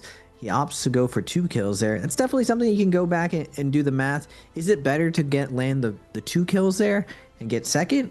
Or is it better to just play for first place and get the 3 placement points plus the multiplier? I'm not a mathematician, but if the math is mathing and Frostivus gets the MVP, looks like the better play was to slow down and play for first place and get the last hits. Now, does Justina really get Akos there? It's a lot of gold frames that Akos has in his ultimate. It's going to be pretty tough for him to secure it. But, I mean, very, very cool end game. A lot of high-level stuff coming out of all the players. Yeah, absolutely. It's definitely, it was very unfortunate for the Justina there. Just getting caught on the tap dodge. Spider able to find the opener right there, shutting down his momentum, because it could have gone his way. I think if he didn't get caught there, he had the agency to go straight in, look for another dash. He had the empowered dash ready to go, but getting slowed down there and it's stalling out for those few extra seconds meant all the difference. Not having much room left in the safe zone, starting to tick down HP from the storm damage. You know, it made it a crucial error for his game. It could have gone the opposite. Could have gone his way, but we'll never know. But we do know that HM is still sitting atop the leaderboard. Unfortunately, he didn't have the best game 3. However, due to his Game 1 and Game 2 performances, both being the MVPs of those lobbies, he's still in the lead by 3.3 points. The others are starting to creep up to the top of the leaderboard, catching up to him already. But we're going to be taking a look now at some highlights off the back of game number 3. MVP'd by BB's Frostivus, brought to you by China Unicom, and a beautiful little musket shot right there to start off the first replay. Mike, shocked that he got hit by that one, almost impressed. And over into the realm of the Yang, we've got Frost up against the Enor, the Thunder Lord. Nice cover break, buddy.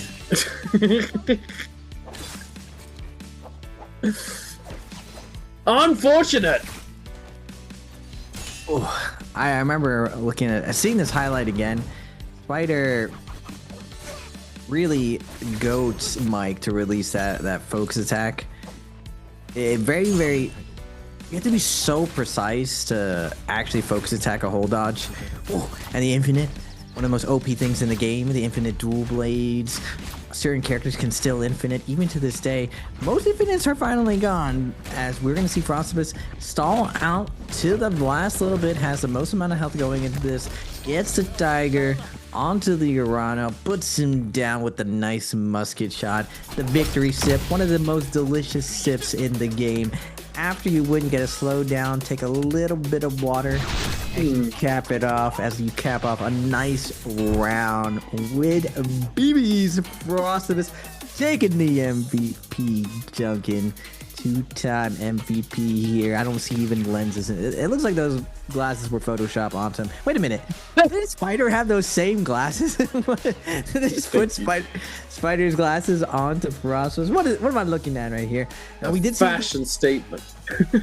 Yeah, advanced heal coming down. Oh my goodness, he had Palm Lightning and didn't even use it.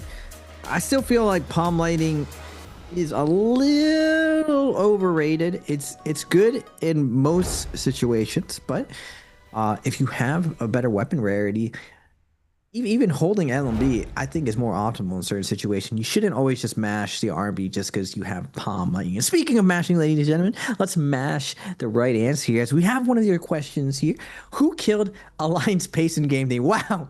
So that's a tough question. Was it A, BBE's Frostivus, B, FPZQ Stars, C, JL's HM, D, WZ's Arano? actually not sure on this one, Duncan. Whoever's doing the I'm not questions either. now, we got spicy questions now. We're not giving the free layups. Like, you remember the pop quizzes you had to have in grade school? I feel like whoever's doing the question now is throwing pop quizzes. But speaking of pop quizzes, ladies and gentlemen, we are gonna go to a short break, and then we will be coming back for a game 4. Don't go anywhere, ladies and gentlemen. There's still a lot of NARAKA to be played.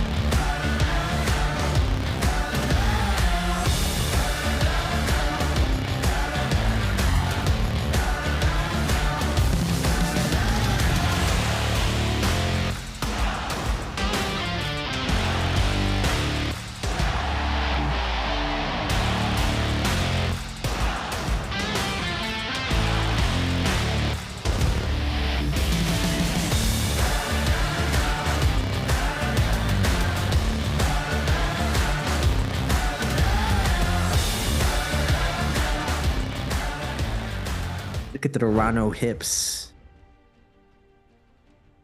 Welcome back, ladies and gentlemen. We're back once again after that short break. After 3 games have already concluded, I am Dunkin' Donuts, joined by the legend himself, Raven PLZ. We are your hosts and casters for the day. We're going to be taking you into the second half of the day momentarily. We're going to be going back on over to Perdoria. It's going to be morning time, morning dew, misty, foggy. And this is, ice on the grass. Is no fireflies yet. There are going to be some fireflies in game number 5 and 6 to end off the day, but not just yet. But are we going to see Liam in second pick, Mr. Raven. What do you think? Where you said it makes me doubt myself, but we got to go with our gut for sure. Liam's gonna be picked just because of all the hazards, and I mean, he'll be picked for sure, but is he going to be picked second? Is the question. You know, I don't know. Looking at the multi-way fights in Endgame, it doesn't seem like any character has a huge edge. It just depends on who's winning their Yangs and who's scaling up very, very well going into the Endgame. It seems like most characters, there ends up being a stalemate.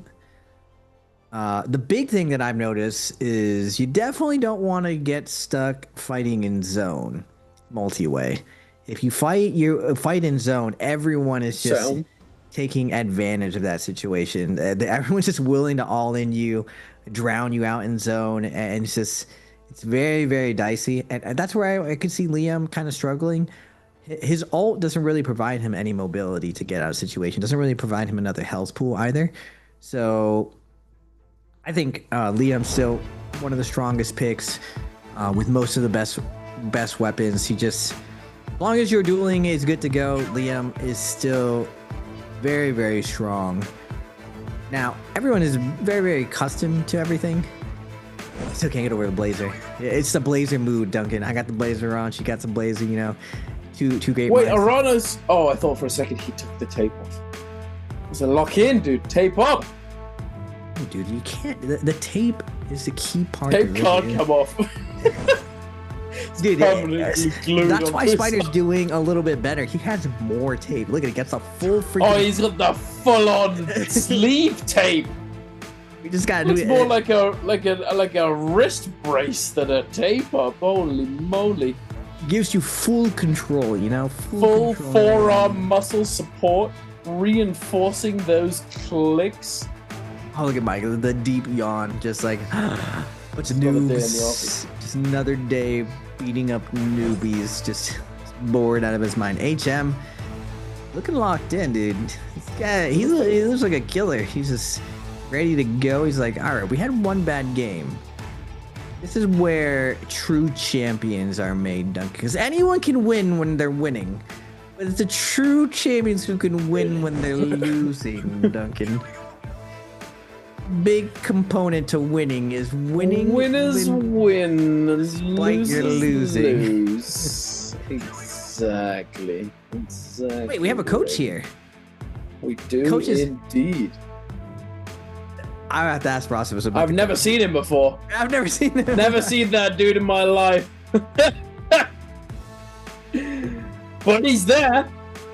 XXY though, looking rather lonely. Unfortunately, he's a one-man army. This guy, DRG's XSY. Is he gonna manage it this game? He did have a few decent games last week. Solid. You won.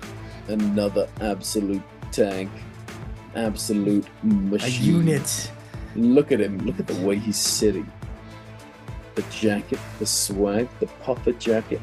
And it's just like, looks like he's got the shoulders of an absolute machine, bro. But it's just sort of sat that way.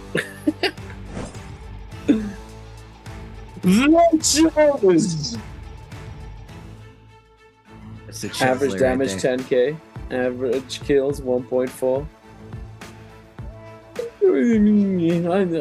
Yeah, I see the Cheers is better than this. The Cheers can do more. Let's see it, the Cheers. Last week, there were glimmers of hope. There were sparks in the night, Cheers. Let's see you turn them into flames. Star, it's got a towel on the desk. The towel looks rather dirty. Dude.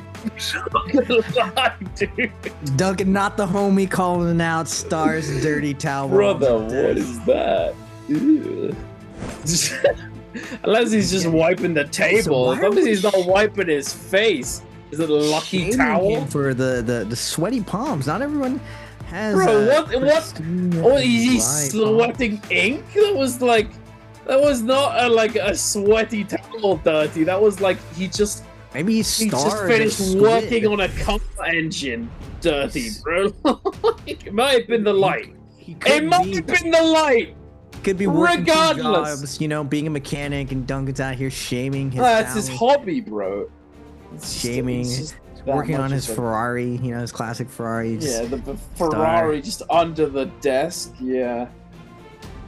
No, Shen Yuan got first. He can't beat Tarka if he's first phase. He's gonna go Lani. If he's gonna pick it, it's gonna be game 5. What if HM goes Tarka? Ooh, spicy. The JL HM Tarka. I'll be a fan forever if he runs Tarka on phase 12. Position 12. This is one of the more sussy maps to play Tarka. I think the only thing that would make me more excited is if Taki played Tarka. I know deep down Taki is a Tarka player. Just fighting it though.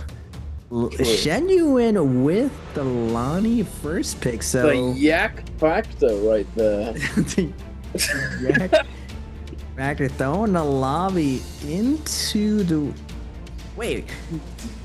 I can't recall watching Shen Yuan playing Lani, to be honest. He has to play Lani though, because everyone plays Lani. When I think of the top Lanis, I don't ever remember seeing Shen Yuan frying people with the ball. Lipo was looking rather happy there. Yeah, well, if Shen Yuan didn't mess up the first pick, then we would have got a standard pick here. And I would have been right about the second pick, Liam. I'm gonna still say that's a W for me. I can't predict the yak of CN Shen Yuan. I can't predict that. Alright, what's Mr. Frosty was pulling out here? Is it gonna be the Yoto? Has he played Yoto? I don't know if he's played Yoto. It is the Yoto coming on out for Mr. Frostivus Orano. Already played Justina. Probably a Kylan angle. Mr. Orano. Kylan? Yes, no, maybe. Make a decision. There Whispering guess of Duncan. Just throwing out Mr. everything Star. out there. What's he got cooking here? Probably a Feria? Or a Valda, perhaps? No, Feria Valdo is usually 11th and 12th pick. Nah, but he's gonna pick it. Watch. What? He's gonna play. Wait. No, Justina? I forgot that when Justina hadn't been picked. Arano confused me. Spider smiling. That might be a Tarka smile. Oh no, my it's God, an Enor troll smile. You just know someone's about to pick something troll when they start smiling. Yeah, you know it, dude. Every time. No combo break. XXY. He's playing Valda. Oh no, wait, Feria's up. Wait, has he played Feria? He's playing Amicus. Where the fuck's the Feria? Where's the Feria Valda? We're just 0 for 7 right now, Duncan. We're 0 What do you mean? I got so many of them right. What are you talking about? No. What do you mean? Look there. Well, what did I say? 11th, 12th. We got the Valda, HM. It is Perdoria. Feria is good on Perdoria too. Feria Valda, 11th. 12th. Do you want to know why I thought this was coming earlier? It's because Feria MVP'd on Perdoria last week. We saw it happen from Star. I'm pretty sure it was Star as well. Star MVP'd with Feria on Perdoria. It made sense. Wait a minute. See, Lipo's learning from Murano. Oh my God! Learning from Murano. Now we just need to tape up the hand. She's been the coach for ages. She's always been part of their support staff, but I don't know if she's helped contribute with coaching. We'll have to get backstory. We're gonna send Leah on the backstory about that one. But I'm telling you, we got the tape next. We're gonna get Spider, Arano, Lipo with the tape wrists. And we're gonna see the whole league busting out the tape. Tell you, I'm ordering gaming tape right now, Duncan. I'm ordering gaming tape right now. The only thing that I imagine is annoying is doing it yourself. Like, you gotta make sure you have it perfectly angled. If someone else is doing it for you, it has to be a lot easier. Especially, you have to look up exactly the exact angles. It's good. Hey, which arm do they have it on? Sounds like a chore to put on. It is on their mouse arm too. Yeah. On their right hand. What color though? I gotta go with the black. Both arms. You get double strapped up. I mean, to be honest, both hands hurt by the end of my days after like 10 hours of playing. I mean, both just double strap it, bro. Just fully send it. Just unleash. But it would be pretty hard to put on. Oh, Spider's changed his landing spots, dude. Being a little sussy, moving around right now, staying unpredictable. Being stalked by Frostivus at the beginning of every game. Is Frostivus? Oh, Frostivus is near. He's going with the timing. Cutting north after there. Mike though, staying true to his south. Genuine, a red jade connoisseur. Multiple players up there. Chills and stuff. I still feel like the red jade is one of the best landing spots. There has to just be so much shenanigans though going down, as far as like hiding. It's a very shenanigans centric kind of spot. Yeah, Frost says like the armor resetting is what he hates about it. Armor resets exist everywhere. As long as you land somewhere high yield, you're gonna get armor resets. So it's part of the deal. Although Edward, he's saying that Edward and Genuine don't engage if they don't have combo break. So that has to be pretty annoying chasing people down. We are going to move over with Spider, opening up the round with the slap to the face, but Arano, unfazed by it, going to get him with the uppercut combo, following up, and no combo break. He's got the horse head on, bro. You know he's just full trolling when he's... Oh, he's talking about Spider is a very serious competitor. Look at that, one charge, hop skip. Goes with the parry. Spider's been looking for the hold dodge parries a lot. Rhino now chipped down right here is going to get chased down by Mrs. Spider. Switching over to the staff as 225 in the distance going to be showing up. Rhino does find the armor reset. Chilling, vibing now. Turns back that defensive stance into some offense, but it's going to get poked out right here as 225 sees the Enor and it's just nah. Come here, no combo break. It's now Spider running away for his life. Finds the blue armor right here. Goes up onto the roof. Able to break line of sight. Goes for the grapple, but now we have another third party coming in. Wait, no, it is Arano jumping back in, but Spider, the best to do the kiting with the horse head just looks absolutely ridiculous. Running away. This is out of there. It looks hilarious. But Spider does have one of the best disengages in the league right now. Able to create the space, even with no combo break. Is going to find the gold trove, get the armor reset. As Arano and 225. Well, Rano's going to keep up the pressure, but 225 is like, now what? I'm going to go loot. This guy is too annoying to chase. Yes, it was getting rather irritable. I'd imagine Spider, the turn on his pursuer, Mr. Arano, setting up focus attack his way. Gets buried. Oh my, wait a minute. T225, it was all great. He's... Wow, that was a lot of damage. That's a purple pulse sword right off the rip, sending it, flipping it like a burger. Arano manages to make it to the rooftop, getting that armor swap, but T225 sends out the ball a little bit too early. But Arano, it is a very kind and favored matchup. He's able to, on reaction, dodge away from the orb thrown out to him. T225. Oh, I knew it. I knew he was going to do that. Swaps to the Flying Knives to try and tech chase the dodge, but unfortunately, Flying Knives not able to magnet over to him right there. Arano does have that advanced seal, sorry. Yeah. Advanced seal. Oh my god, TJ5, we're playing coy right now. You should be being... stop playing hard to get. Just get in there. What are we doing? Arano just alphas him off with the body language. Now we're going to move over to Star versus Chuzang right here. Nice freeze going to come out from Chuzang, or Star.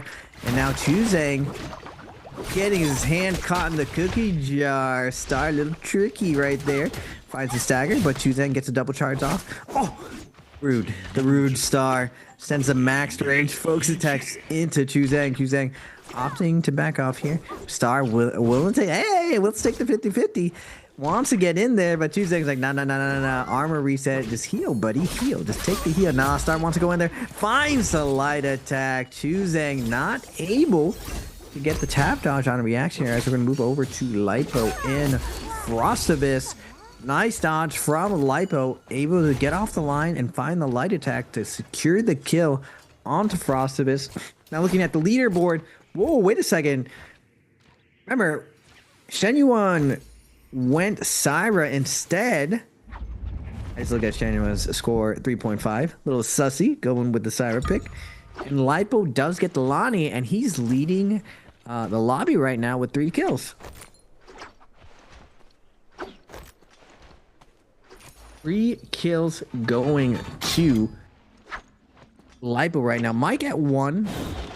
Frostabus at 1. And 225 at 2. Mike trying to recover his game. Find a blue armor down there.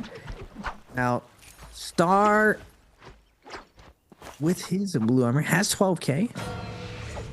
Opt to go buy an armor or buy a weapon as we set up for this first realm of Yang.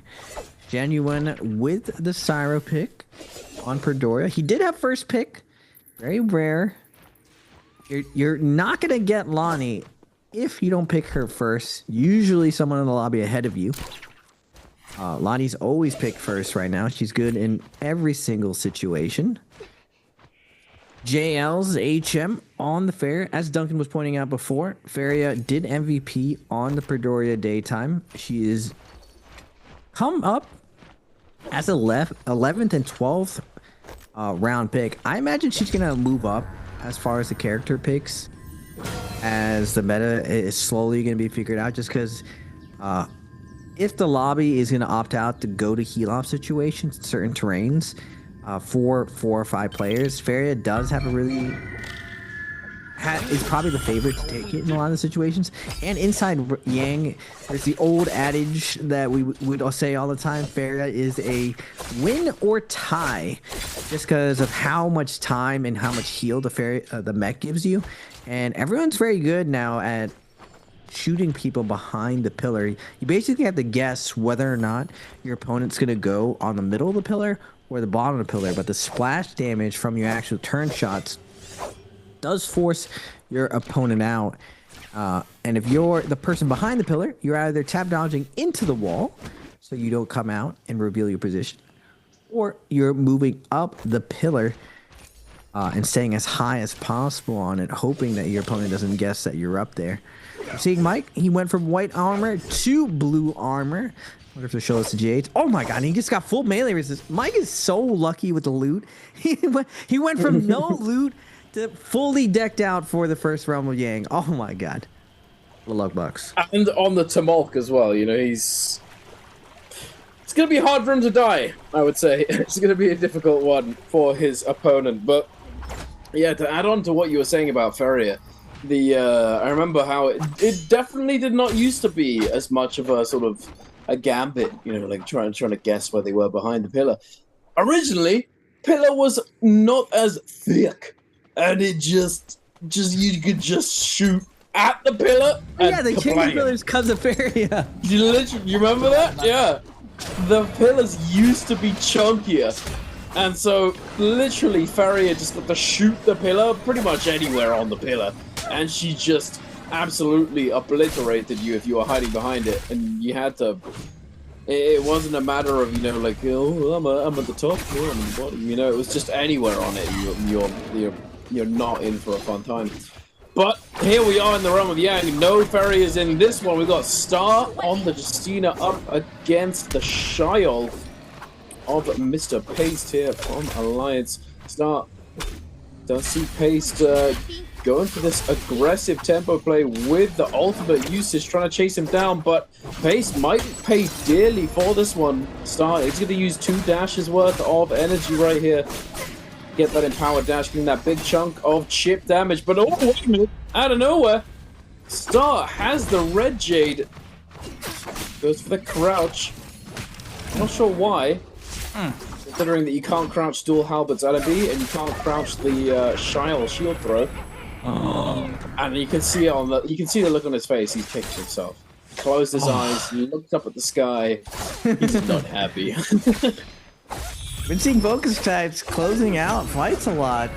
Are we gonna go full circle? Well, parries are gonna close out fights.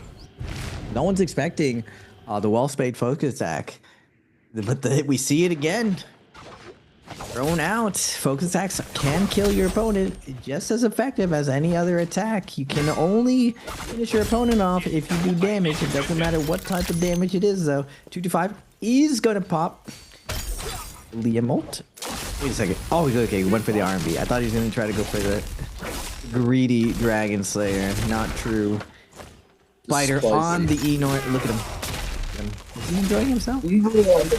I think he looks like he's enjoying himself. He's, oh my goodness. He's like, oh, lock in. Wait. Oh, he got it. He got the skewer. Oh, so satisfying. Electric. Wait a second. Was it satisfying? We just eat an attack as we de-transform?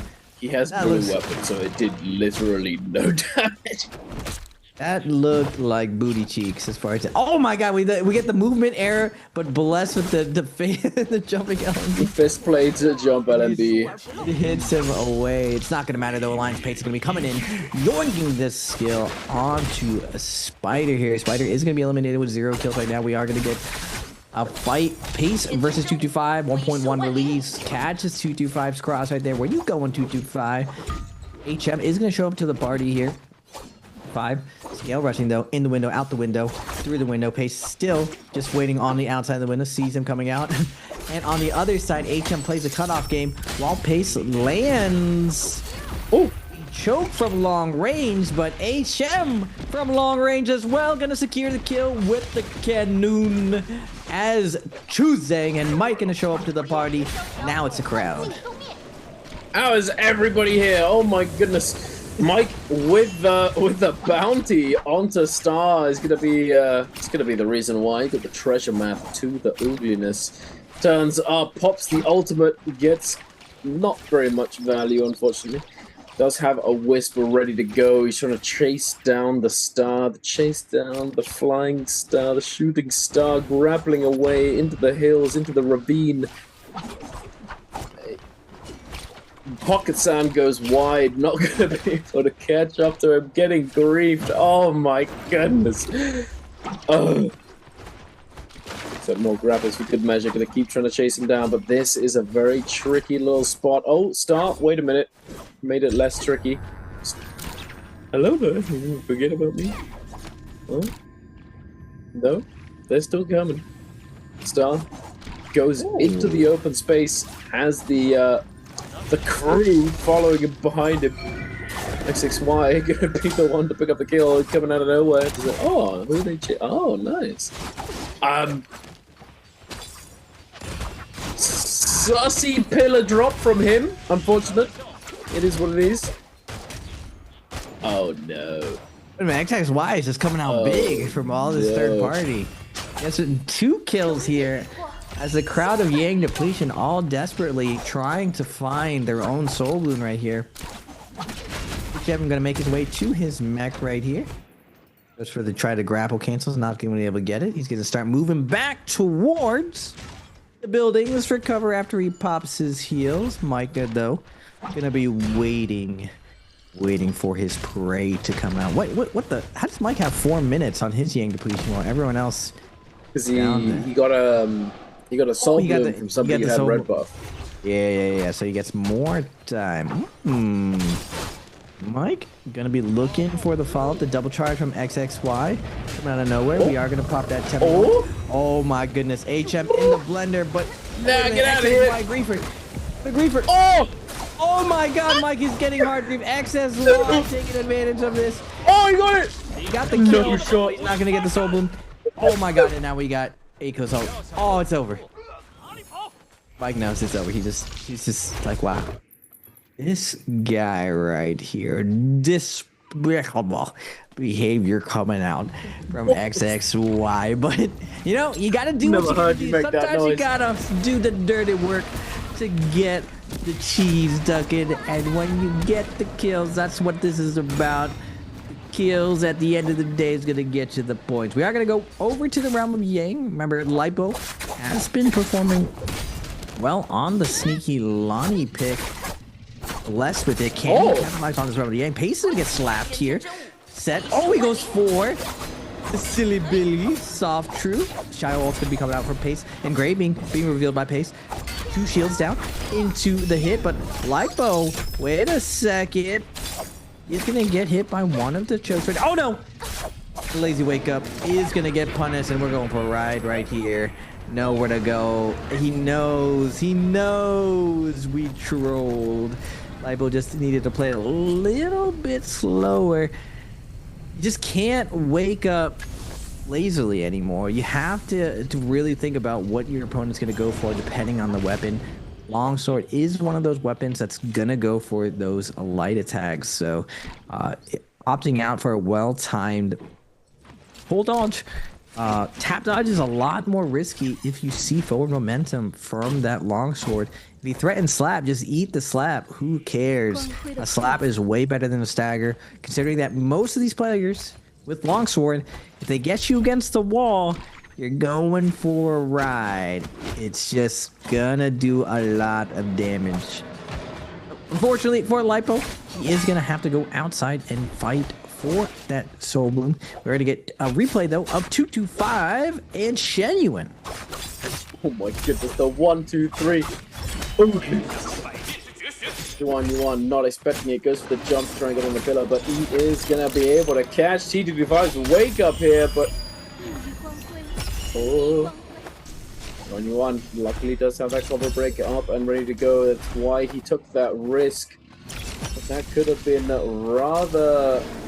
rather risky. The timing, but it is Wait, the ball hits to the wall?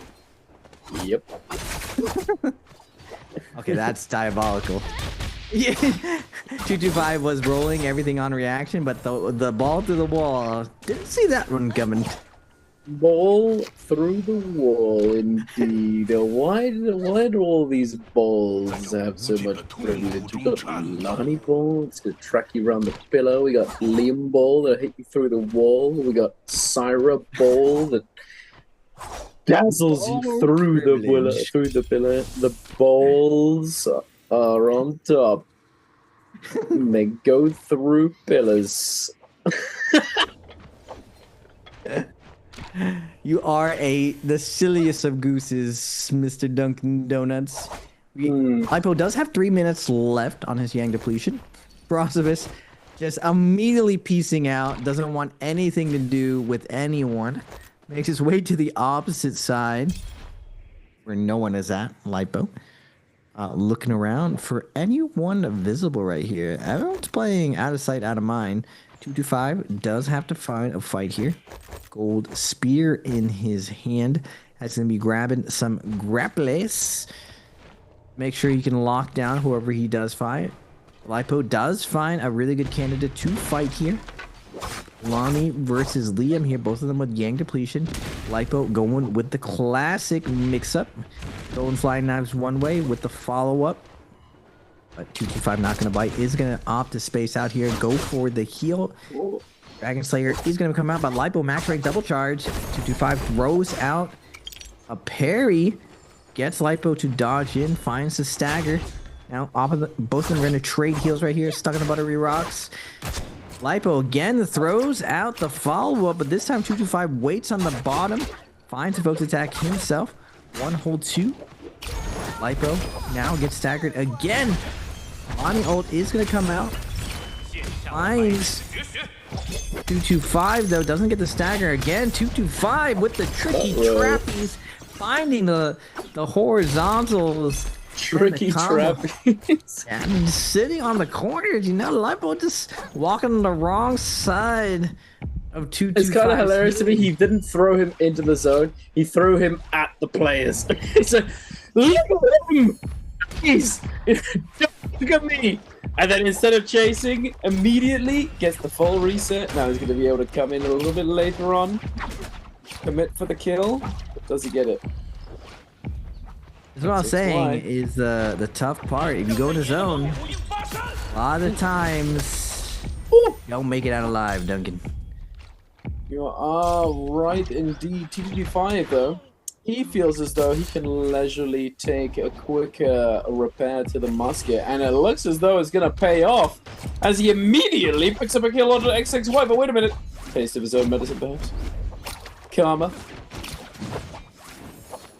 Ooh. Buttery rocks. Slippery. Oh, teleporting. Is going to find one ball. Buttery rocks, no! Sliding down, trying to get the kill, not able to do so. Does have one ball left, ready to go. Okay, now he doesn't. Unfortunate terrain situation, I suppose. T25 is to be able to break away for the moment. And Gravy, no, get away from me. Scale rushing up into the corner. Oh, hello there. Get me out of here. Oh no. Armor swap. What in the what was that? Oh my god! This is the worst chase I've ever seen. Oh no. And Frostivus wanted the kill for himself. He ends up counter grappling. Just. I'm surprised 225 didn't just throw him up. Taki was showing me that he didn't realize this. When you throw people in the air, you actually do get a heal from throwing them with the Lonnie ball. There's a little bit of that taco technology, but it does depend on weapon rarity. Blue dagger, he's probably not gonna get a ton of heals. Oh my god, 225 comes in with that gold spear. He paid for his crimes. With the bong, Frostivus ends up just eating 1,000 damage out of nowhere. Genuine with the gold fist, but it's throwing those kicks out like hotcakes. Wants to get a little bit of damage in there. We are down to 3 players though. Genuine looking like the favorite to take the spear while they don't want to contest. What is this ugly game, dude? What is this? T25 has 7 kills. And we have 3 people. 6 minutes left. You trying to tell me that Liam is not one of the business dealers? Said he's very. I don't know. I remember what you said when you were saying. He's a businessman, dude. He is an entrepreneur. Look at that! Absolutely. Oh my god! T25. Bomb. Oh, a little. Wait, I'm sorry. Oh. Uh-oh. Uh-oh. Wait a second. What is this target swap? Bro. Oh. That's not a very full armor, unfortunately.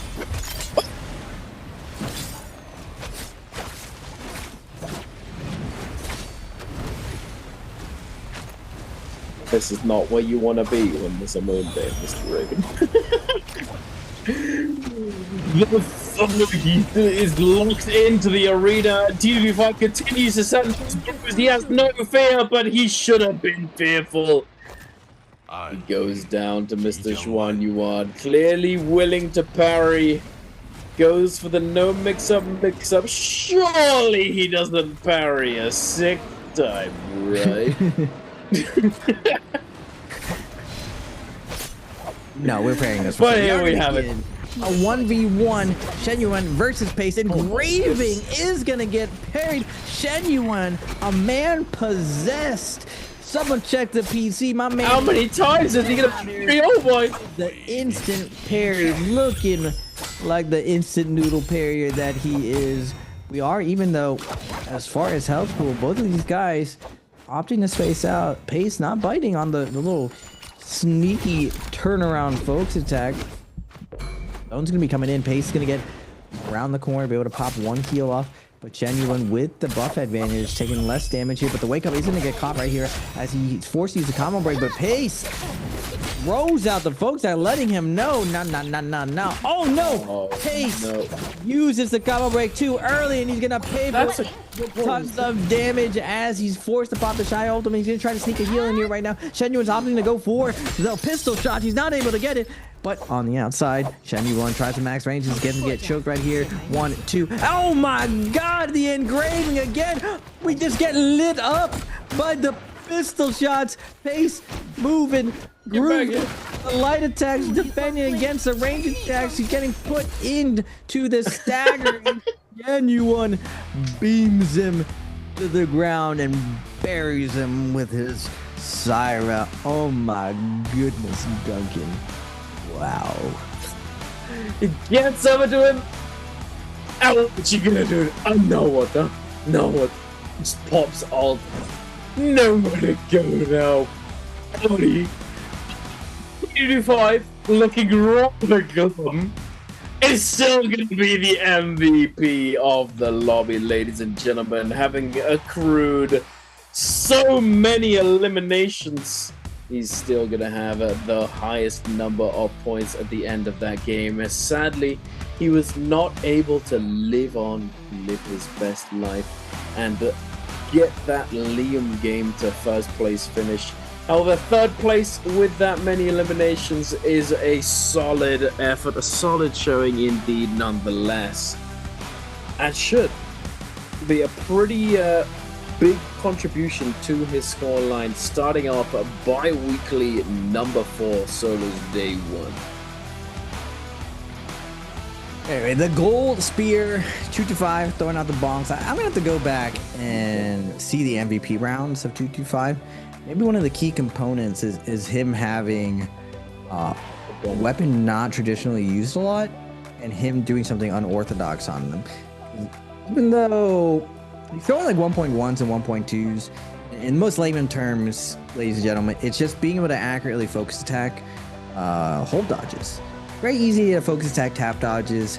Hold dodges are another risky business because you can't do it on reaction. You have to guess that your opponent is going to cancel their hold blue with a dodge, and you're basically releasing into the universe, hoping that they're going to do that very, very specifically. It's a very precise timing. With a spear, it's a lot harder to do, just because when you throw that R&B, you're very vulnerable coming out of it. It's very easy to punish options coming out. Unlike the longsword, a lot harder to punish longsword afterwards. But again, very, very hard weapon to throw that focus attack out when you try to time this. Like, the timing is very, very specific, and the distance matters a lot, just because each weapon has a certain amount of speed when it comes to throwing out these focus attacks. So the timing, again, very, very different from opposite weapons. Now, the good thing this spear has going for it is that most of these players are used to not seeing R&Bs thrown out right there. Like the bonk, although it does a ton of damage, like with the attack chains, with the gold spear, he's doing 1,000 damage every swing. So if he connects, he's doing a lot of damage, which is why you see Justina's use it off her freeze. But the fact that 225 got away with this like throughout the whole game. Now, he is Liam, and Liam is the only character in the game that can throw focus attacks and not get punished for it. And more importantly, you can't take his gold weapon if you land a parry on him. So we've seen a lot of the players in the league get better at throwing these focus attacks. But like I was saying, Duncan, I feel like the big kill rounds for 225, I'm curious to see which weapon he actually did it with, primarily just because he did go crazy with that gold spear this game. Yeah, he did, absolutely. And as you said, with the Liam F, it just gives him, you know, the ability to just safely send those a lot more often. But I'd say T225 has a long history of focus attack gaming, so he's bound to be rather versed in the oogly focus style. And it shows. Good results. 8.5 solid game. But where is he going to be appearing on the total standings? Currently, the Chuz, unfortunately, sat in 12th place with 5 points in total. Then Star, XXY, Juanyuan, Lipo, and Spider. Not usually the 6 that you'd see in the bottom 6. But then again, this lobby is just kind of stacked, to be honest with you. T225 sitting in 6th place, getting 8.5 off that game, is going to, that's more than double his previous game's points collectively, going up to 13.5. Paste in 5th with 14, Frostivus 14.1, Arano 15.5, OUG's Michael 16, and HM still in the lead atop the mountain on 19.8. Yeah, consistency definitely in the top 5 where you don't really see just one really, really big game. Like Dyken said, 225, we're going to pop off this game, literally doubling his points. We are going to go back to Perdoria for the highlights. Brought to you by China Unicom. Over to the north right here. Perry going to come out from the Chuz, taking down his opponent. We are going to go to Rumble Yang. Pace with engraving on the Shayo, throwing it out twice and throwing out the grab right here. Lipo, I remember this. Oh my goodness, just painful. This lazy recovery. Lipo shaking. He knows. It just gets called out by the fiending longsword. 225 with the repair from downtown. The sniper himself taking down XXY as he tries to get back to the zone. And finally, the follow-up. You see 225 again with that gold spear. Mr. Frostivus just getting bonked out of left field. The 1v1 to close out Perdoria. Pace versus Shenyuan. Shenyuan got 2 parries. Not 1, ladies and gentlemen, but 2 onto Pace, with Pace fiending that engraving. Very, very hard to parry engraving from longsword. One of those startups that are very, very sneaky. You're just not used to people jumping and throwing folks attacks. But I mean, at this point, when you see longsword jumping, generally they have the J, because why else would they be jumping? It's very rare that people are going to throw out jumping aerials, land staggers on reaction. Oh my goodness, but 225, 7 MVPs this season already. My man's been cooking with 21k damage on Liam. This is why we don't just give up the Liam pick later on. He's still one of the strongest characters in the game right now. It's just when you can throw out folks' attacks and keep your gold weapon, it just allows you to fire a lot more, especially at this point in the day. We're on game 4. Everyone's really warmed up at this point. We are going into what I like to call the championship round, 5th round. Everyone's heated up. Some people are tilted to the moon. Other players are through the roof. They're finally getting things going. But this is a game where you want last like solid game, because game 6 always has that weird energy to it. Everyone even more tilted or done with the day. That's where you see the fun picks coming out. And now we are going to go with the last 2 days, where it's most likely we're going to see that Tarka pick, Duncan. But first, we're going to have a question for you guys at home. How many kills did the MVP get in game 4? Was it 8, 5, B6, C7, or D8? I think if you've been paying attention and sitting up in your chair, ladies and gentlemen, you should be able to answer this question correctly. But only one lucky winner, one person who has answered correctly, will be chosen amongst all of you. So you got to get luck on your side. You can't just have been sat here listening for the last few minutes, even though we said the answer only moments ago. But regardless, we're going to be going into our Game 5. And as you said it, we might be seeing the Tarka coming on out. Game number 5, or perhaps even game number 6. We shall see. It is the first day of solos for this bi-weekly. So, you know, a little bit of oopliness here, a little bit of trolling, a little bit of full fun. Could be justifiable. You know, everyone's settling in. Everyone's sort of starting off the week in a good mood. And some not so much. We definitely saw Star kicking himself in that game, and earlier in the Yang. Star's probably the most tilted player today, I would say. Dying to HM with gold weapon, purple armor when he had nothing is Yeah, it's hard to recover from, to say the least. But who knows? We'll see. Perhaps he comes back. Perhaps the Chuz will finally find his footing moving forwards. Perhaps we'll see the Taka. Perhaps we'll see even more no combo break Enor running it down. I don't know. I don't know about this. I don't know, man. In trios, it's solid, right? Trios, you have Enor, Matari, Feria, and it works really, really well. But in solos, it's just combo breakers aren't just there in case, just in case. Oh, oops, I got parried. Oh, it create the like literally the fact that you have a combo break available to you applies pressure. You're able to leverage the fact that you have it available. You can take riskier lines, take riskier approaches to fights, etc., etc. Obviously, if you do make a mistake, obviously, if you get parried, etc., you have that to help you. However, you just simply can't really play in the same way as somebody who has a combo breaker when you don't have one at all. Obviously, you adjust based off the fact that F2 Enor is a soft combo starter, or is a combo starter, and a soft combo breaker rather, and a very low cooldown. But even then, one mistake and it could be over. Yeah, I'm not a believer in the Enor yet. Although everyone is limited testing, I would say.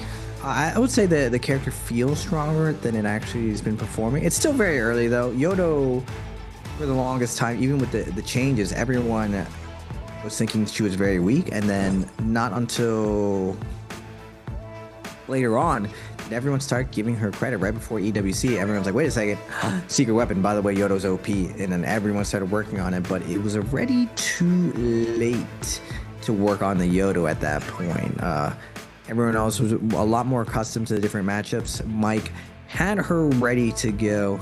Now, this was the map in the exact situation that Mr. Shenyuan brought it out. And ooh, he's in phase 11. So if the Tarka's gonna make its appearance being one of the most broken characters in the game, now is been set the stage for the true broken OP character to come out and absolutely decimate the lives. If you can't tell, chat, he's rage baiting. It's not rage just bait. in case you haven't met Raven the before, rage he really enjoys he got the this. MVP that round, Duncan, by doing the Taka infinite and doing super well. It's not 5-star difficulty. Just Spider has won play him 3 bi-weeklies in a row. Won MSC at EWC Festival 2025, and is just cooking. And he got smoked on Taka. No contest. It's not good. But Tarka is not synonymous with than it was before the rules were changed. Obviously. It's still pretty bum. No one can deny that. Just in case you're not familiar with Raven's jesting. Duncan is very biased, ladies and gentlemen, being one of the Tarkas of the world. He tries to hide just how broken his character is, but you can't hide the results of Shenyuan on this map.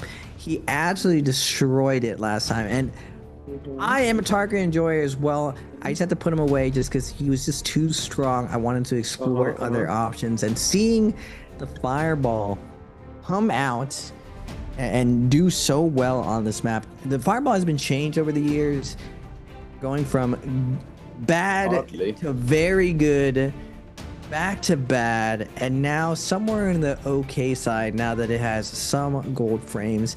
A lot of the players have invested a lot more into combo game flying knives and longsword being very, very prevalent. We saw Shenyuan able to capitalize with the Fireball before. Now, the conditions might not be perfect because when Shenyuan was practicing him, he said it still needed work for him just because it's very hard to pilot a 5-star difficulty character. But when it's now you're just making things up. Done well. No, he said it during the interview that he didn't feel comfortable playing it, and the only reason he did was he was very far ahead. Today, he started off the day very, very slow. He hasn't had the same success, so we'll have to see whether or not he's willing to play it. Phase 11 and 12 traditionally goes to Valda and Faria. Faria plays very well on this map, so does Valda. We mic one Jacob with Valda on Holoroth, and Faria has always dominated on Holoroth. So we'll have to see what he goes with, but these are the conditions for the possible, the mythical, the legendary Tarka Fireball to appear, ladies and gentlemen.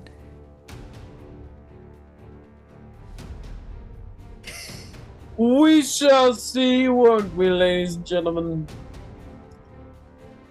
Does he have the Tarka chuckle on his face? No. No, that's not a Tarka. Oh my god, it's Viper. It's almost as good. It's almost as good. It's not as good. Star does not play a Tarka chuckle. It's a Faria pig. The deadpan Viper. Viper face. What if Lipo went Tarka? Yeah, I know he's playing Faria, but he's playing Faria. He's playing Faria.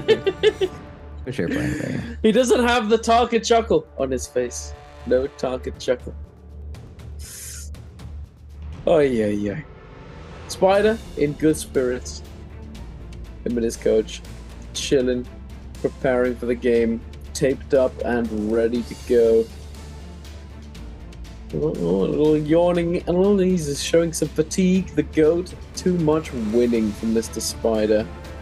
It's another day in the office. That's a very colorful keyboard from Mike. Oh my goodness. I don't really know.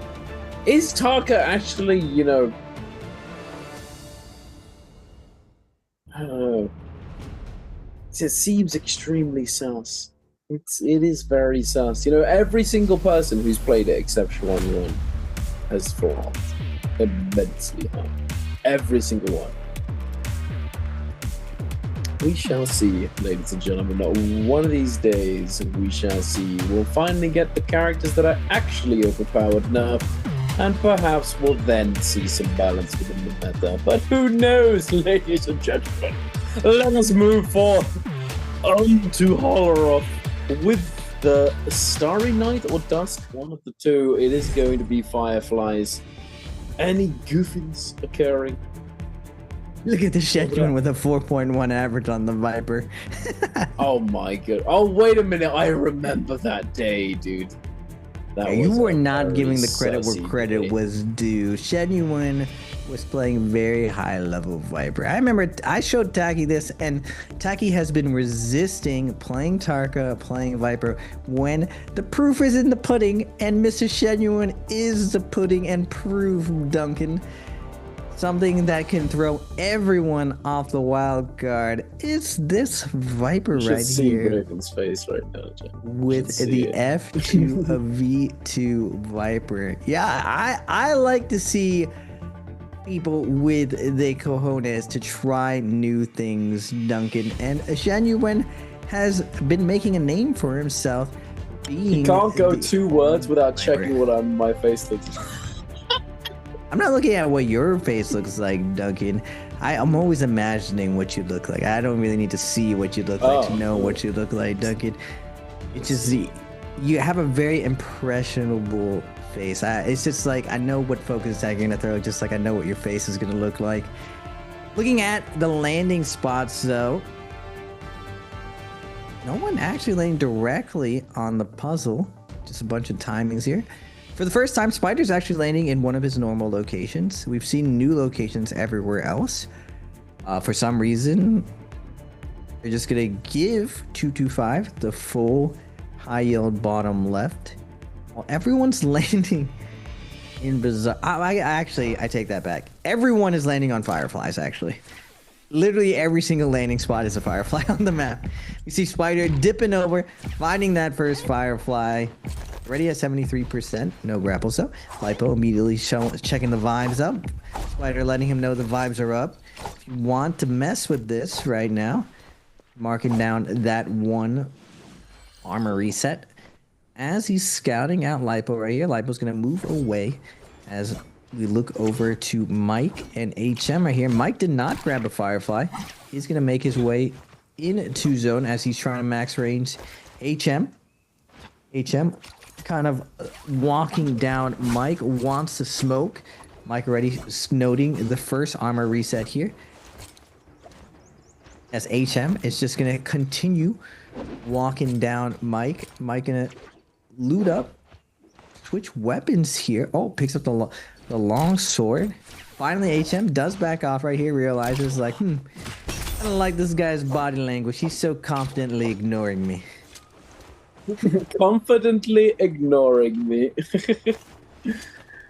Paste is going to try his hand at taking down Mike. Does force out the combo breaker. But Mike, Fancy Feet, is going to make his way around and around the building, leaving Paste in his dust. Moving over to Arano and Lipo. Nice catch on the tap dodge of Lipo by Arano.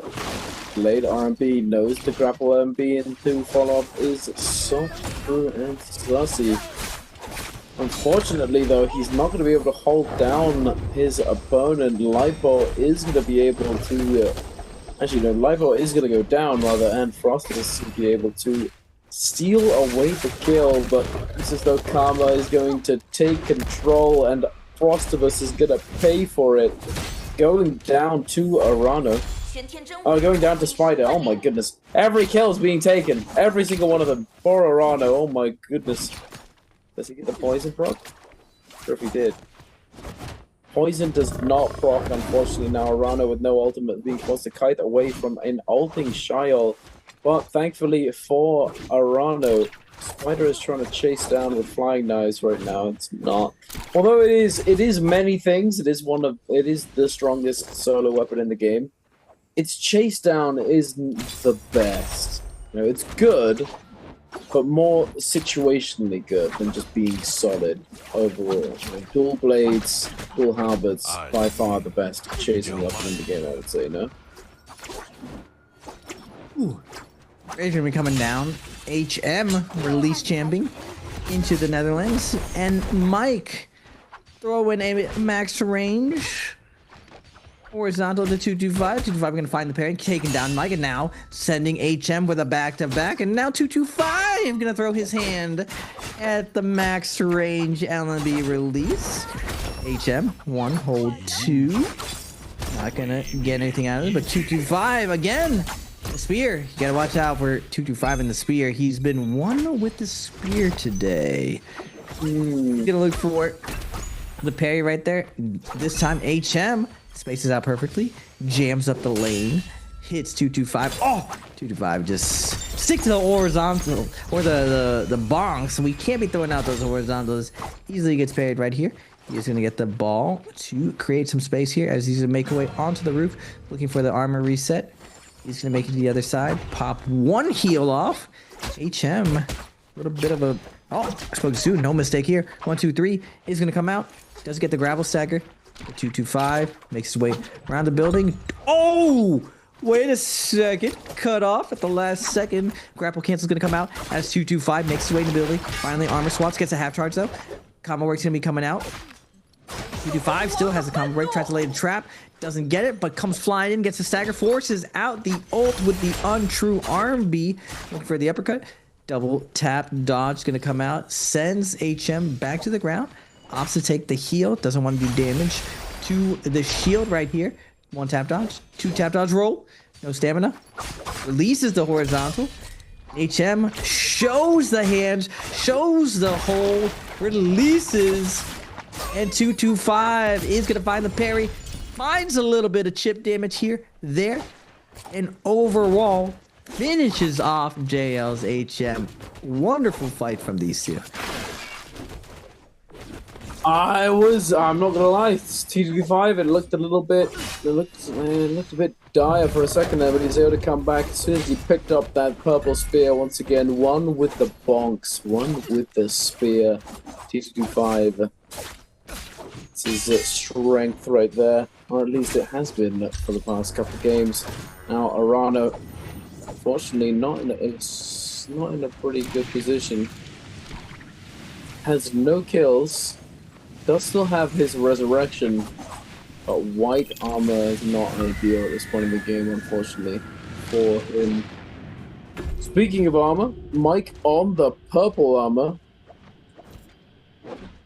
I swear, Mike is able to consistently, almost always have a really solid loadout before Yang. Every single time.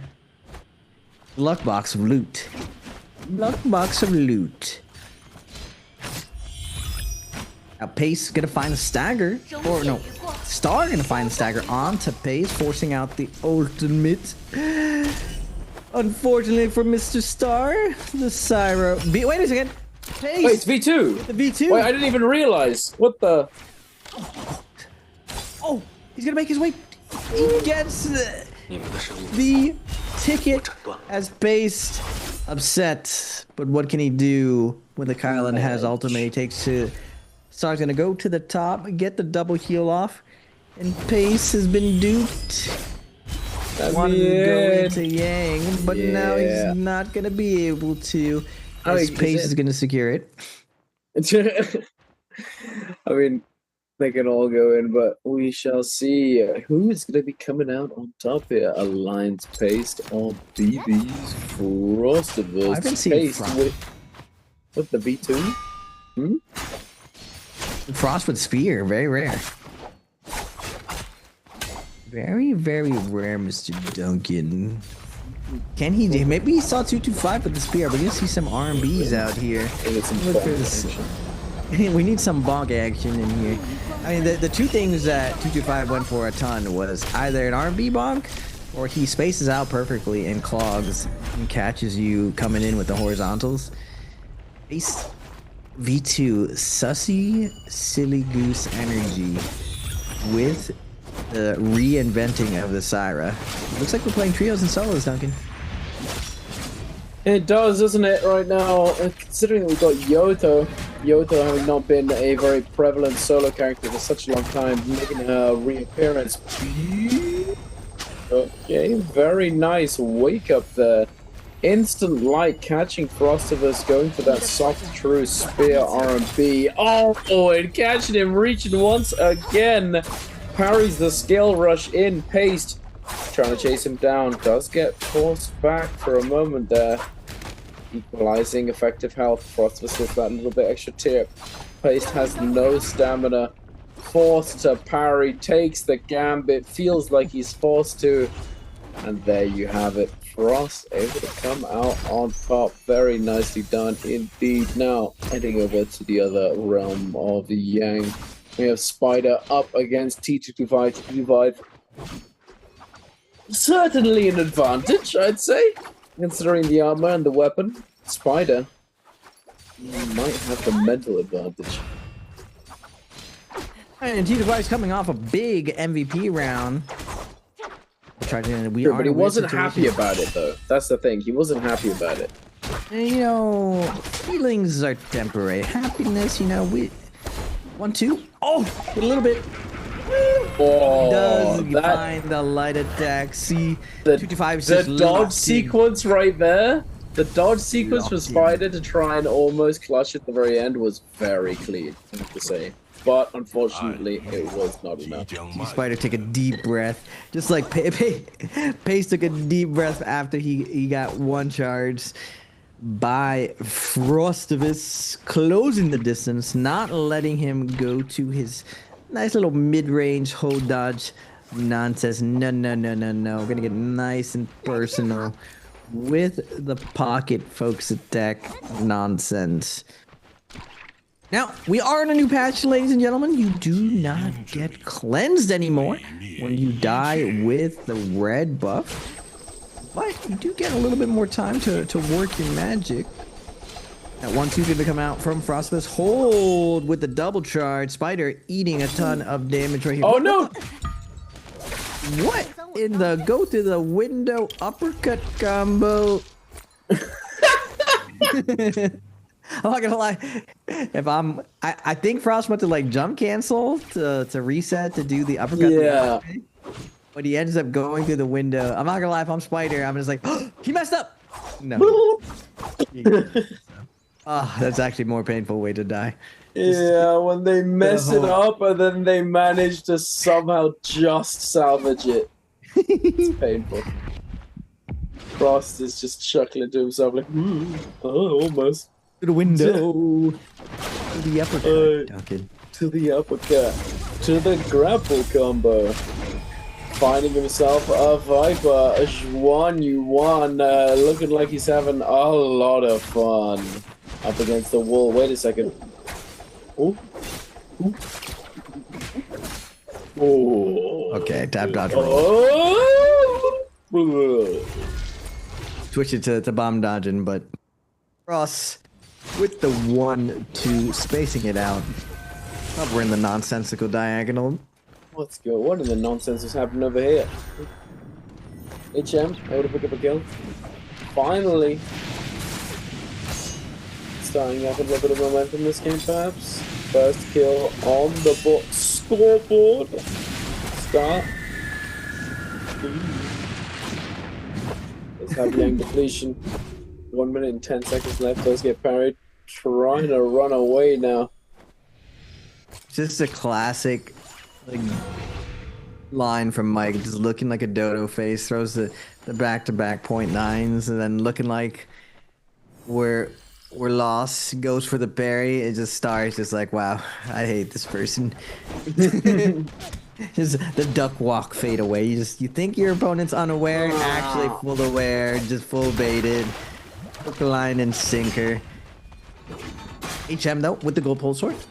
With the Valda, looking for the scale rush. No, we're gonna go up top, looking for the heal. Star throwing out the focus attacks. He's gonna get hit in the back by XXY with the palm lightning, completely shredded right here. He is gonna take out all of his frustration by all-inning the Valda right here. Star's trying to stay on top of the Valda, but going to the top ropes. Star now gonna be coming out. Still chasing HM right here. HM is gonna get grapple checked. The vibes are there. XXY gonna find the palm lightning kill onto Star as Mike is now, or Lipo is gonna connect to HM. XXY still there, but HM is gonna be able to get into the building right here. But we are gonna go to the realm of Yang with BB's Frostivus versus Mike right here. I was like, wait a second, there's no way Mike Frost threw that R&B from Max Range. Mike with the disrespectful double charge R&B, so slow right here. Gonna lead into a half charge, forcing out the combo break. Goes for the pillar scale rush, but he's gonna get juggled by the flying knives of Frost. Frost with tap dodge roll into the ultimate again, double tap dodge into Yodo. Gold F right here is going to be staggering up. Mike goes for the overhold, goes for the tap dodge. It's going to swing right now, staring down Mike, but Mike rolls, gets very, very close and just dodges into his face. Then Frostbus goes with the light attacks, smacking Mike away. Second round, we enter the go to Frostbus as we're going to go over to 225 and Arano. We are indeed Arano trying to fade in and out with those RMBs. Has managed to force out the Lani ultimate now, thankfully. Forcing out that cooldown, certainly a good milestone to have reached, and baits him to run in there. But oh no, the F2! It was good, the combo was solid, and then he drops it on the 1-2-3, not able to catch the rejuggle. And sadly, is going to be forced to use that ultimate, trying to find the read on T25's positioning behind the pillar, where he's going to go, why he might want to go in that direction. Arano with the F2 is going to be able to finish. There you go, ladies and gentlemen. Arano, beautifully done.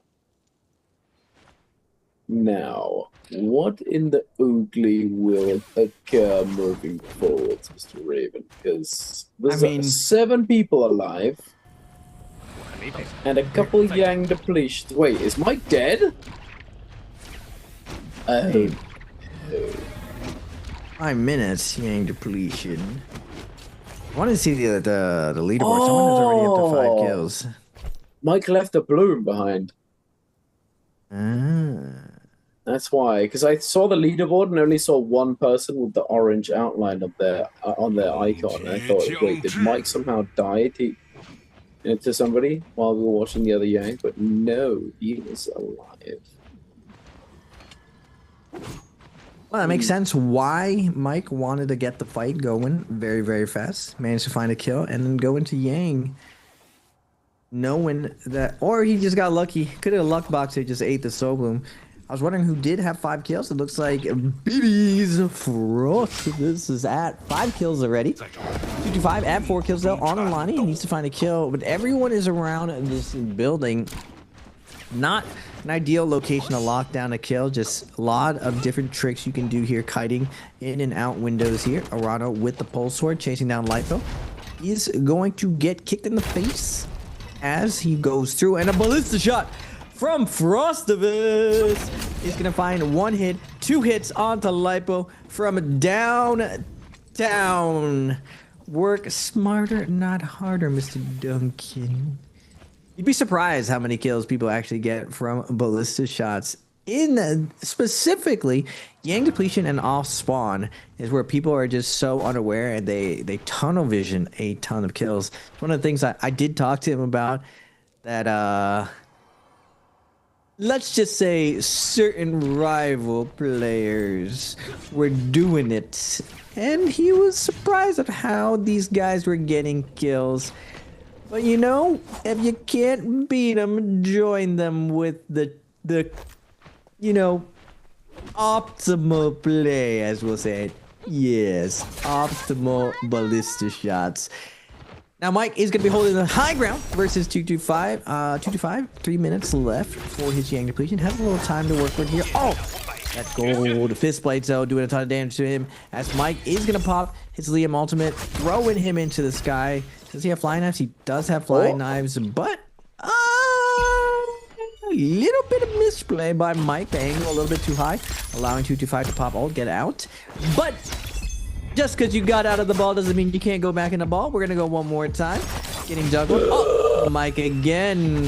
We're going to need to lock in Michael with your combos right here. Michael? 225 is going to get out one more time, but it's not going to matter. Wait, will it matter? It does matter. Oh, it does not matter. Look at his health. It's so good. I know, but he almost managed to not. Oh, you meant like I see what you mean. Yeah, true. Right. He tried. I mean, to it certainly would have kill. mattered to Mike if he'd lost that kill to the Storm. That would have been very sad indeed. Another thing you mentioned: these players are looking for a point to see if they can spot him out. Are we going to see a little bit of aggression come out from the lobby, or are we going to wait a little while? I'm probably going to wait a little bit until that spirit well does come online. Now, heading back over to a replay from earlier on in the game, we have Mike against Juan Yuan's Viper. Mike, oh my goodness, that tickled it. That was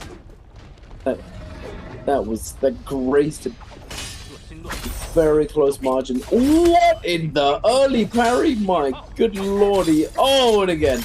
That one was good. That one was solid. Oh, the ball. He has not been playing Liam for a while. I feel like Mr. Mike is not. He's not Liam gaming at the moment. I feel like he's been practicing other things. Because he is certainly the GOAT. But his Liam is a tiny bit rusty, it looks like. But somehow he's on 4 kills regardless, so all is well. I love that Genuine. Genuine goes with the no mix-up. Oh, I got parried? No one would throw one. Surely no one throws a focus attack right after being parried. Not Genuine. We go back to back. It's just you're fighting against Mike. Mike is just willing to parry a lot more than the average player in NBPL. He's not going to dodge. He's going to hard punish you if you hard commit to the situation. Multiple gold armors here. Frostivus going to be coming in from the opposite side. Has the blue buff already. Has one ult out already. He still has a second one ready to go. He's gonna be knocking everyone away, saying, "This is mine too." Greedy little Frostivus, getting both Spirit Wells, but this is a big round for Frost. He has so many kills already. If nobody else gets the cleanse, he can probably Oh, I didn't think about this. That if you do get both sides and you're very, very stacked, it's actually in your best interest to not let anyone get a kill. You just kind of sit there and just like threaten. But the more people that just all go explode, you just ladder up and get free placement points.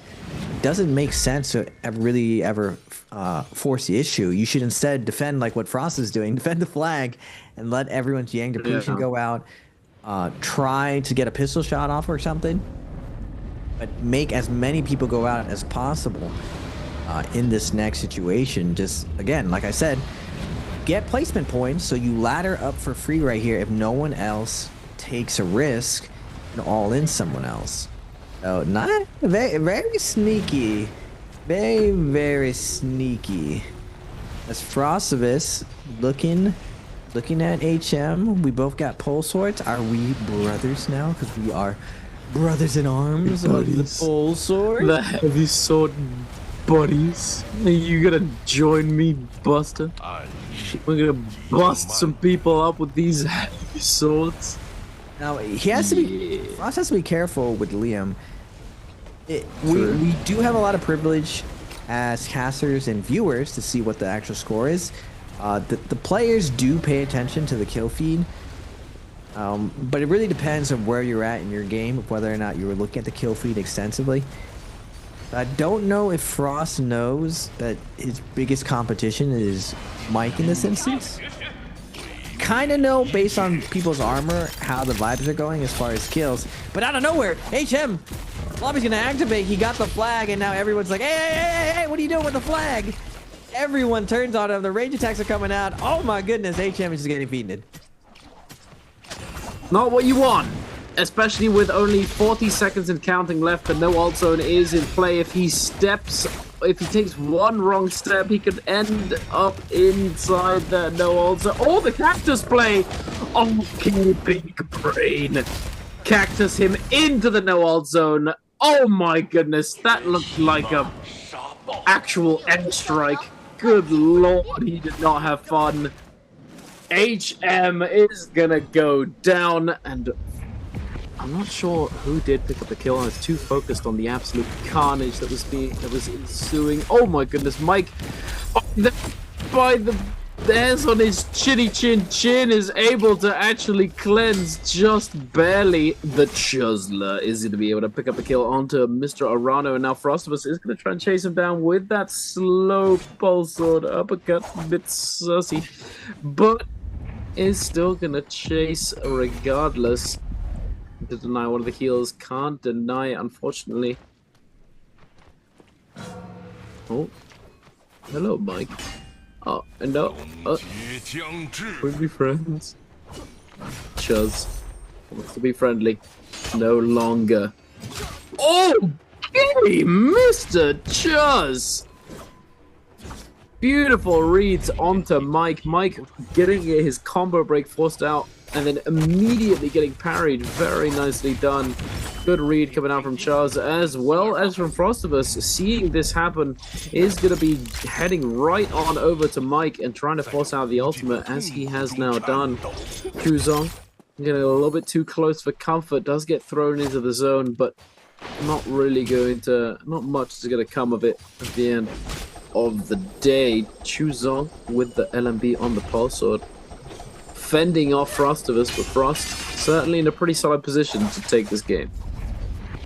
A little bit of some ball privilege there. Mike gets the heal off by throwing the ball against the wall, scooping up Chuzang and throwing him back out the window into the zone. Now Chuzang is going to try to keep up with the pressure onto Mike, but Mike has the sap, gets the parry, shreds up Chuzang, or the Chuzz. Now Chuzz. He dashed into the wall! No. A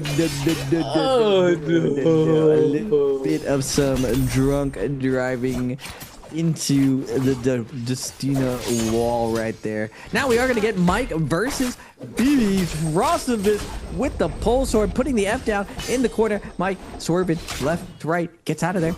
Oh, the R&B chunky. Wait, this is like no damage. Mike has so much melee resist. R&B. Oh, we're going to pop the Yoda ult right here. Mike hiding behind the wall. Wait, does it go through the wall? It does go through the wall. Like eating just a ton of damage through the wall. What? And just no, he's getting pushed back to the side. Oh my! I was so ready for a full-on play-by-play. Look at the satisfaction. He's just like very nice. Sips the points. Yes, I'll take it. I'll take another MVP. His second MVP of the day. BB's Frostivus. Look at that smile. He knows that he just cheesed Mike. He's like, ah, yeah, you like that? You like that? You like that, Play buddy? the game. Mike staring off into the distance. It's just... Is there really anything I could have done there? What exactly could I have done? He could have that is just staring at the screen. Fun and interactive. Get a scale rush up fun. And gone. I mean, he could have, but I mean, Frost can just jump LMB a million miles and chase him with it as well. That's the thing. Because the jump LMB on the Yoto wall is crazy good. The tracking on it, the float on it, the distance, it's insane. It's really, really strong. So, to be honest with you, in that situation, as soon as Frost ulted and Mike was just sort of sat there being gate-kept on that tiny little wall, there was not very much I think he could have done there. Not very much. He has a sandbar there. He could have. I mean, he had to get over the wall and force Frost into the stone form, because obviously it is a great sword and has the stone form property, and then try his best to dodge the release on it, because the release is very dodgeable. It's just the timing can be a little scuffed.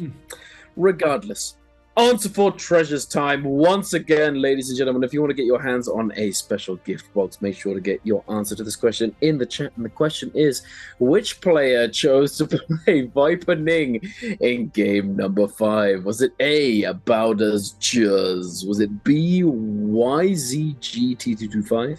Was it C, ASE Juan Yuan? Or was it D, WZ Arano? Make sure to get your answer in the chat, and one lucky winner, one lucky person who answered correctly will be chosen, whispered, and added in the chat. So keep an eye on it as to not miss out on claiming your prize. Definitely one of the easier questions, ladies and gentlemen. We were talking about it. He may or may not have been the possible Tarka player. Now choosing to go with the Viper already instead. Looking at the overall leaderboard, so we got Frostivus and Mike ending up fighting for the MVP spot in 11.4 for my man. So a lot of cheddar here, basically making all of his points that he needs for today in one sitting. Frostivus might have actually just qualified off one day so far. With the results, Mike with 6 kills though at 8 points, 2-5, keeping the heat going, heating up for the second half at 4.5. Chuzeng, unfortunately, not able to secure the bigger bag, but coming home with a little bit of pocket change. Same with XXY. Arano, HM, Lipo, Star, Genuine, and Spider all tied with 1 point. Now looking at the overall leaderboards, Chuzeng, or Mr. Chuz here, still having a little bit better, but not as much as that Star, doing a little bit better than the little bit of success of Chuzeng. XXY 11.5 just needs one more solid game. Same with Genuine, Lipo, and Spider. The ideal goal is around 15 points, just because qualifying is usually around 30-ish points, plus or minus 1 or 2 points. Pace at 14.5, Arano at 18, 2-5 at 18. HM finally getting knocked from the top as Mike and Frostivus are going to take up that last spot. But we are going into game 6, ladies and gentlemen. Game 5 in the back. Going back to Morris. And now with Fireflies, it's going to be a lot of fireworks going in. But first, we're going to see the fireworks on Holoroth as Frostivus goes through the window. To the outside, into the uppercut combo. Style points. Wow. I'm gonna do a hop, skip, and a jump before I combo you to death. Speaking of hop, skipping, and jumping, we've got WZ Arano hopping around as happy as can be on the Tiger. Akos, who taking T225 for a ride up against the Yang wall right there with those flying knives. Very nicely done indeed. T225 not pleased about it whatsoever. And then heading it back into another Realm of Yang replay, we have Frostivus. Yeah. That's an uppercut. And it's yeah, see, right here. I don't know if there's anything he can really do. He gets way back behind the wall. Ultimate time. You're about to have fun, Mr.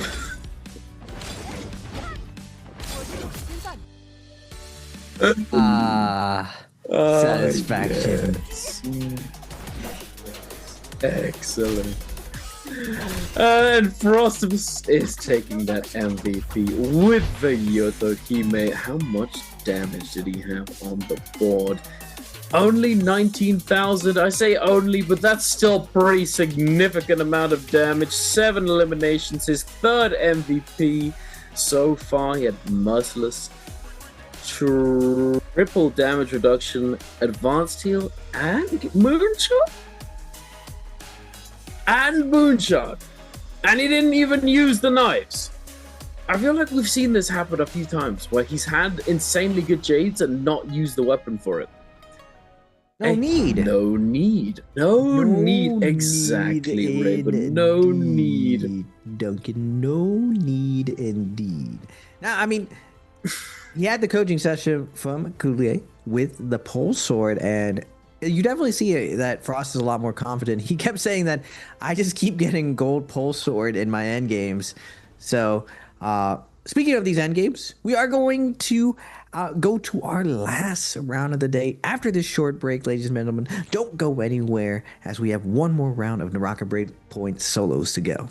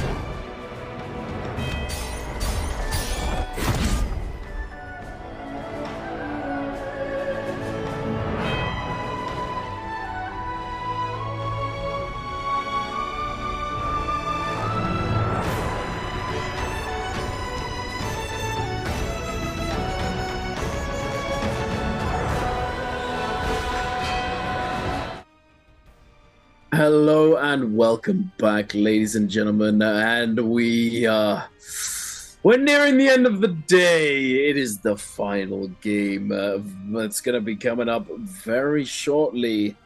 Morris Isle Fireflies. We are back. I'm Dunkin' Donuts, joined by the legend himself, Raven PLZ, and we are going to be your hosts and casters for the last game. We have been your hosts and casters so far today, and it's been an exciting one. Few interesting things have happened so far today. A few bonks here, a few interesting things occurring, and it's been a very enjoyable experience to watch. I hope you at home have been enjoying it just as much as we have. But is the sixth game going to, be the same as it has been so far today? Do you think we're going to see anything different going into our sixth game of the day, Raven, or do you think we'll see likely more of the same? Where things have been happening today, indeed, Duncan. We started out the day with HM, starting out with a lot of momentum, taking down the first two games. But like I said, it's very hard to continue the momentum if you start off very hot. He gets cooled off by a couple bonks from 225s, yoinking that third game. And then we have BB's Frostivus taking 2 games up. Now, can Frost take down 2 games? Or will the 2 goats just wake up and take down the last 2 games, Micro Spider? Now, we've seen Shenyuan have a relatively quiet day as well. So maybe he wakes up. Judging by his body language we've been seeing today, something feels a little bit off from him. He's just not firing on all cylinders like he usually is. But all it takes is that one good purple armor off spawn, getting that first kill, and snowballing later on. Now, surprising is Yodo doing very well on Holleroth right there. Very, very surprising for Yodo to get the MVP. But it's like I was saying, you control the terrain situations with Yodo. She's very, very strong with her ultimate and with her F3. You just have to be very particular. It's the same way that you don't want to get caught out by an OP character like Tarka out in the open, because you're for sure going to get infinite when you're stuck out in the open. You can't give a certain character the terrain situation like you want. It's like you don't want to be set on fire if you're wood, and you don't want water to go on you if you're fire. The same thing is true when it comes to terrain situations. You just don't, certain things just don't mix, like oil and water. You just don't want to do it. Now, looking at the final picks of the day, unfortunately, I don't know if we're going to get a Tarka. I've lost hope for it. Star is the other Tarka player in the lobby. Shenyuan in 9th and 10th pick. Maybe he does it, but he's been having a bad day, so I feel like a Tarka pick would be trolling. He needs more points. He's probably going to go with a more solid pick in the 9th and 10th. But we'll have to see what he chooses to play. I feel like everyone has adjusted their game. Frost is not going to play. He's not going to do it. Not yet. Oh yeah, there's so many other characters that Frost would rather. Second pick talking, let's get it, big dog. I'm gonna do it. That's absolutely crazy. Like, no surprise here, is gonna go with the Lonnie. Then we're gonna see the Liam. Frost does very, very well on his Liam, so I don't imagine. Whoa, my. Booga booga. Also told me that he didn't like Syra anymore. He doesn't like Syra anymore. Maybe it could be limit testing. Syra's, I mean, it could be limit testing, but Liam just isn't, majority of the games today, Liam was not second pick. Majority. Oh, Rano wants some Yodo practicing. Wants some Yodo practicing. He saw. And then Liam in 4th. Star loves Liam. Loves Liam. Yeah. If you give him he Liam, definitely loves Liam. And he was the only one who picked Liam in second pick. He picked him. That's his double pick. Some other players get bored of Liam. There's a lot of Liam. A lot of Liam going on. I see a little bit of smirking coming out from Spider. A little bit of smirking. Double Enor pick. Chuckle. Okay, if he went with the double Enor pick, I'd have been like slappity slap slap. Someone slap some sense into Spider. Why are we still testing the successes go on to his head. He has lost it. Enor is not the way. It's just not the way. XXY.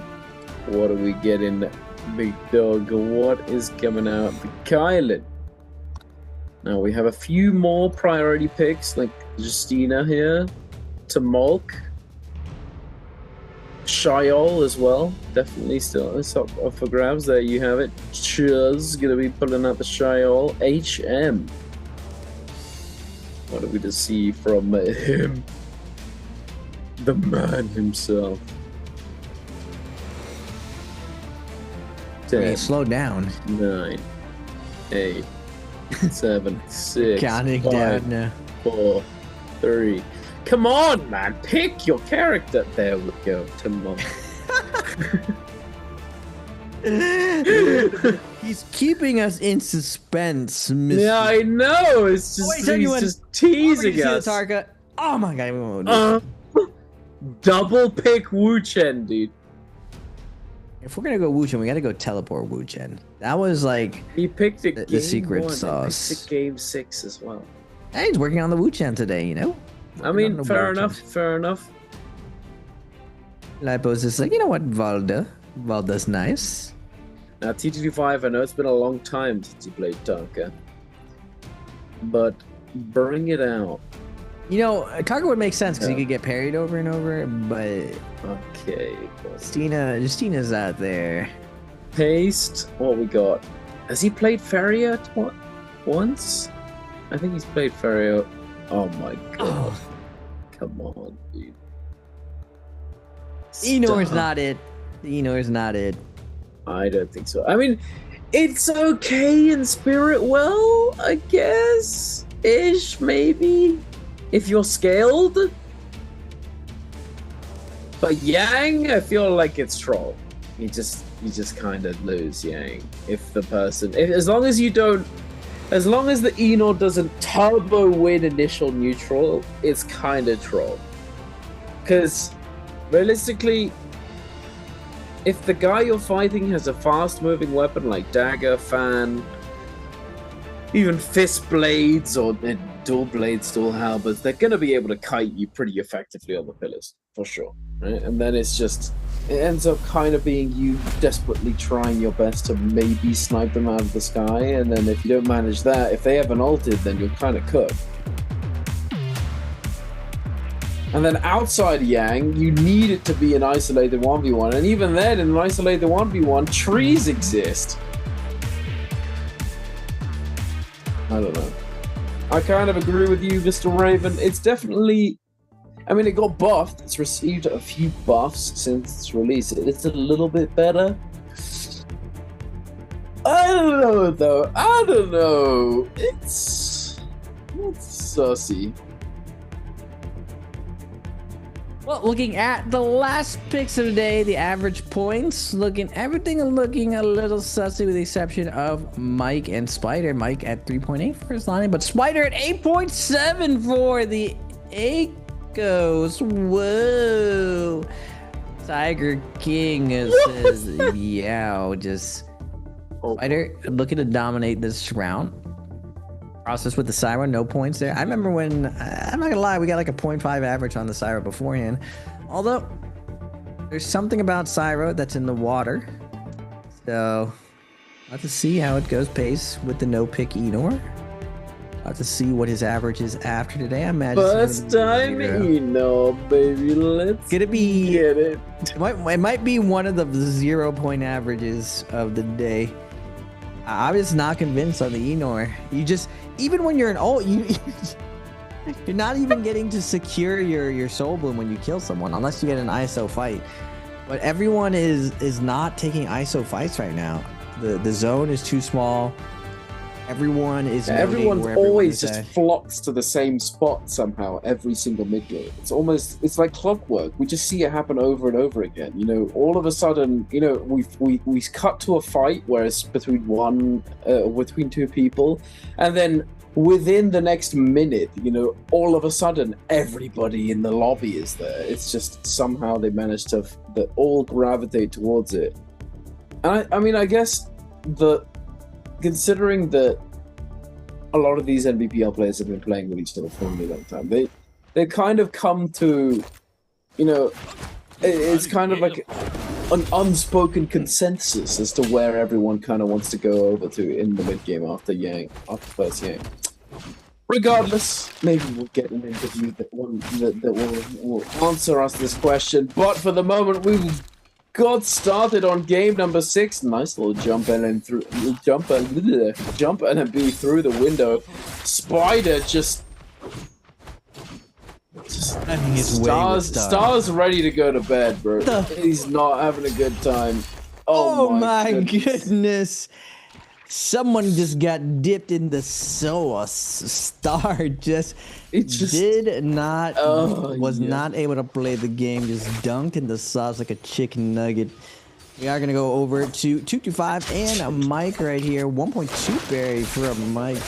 Tricky, Mr. Mike is going to fry up 225 with back-to-back focus attacks. Easy armor. Reset. 225. Slowly makes his way around the corner. Let's manage to get one heal off. Tap that roll from Mike. Now sending out the focus attacks again. We're just sending them out like hotcakes. This time, his hold dodge is going to get caught out by 225. This time, Mike, though, is going to pop his ultimate right here. Oh my goodness. What in the overhold Andy was that? Mike looking very illegal. What is... Oh, hey. Lipo tries to go for the slap, ends up getting dodged up. Work's gonna come out. What the? Hold dodge into wrap around parry from Mike for the light attack. Not able to get it. He's going to match spear for ball, and now Lipo goes in the distance. He wants to smoke. Mike's like, no, we're gonna go for this armor reset. Got this blue armor. Gonna hold that. Tap dodge to the ball into the fry. Wait. We're gonna keep throwing. Oh my goodness. We get the cross up parry, and Mike is just on fire. It's like you said leading up to this game, maybe the GOATs, the veterans, the generals will wake up for game number 6, and that looks as though it might be the case. Mike and Spider putting on an absolute show for us, a masterclass, a dissection of these players, and oh my goodness, Frost got the sauce. Nice soul bloom, thanks. Oh my god. Slow transform. Tries to go for the soul bloom, doesn't get it. Oh my. Just such not what you want. Unfortunately for Mr. Frostabus, he is going to be the victim of the lightning bolts of the Enor. Spider on the Akos. Looking for the follow-up onto Arano. Arano, though. Nice scale rush up. The Spider hot on his heels. Oh! What a lunge. Catching the scale rush. Oh, we don't get the Tiger, though. Armor reset for Arano. Spider going to take the armor reset as well. Oh, F2 denies the double jump. Oh, shit. Oh, weapon swappy. Yeah, they woke up. They're just like, okay, we need to lock in game 6. Let's get an MVP just to tie up the day. Hey man, good lord! He's up to 2 kills with the Enor. It's cooking. I mean, the thing is, I feel like it can't be good. You know, outside of Yang, could be solid, especially when like you got the armor swaps available. The cooldown on the F is absurdly low, right? And it's just, I don't know. It has potential. It just sucks in multi-way and sucks in Yang in the majority of matchups. And that's kind of like those are the big focus points of solos at the moment. Even like Spiritwell kind of has an edge in some ways, but it's just a lot of other characters just do the same thing but better. So I don't know. Well, who can know if knowing is all we can know, Duncan? As we're going to look at the overall scores, Mike has 2 kills, 225 has 2 kills, Pace has 2 kills, Spider has 2 kills. little bit of a spread of the Deuce Kilios going to these guys. We are going to go into the first realm of Yang as Mike. As usual, super stacked. It doesn't matter. We're just always stacked going into Yang. Even if we die, it doesn't matter. Shenyuan hovering. These fireflies. I guess he's hoping someone's going to try to recover by covering over here. Okay. This is diabolical. What do you have here cooking to Shenyuan? He's going to go grief someone at... Yeah. Oh, yeah. Oh, there you go. I'm going to press him for you. What's up, guys? What? Immediately tomorrow. He's like, nah. We're not doing this. But we gotta send them. We gotta send them. That's been the key to Spear right now. Send the RBs. Hey, we went outside. Oh my goodness, we're getting cooked. HM does get that Temmie F down. Aha! Oh, we got another one. What's up? You thought you were cooking, but I am the chef. Chef Wu Chen at your service here as HM's gonna try to back off here. We got another one on the board right here. Can we send it? We're holding my breath. I want to see him landing on HM. Oh my goodness, we just whisked. We're all for 3. I guess this is why he's practicing. Oh my god, the Wu Chen. Oh my god, we get the full reset here. Counter grapple into the range attacks. Oh my god, Shenju is missing. Stop! Just stop chasing him. Stop! Stop! Just give it up. Get back in there. We got to show him that we're not trolling. Who's boss right here? Ooh, max range. We're going down with the spear. What? We're cooking it.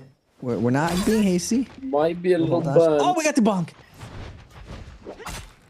Oh, bait out the combo. Oh, what was that combo break? Why did we? We didn't even hit. What? All right, JL's HM. We definitely have cooled off for today. We started off red hot. Now we're a popsicle. He was cooking, and he just left the stove on. You could have at least. And the house exploded, and he's just like, I got my 2 games. I'm chilling now. I don't know. Interesting. Regardless, here we are in the realm of Yang once again, ladies and gentlemen. Spider versus Frostverse. A matchup we've seen a lot so far today. Frost been able to find Spider off spawn time and time again. Frost trying his best to hold dodge away from these pounces, but unfortunately not able to do so. Now Spider, when pop the Tiger Grab, forces Frost into popping his ultimate.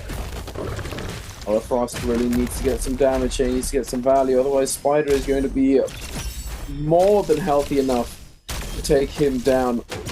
Oh, coming out of the ultimate. Why didn't we cancel ult the combo? Nice tap dodge. Oh, the curly. Curly, I don't know what. Okay. Pulling out the dagger. Okay! Happy jumps. He's jumping on Spider. Is this a new Nbpl BM? I'm confused. He's repositioning the uppercut combo. Spider has a little bit of health left. Oh my goodness, I didn't expect that dash from max range to hit, but it's not gonna matter. Spider finds the light attack on Wake Up, and the Fist Blade's doing what Fist Blade does with the big damage from uppercut combos. Just such a reliable little bit of damage you can do there. Child is gonna be popped on Chuzang if we're on the outside, and Enor, Mr. Base has the Enor ult going right now. Needs what? Slowly chasing after him. Okay, Chuzang. Base is like, alright, let me just into no ult zone. Wait a minute, but it's a Child ult though. I feel like we should have stayed at ult maybe. We get the F off. Looking for the crossberry. Chuzang lucky. Just lucky's a focus that goes the opposite way. Got paid right there. Oh my god, this Chuzang. Oh, the Zay. Just repeatedly throwing out the focus attack. Pace is like, you know what? You throw out focus. I want to throw out focus attacks. Nah, Chuzek's like, no. Only I'm allowed to do that. You're gonna get parried and cleaned up with some nice jumping aerials, closing it out. Baudo Chuz is able to cleanse, and where's that Chuzek? 1 kill right now, 9.5. I mean, if he gets 5 more points here, he has an okay day. It's very hard to get 15 points. As we're gonna move over to BB's Frostibus versus Arano on the Yodo. Surprise pick in the first phase, going with Yodo. Both players on Yang depletion. The ideal scenario for both of them. They don't really want to be looking for a Vermilion Birthright player, as the change has taken effect from the most recent patch that we received on live servers with the Vermilion Birthright Soul Bloom not cleansing Yang depletion. Frost doing a good job of timing his dodge there to avoid that big slash that would have healed Arano for a decent chunk of armor and health, but unfortunately, Frost not versed enough in the Yoto matchup to know that funnily enough, the Yoto F2, on its last few frames, the visual lingers longer than the actual F does physically, hitbox wise. So you can actually send a focus attack into the F before it visually disappears, and it won't clang. Frost not able to find that. Now Arano does lose combo break here. Frostivus LMB into RMB on the ground. Oh, Arano checking to see if he's got a range weapon. Does not. Frostivus going on the aggression. I like it. Very aggressive indeed. Arano. Oh! Okay. I respect the RMB. Although I don't know if I've ever seen someone. I think another jump LMB would have just been the safest option there. I think it was by accident for sure, dude. It was bold. It was for sure by accident. 100% it was by accident. There's no way. Maybe he was just going for an RMB on the ground, ungrounded RMB. And it was just the terrain, because that happens sometimes. If you do a jump LMB and you land on a little bit of goofy rocks, and then you try and do an RMB chase, you just get a jump RMB. And you just look like a jump silly LMB and goose. RMB is true combo, so if you land a stagger. You land a stagger? I mean, if it's as long as it's Actually, wait a minute, I take that back. it's soft true. It's like a frame trap. It's a soft true frame trap for the most part. It depends on the terrain. Very sussy indeed, though, from Mr. Frostivus. I mean, if he would have landed the RB, it would have killed. True. I feel like just chasing a wake up. I mean, I think that's what he tried to do. That's what he tried to do most likely, I reckon. I don't think it was a deliberate jump RB. I think that was. Have to ask him to confirm. Confirm or deny. Just jump RMB magic. Sorry, he's gonna be chased down right here by 225, and we'll never know. Oh, for Polaris, that was it. Are gonna go over to the Rumble Yang as the two goats are gonna lock horns right here. Scout rush into the clank. Light attack's gonna be coming in. Ooh, Spider with the cross. Mike chooses no options out there. His first focus attack is gonna get staggered there from Spider, but he turns it back around. We get the uppercut combo into extended RB. Looks for the wake up. Not able to get it. Spider uses his ability in order to armor through the air. Now Mike is gonna be able to combo break off and pop his ultimate. Spider backs off right here. The ball gonna be flying around right here. Spider opting to go around. Woo! Dodges the ball right here. Oh my god! Close the distance super fast right there. Uses the Tiger to close the distance again. Stays on top of him. But this time he's going to get hit by the ball. He's going to get one of the focus attack. F2's going to be coming around. Oh! What good timing and positioning from Mike. But Spider's going to have a little bit of health left. He's going to go around the corner. Go for this. No, it doesn't go for the scale. It just goes across. Spider is going to get a half charge RMB, but the combo break's going to be coming out. Jumping LMB. Oh, we're going to get the light attack through. What a quick exchange of cooldowns from these two. Just pedal to the metal. Yeah. Every cooldown used as quickly as possible in reaction to the other cooldown being used. Really, really precise position and aggressive play. Even in ultimates, Spider just comes flying in around the corner, able to deny the heal from Mike, but crazy, crazy fast stuff. Like I was saying too, the goats usually, for some reason on the last round, they just wake up and just remind everyone who they are. I mean, I don't think anyone needs to be reminded. Oh, you need to remind everyone, Duncan. You know who you are, Dunkin' Donuts. You just gotta remind people once in a while. True. But Mike, it looked as though he might be reminding himself what the lobby looks like. No, he's alright. I think maybe. Does he have the spider plot armor is the question. Will everyone forget that he exists? Mike managing to make it inside the building, up the stairs, moonshot storm on the outside. Do not want anything to do with that one. Mike gonna be able to get on top of the rooftop. And it looks like he does! He's yoinked the spider plot armor and everyone forgot that he existed. Object impermanence is seemingly quite evident. Oy, oy, oy. No? Okay. They woke up to reality. Mike is now the target once again. 3.5 minutes left on the clock. He needs to cleanse. Oh, he's cooked. Unfortunate to say the least. But the Chuz finding his footing finally today, picking up his 4th elimination of the game. Hey, he's about to hit the 15-minute or 15 kill mark. You can see that 16.5 is 7th place, so he just needs this. Basically, can play for placement here, and if he gets 2nd place, he's already up to a good day. We are going to go back into the realm of Yang. XXY versus Bowda's Chuz. Flying knife combo going to be coming up. Looks for the wake up, not able to get it. Kylan ultimate going to jam up the lane a little bit. A little bit of some V1 action, but Chuzang with the Shy ultimate denying all that damage, able to get a choke in a midair. XXY gonna try to stall this out, but it's not gonna matter though. Chuzang has such a wild lead right here. He's gonna be able to play safe, find the light attacks in.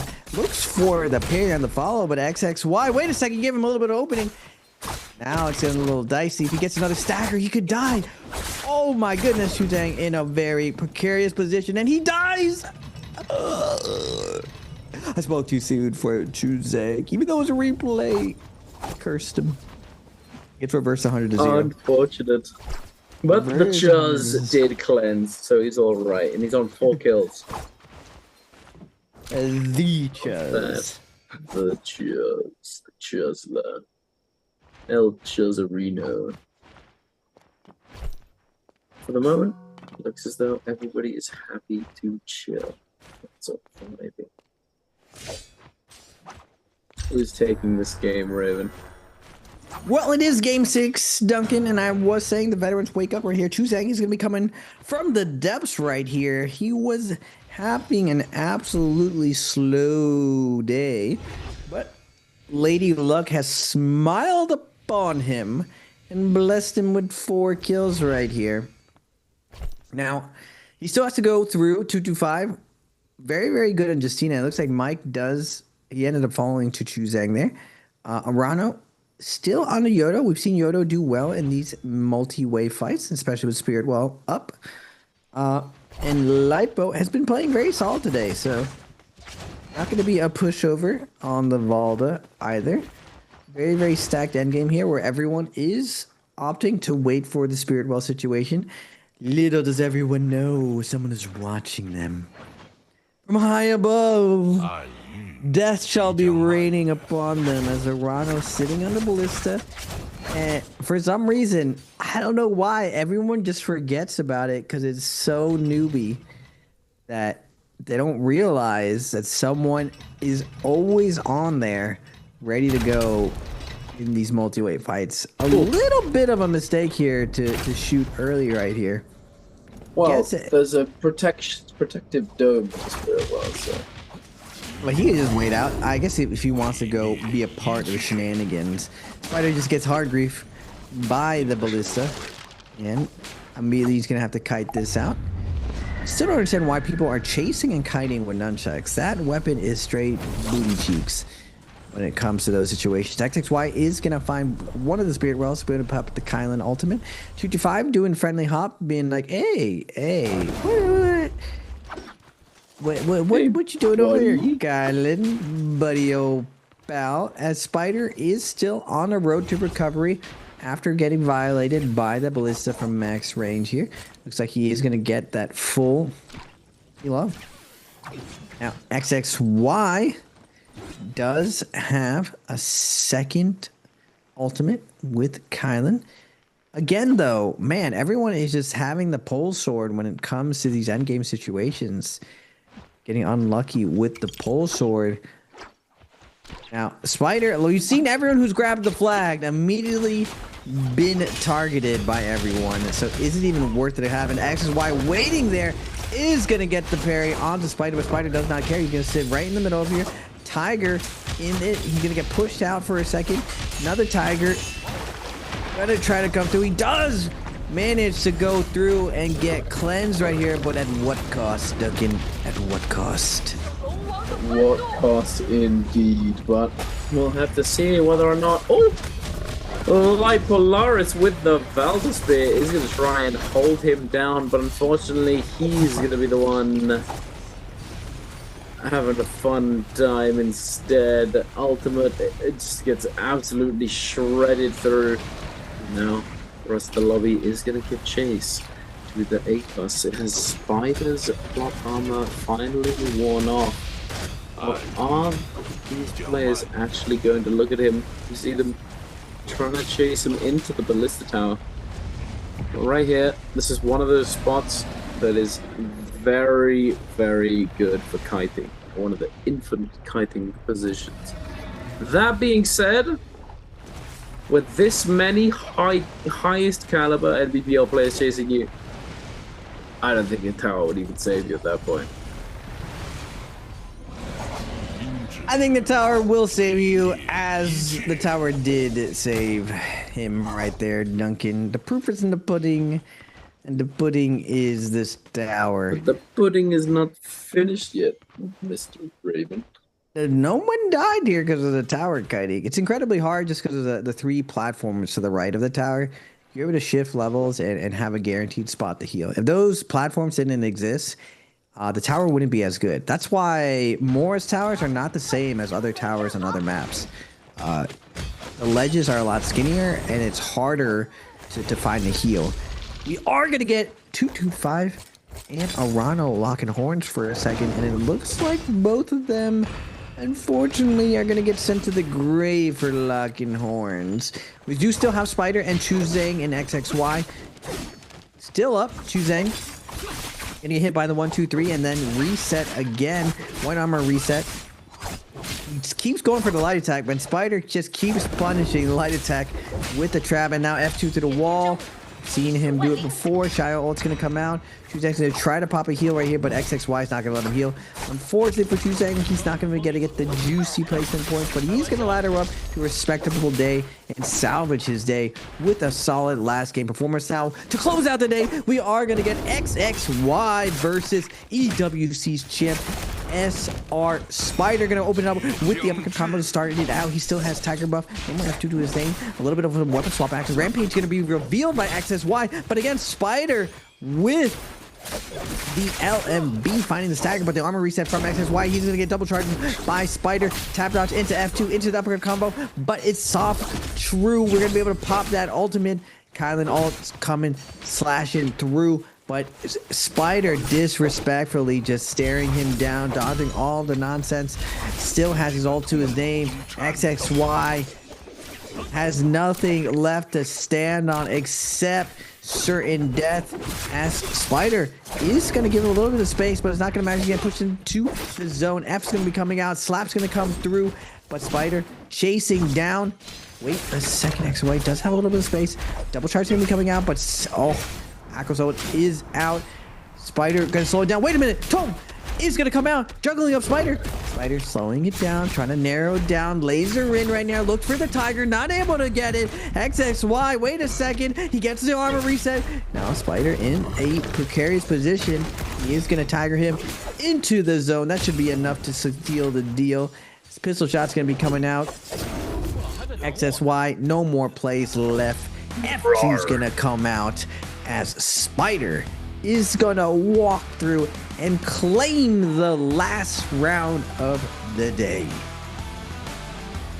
I'm not a little surprised. I mean, you called it at the beginning of between the game 5 and game number 6, you called it either it's possible for us to maintain that momentum from these 2 MVPs he secured, or it's going to be Michael Spider finally coming fully online, fully unleashing and taking control of the lobby. And Spider certainly managed to do just that. Strapped up with that gaming tape, he's ready to go at a moment's notice, ladies and gentlemen.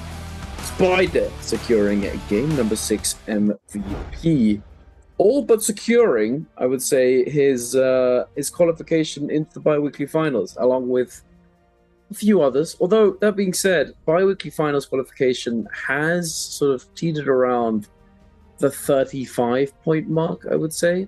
Something along those lines. So, perhaps not fully qualified, as we can always have a rather rough day on our second day of NBPL. But we will have to see. That remains to be seen, which would be, if you are interested, Saturday. It'll be the next day of solos for NBPL. However, it won't be the exact same groups. But that is all our solo games for the day so far. What did you think, Raven? Overall, what did you think? Oogly? I'm still thinking about the 35 points, Duncan. That average is insane. 35 points is you're secure. Like, you feel safe for sure. Yeah, but that's what the threshold was last week. I want to see a screenshot of this. I don't believe you. I'll get it right now if you want. 32, 33 is like the highest normally. 35 point is way up there. That means everyone had a really, really good day in order for it to be 35 points. That's very rare that we see it that high be the average to get through. 15 points is usually what it takes to go through. Especially with how hard it is to gain points right now. We saw a lot of the games were between 3 to 4 kills and then with first place. But 35, like, I'd be very surprised to see a 35 point threshold, because I know, talking to Frost, like, if you're 35 or 36 points, like, you for sure made it through. And no one's going to pass you, just because the threshold is usually around 30-ish. It's even a bit as low as like 28 before. But everyone has increased the average overall. Qualification cutoff for last week's solos was 34.6. Yeah, so it's not 35. And that was this guy. This guy. Look at the overall leaderboards. On Spider's going to end the day with 6 kills and 10 points. Massive game from him. 225 keeps up the momentum at 6.5. Chuzang salvages his day at a 5.5. Mike almost steals it away, but he ends up getting palm lightning by Chuzang in the end. Rhino, still another solid game. Consistency is key. Very, very consistent coming out from Orano. XXY makes it the end game, but not able to capitalize on taking the win. Star with 2, Pace with 2, Lipo with 1, Genuine with 1. Frostivus, not able to keep up the momentum, but still back-to-back MVPs and 25 points for the day. Now looking at the overall scores, Mr. Duncan. 15.5. Lipo 15. XXY at 14.5, Chuzang at 14, Genuine at 13.8, Star at 12. Now, 12 is definitely on the lower side, but people have qualified by having 12 points. Less than 10 points is a pretty cooked day. Yeah, you're most likely cooked for day 2. But looking at everyone else, Mike at 28.5, a lot of points for they. Frost was 25.5, 225 at 24.5, Spider at 23.7, Orano at 22, and HM at 21.8. Anything above 25, I'd say you've pretty much qualled at that point. Just having 1 point a game will get you over the threshold. Unless you have a Dunkin' Donuts lobby at 34.6, not 35. But unlikely of that scenario, I would gladly bet money that the threshold will not be 34 again, Duncan. Would you like to take the wager? Would you like to take the wager, Mr. Duncan? I'll take the under of 34. Will you take the over, my friend? Sure. I'm gifted. You've heard it here, ladies and gentlemen. I'll be seeing you guys at this NBPL finals that I will be casting, and we will see whether or not Mr. Dunkin' Donuts is correct. Indeed we shall, but for now let's take a look at the highlights of the back of game number 6, MVP by SR Spider, brought to you by China Unicom. This fight in the Yang, very close to say the least. XXY able to find the angle, the opener, to take down the Churs in the very end. Then over here at the end of it all, Spider closing out this fight. The Akos roar, the Kylan dash dodged. Ooh, he just ran forwards. He didn't roll. Did you see that? That looked a little silly. Just it's like doing a PvE boss. You don't actually have to roll, just walk in their general direction and it'll dodge it. Is that the key to Kylan, ladies and gentlemen? I don't think so. I think XXY was holding W in his camera, wasn't it? Wasn't looking at Spider. But who knows? Regardless, let's take a look at some of these MVP statistics for the Tiger Man, piloted by SR Spider. 24.13 MVPs. Holy moly! There's a reason why I call him the Terminator, Duncan. He looks flawless right there in all of his engagements that we've seen as Spider, usually only dying from multi-way. His center there, he's looking like a prize fighter, almost maxing out that Pentagon of having everything maxed out. Now, what was interesting, I was saying before that Spider has a more balanced double hold situation going on. Most people, when they double hold, they do cancel, but we saw Spider in that fight double hold release. We've seen him close out fights with double hold releases in 1v1s especially. Now, a lot of people will release double holds to steal kills in multi-way fights, but to stare people down and throw a double hold is just a man possessed. But ladies and gentlemen, we are going to go to our last interview of the day, and we will be back to close out Ladies and gentlemen, welcome to post-game interview. This is Yeager, and now I'm standing here with Mike, and let me say hello to our audience, please. 好呀，我是欧维金麦克。欢迎 Mike 来到我们的赛后采访。Welcome Mike to our post-game interview. Wow, Mike, we are really welcome you here, and I would like to know. So, for this season, so because today is the first day of our last bi-weekly, so how you comment on yourself for this whole season？ 我特别想问一下，因为我们也知道今天其实也是开启了我们本赛季最后一个双周的第一天单排。麦克对于自己这个赛季的表现，你给自己怎么评价呢？感觉就是中规中矩嘛，周局这个东西，反正尽量打好吧，打不好这个只要确保自己水平在第一线就够了。其实我们知道 Mike 之前拿了非常多的大冠啊、小冠，其实这个赛季的话，目前为止还没有拿一个周冠。那这个点会不会让你在这个双周会有一些压力，或者是更有动力一些呢？没有，只能说我寻思只要能保送就行了，我不要周冠，周冠都无所谓的，保送就行。就是不想打我们这个复活赛，是不是 ？To be honest, I think I'm like this season is just so, but I would like to keep my status till the grand final. And for me, I think the bi-weekly final championship is not too important. But for me, I think I don't want to I don't want to have the rep cage. I don't want to do that. So I really want to qualify for the grand final.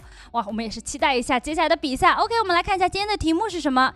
Okay, so now we can see the question. Please, I will move on to next part. Answer for treasure.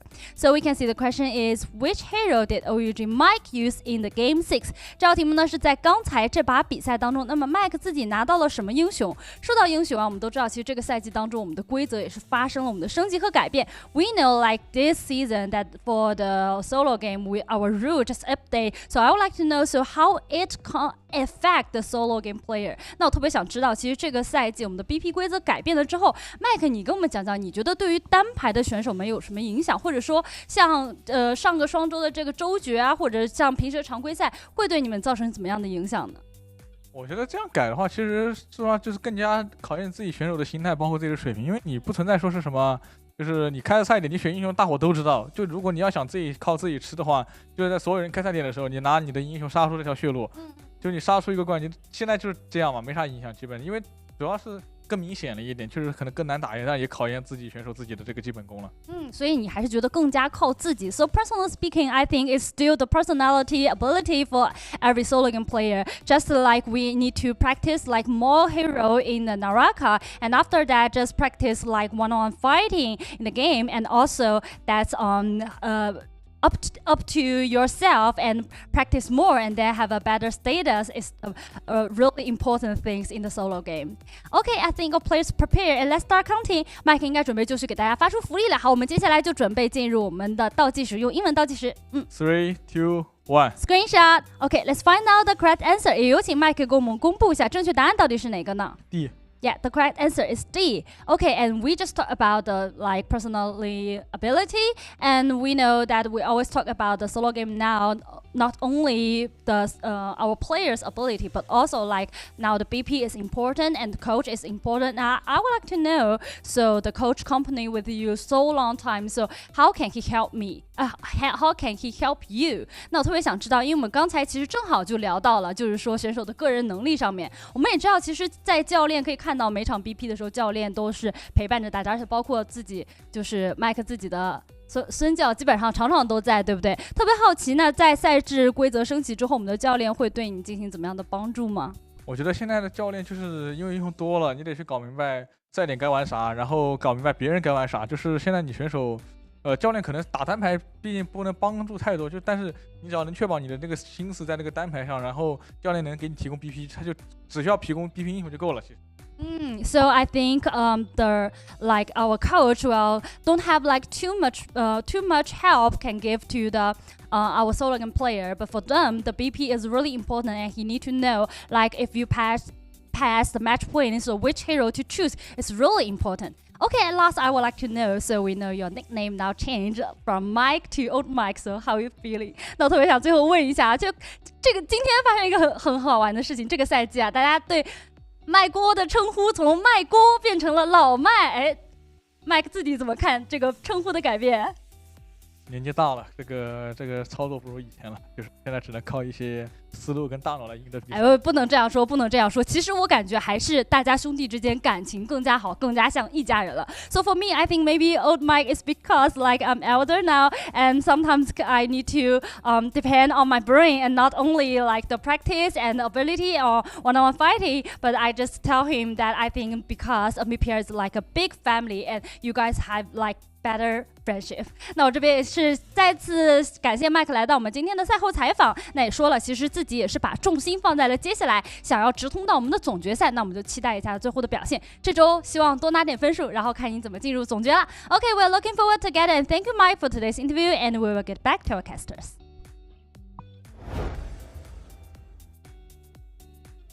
We are back, ladies and gentlemen. That is absolutely crazy that we're calling Mike old. I could just see it. Old Mike. Mike's eyebrows went up. He's just like, old Mike. The audacity. What does a man have to do to earn respect in Nbpl? He's literally won almost everything since he's been in the league. He joined the league the second he became of age. He's literally grown up while he's there. Say that he's not OUG Mike, he's old Mike. Oh my goodness, that's just Unk Mike. Ooh, that would get me nice and riled up. I mean, maybe not old. Maybe it's old as in like OG? Mike, you know, OG Mike, you know, No, that's not how you made it seem. That's crazy. Or it's like old Mike as in like, oh, he's washed, you know. That's pretty much how I took it. You second you say that, dude. Mike has literally won everything, the biggest prize pool, back to back, even with all the doubt. And then this year, it's gonna be the same thing. There's been previous years where other people have done well throughout the year, and Mike's always stolen away. So we'll have to see if old Mike's gonna do it again. The old dog. Good old Mike. Yes, that old boy. Insane. Ay. I mean, I don't know though. Like, I feel like old because, you know, it's a cultural thing as well. You always have to consider that when it comes to Eastern and Western culture, like age and all that sort of stuff. And there's a, you know, separating the Western culture to some extent, you know, being referred to as old or seen as old is much more, you know, respectful. You know, like you're respecting your elder. I don't know. Maybe that's it. But who knows? Definitely, if you called someone old in a Western esport, they'd probably be a bit peeved, I reckon. As Raven said, that he'd be a bit, you know. Ooh. But yeah. Regardless, let's move on. The mirror comps for tomorrow's trios are gonna be Monk Takeda Karumi. Back-to-back Monk comps for the mirror match. That was the highest pick rate. I think that comp is This buns. is based on pick. This is based on pick rate. That's not based on success rate. It's based on pick rate. So a lot The thing is, though, it had a higher average points than Monk Kylin Zipping. Yeah, it's because of one team. Just one team, Duncan. It was just one team popping off with it. Everyone else was just doing complete dookie pie with that composition. But whatever, you know. I think Monk endgames are probably one of the coolest to watch. And so you get two literally mirror days with Monks. Yeah. Well, we'll have to see how it goes. The trios will, of course, be happening tomorrow morning. Same place, same time, starting with the double mirror match.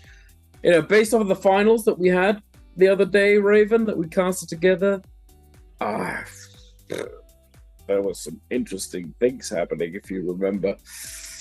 Shile Akos Yushan, was it? Or something along those lines? I don't really remember. Oh, when everyone was out of points, everyone had to dig deep into what they were creating. We had a full lobby of things we've never seen before, but that's what happens when you go all in on match point. Interesting system, and hopefully we'll see more very interesting compositions moving forward. Today has been a very, very fun day. HM, I thought maybe it was his pop-off. Maybe he was really extending to the next level. But he started off strong, ended up a little bit slow. But that's going to be all for us, ladies and gentlemen. I have been your host and caster, Raven PLZ, joined by the legendary Dunkin' Donuts. Stay safe out there and have a wonderful day, morning, and evening, wherever you are. Bye-bye.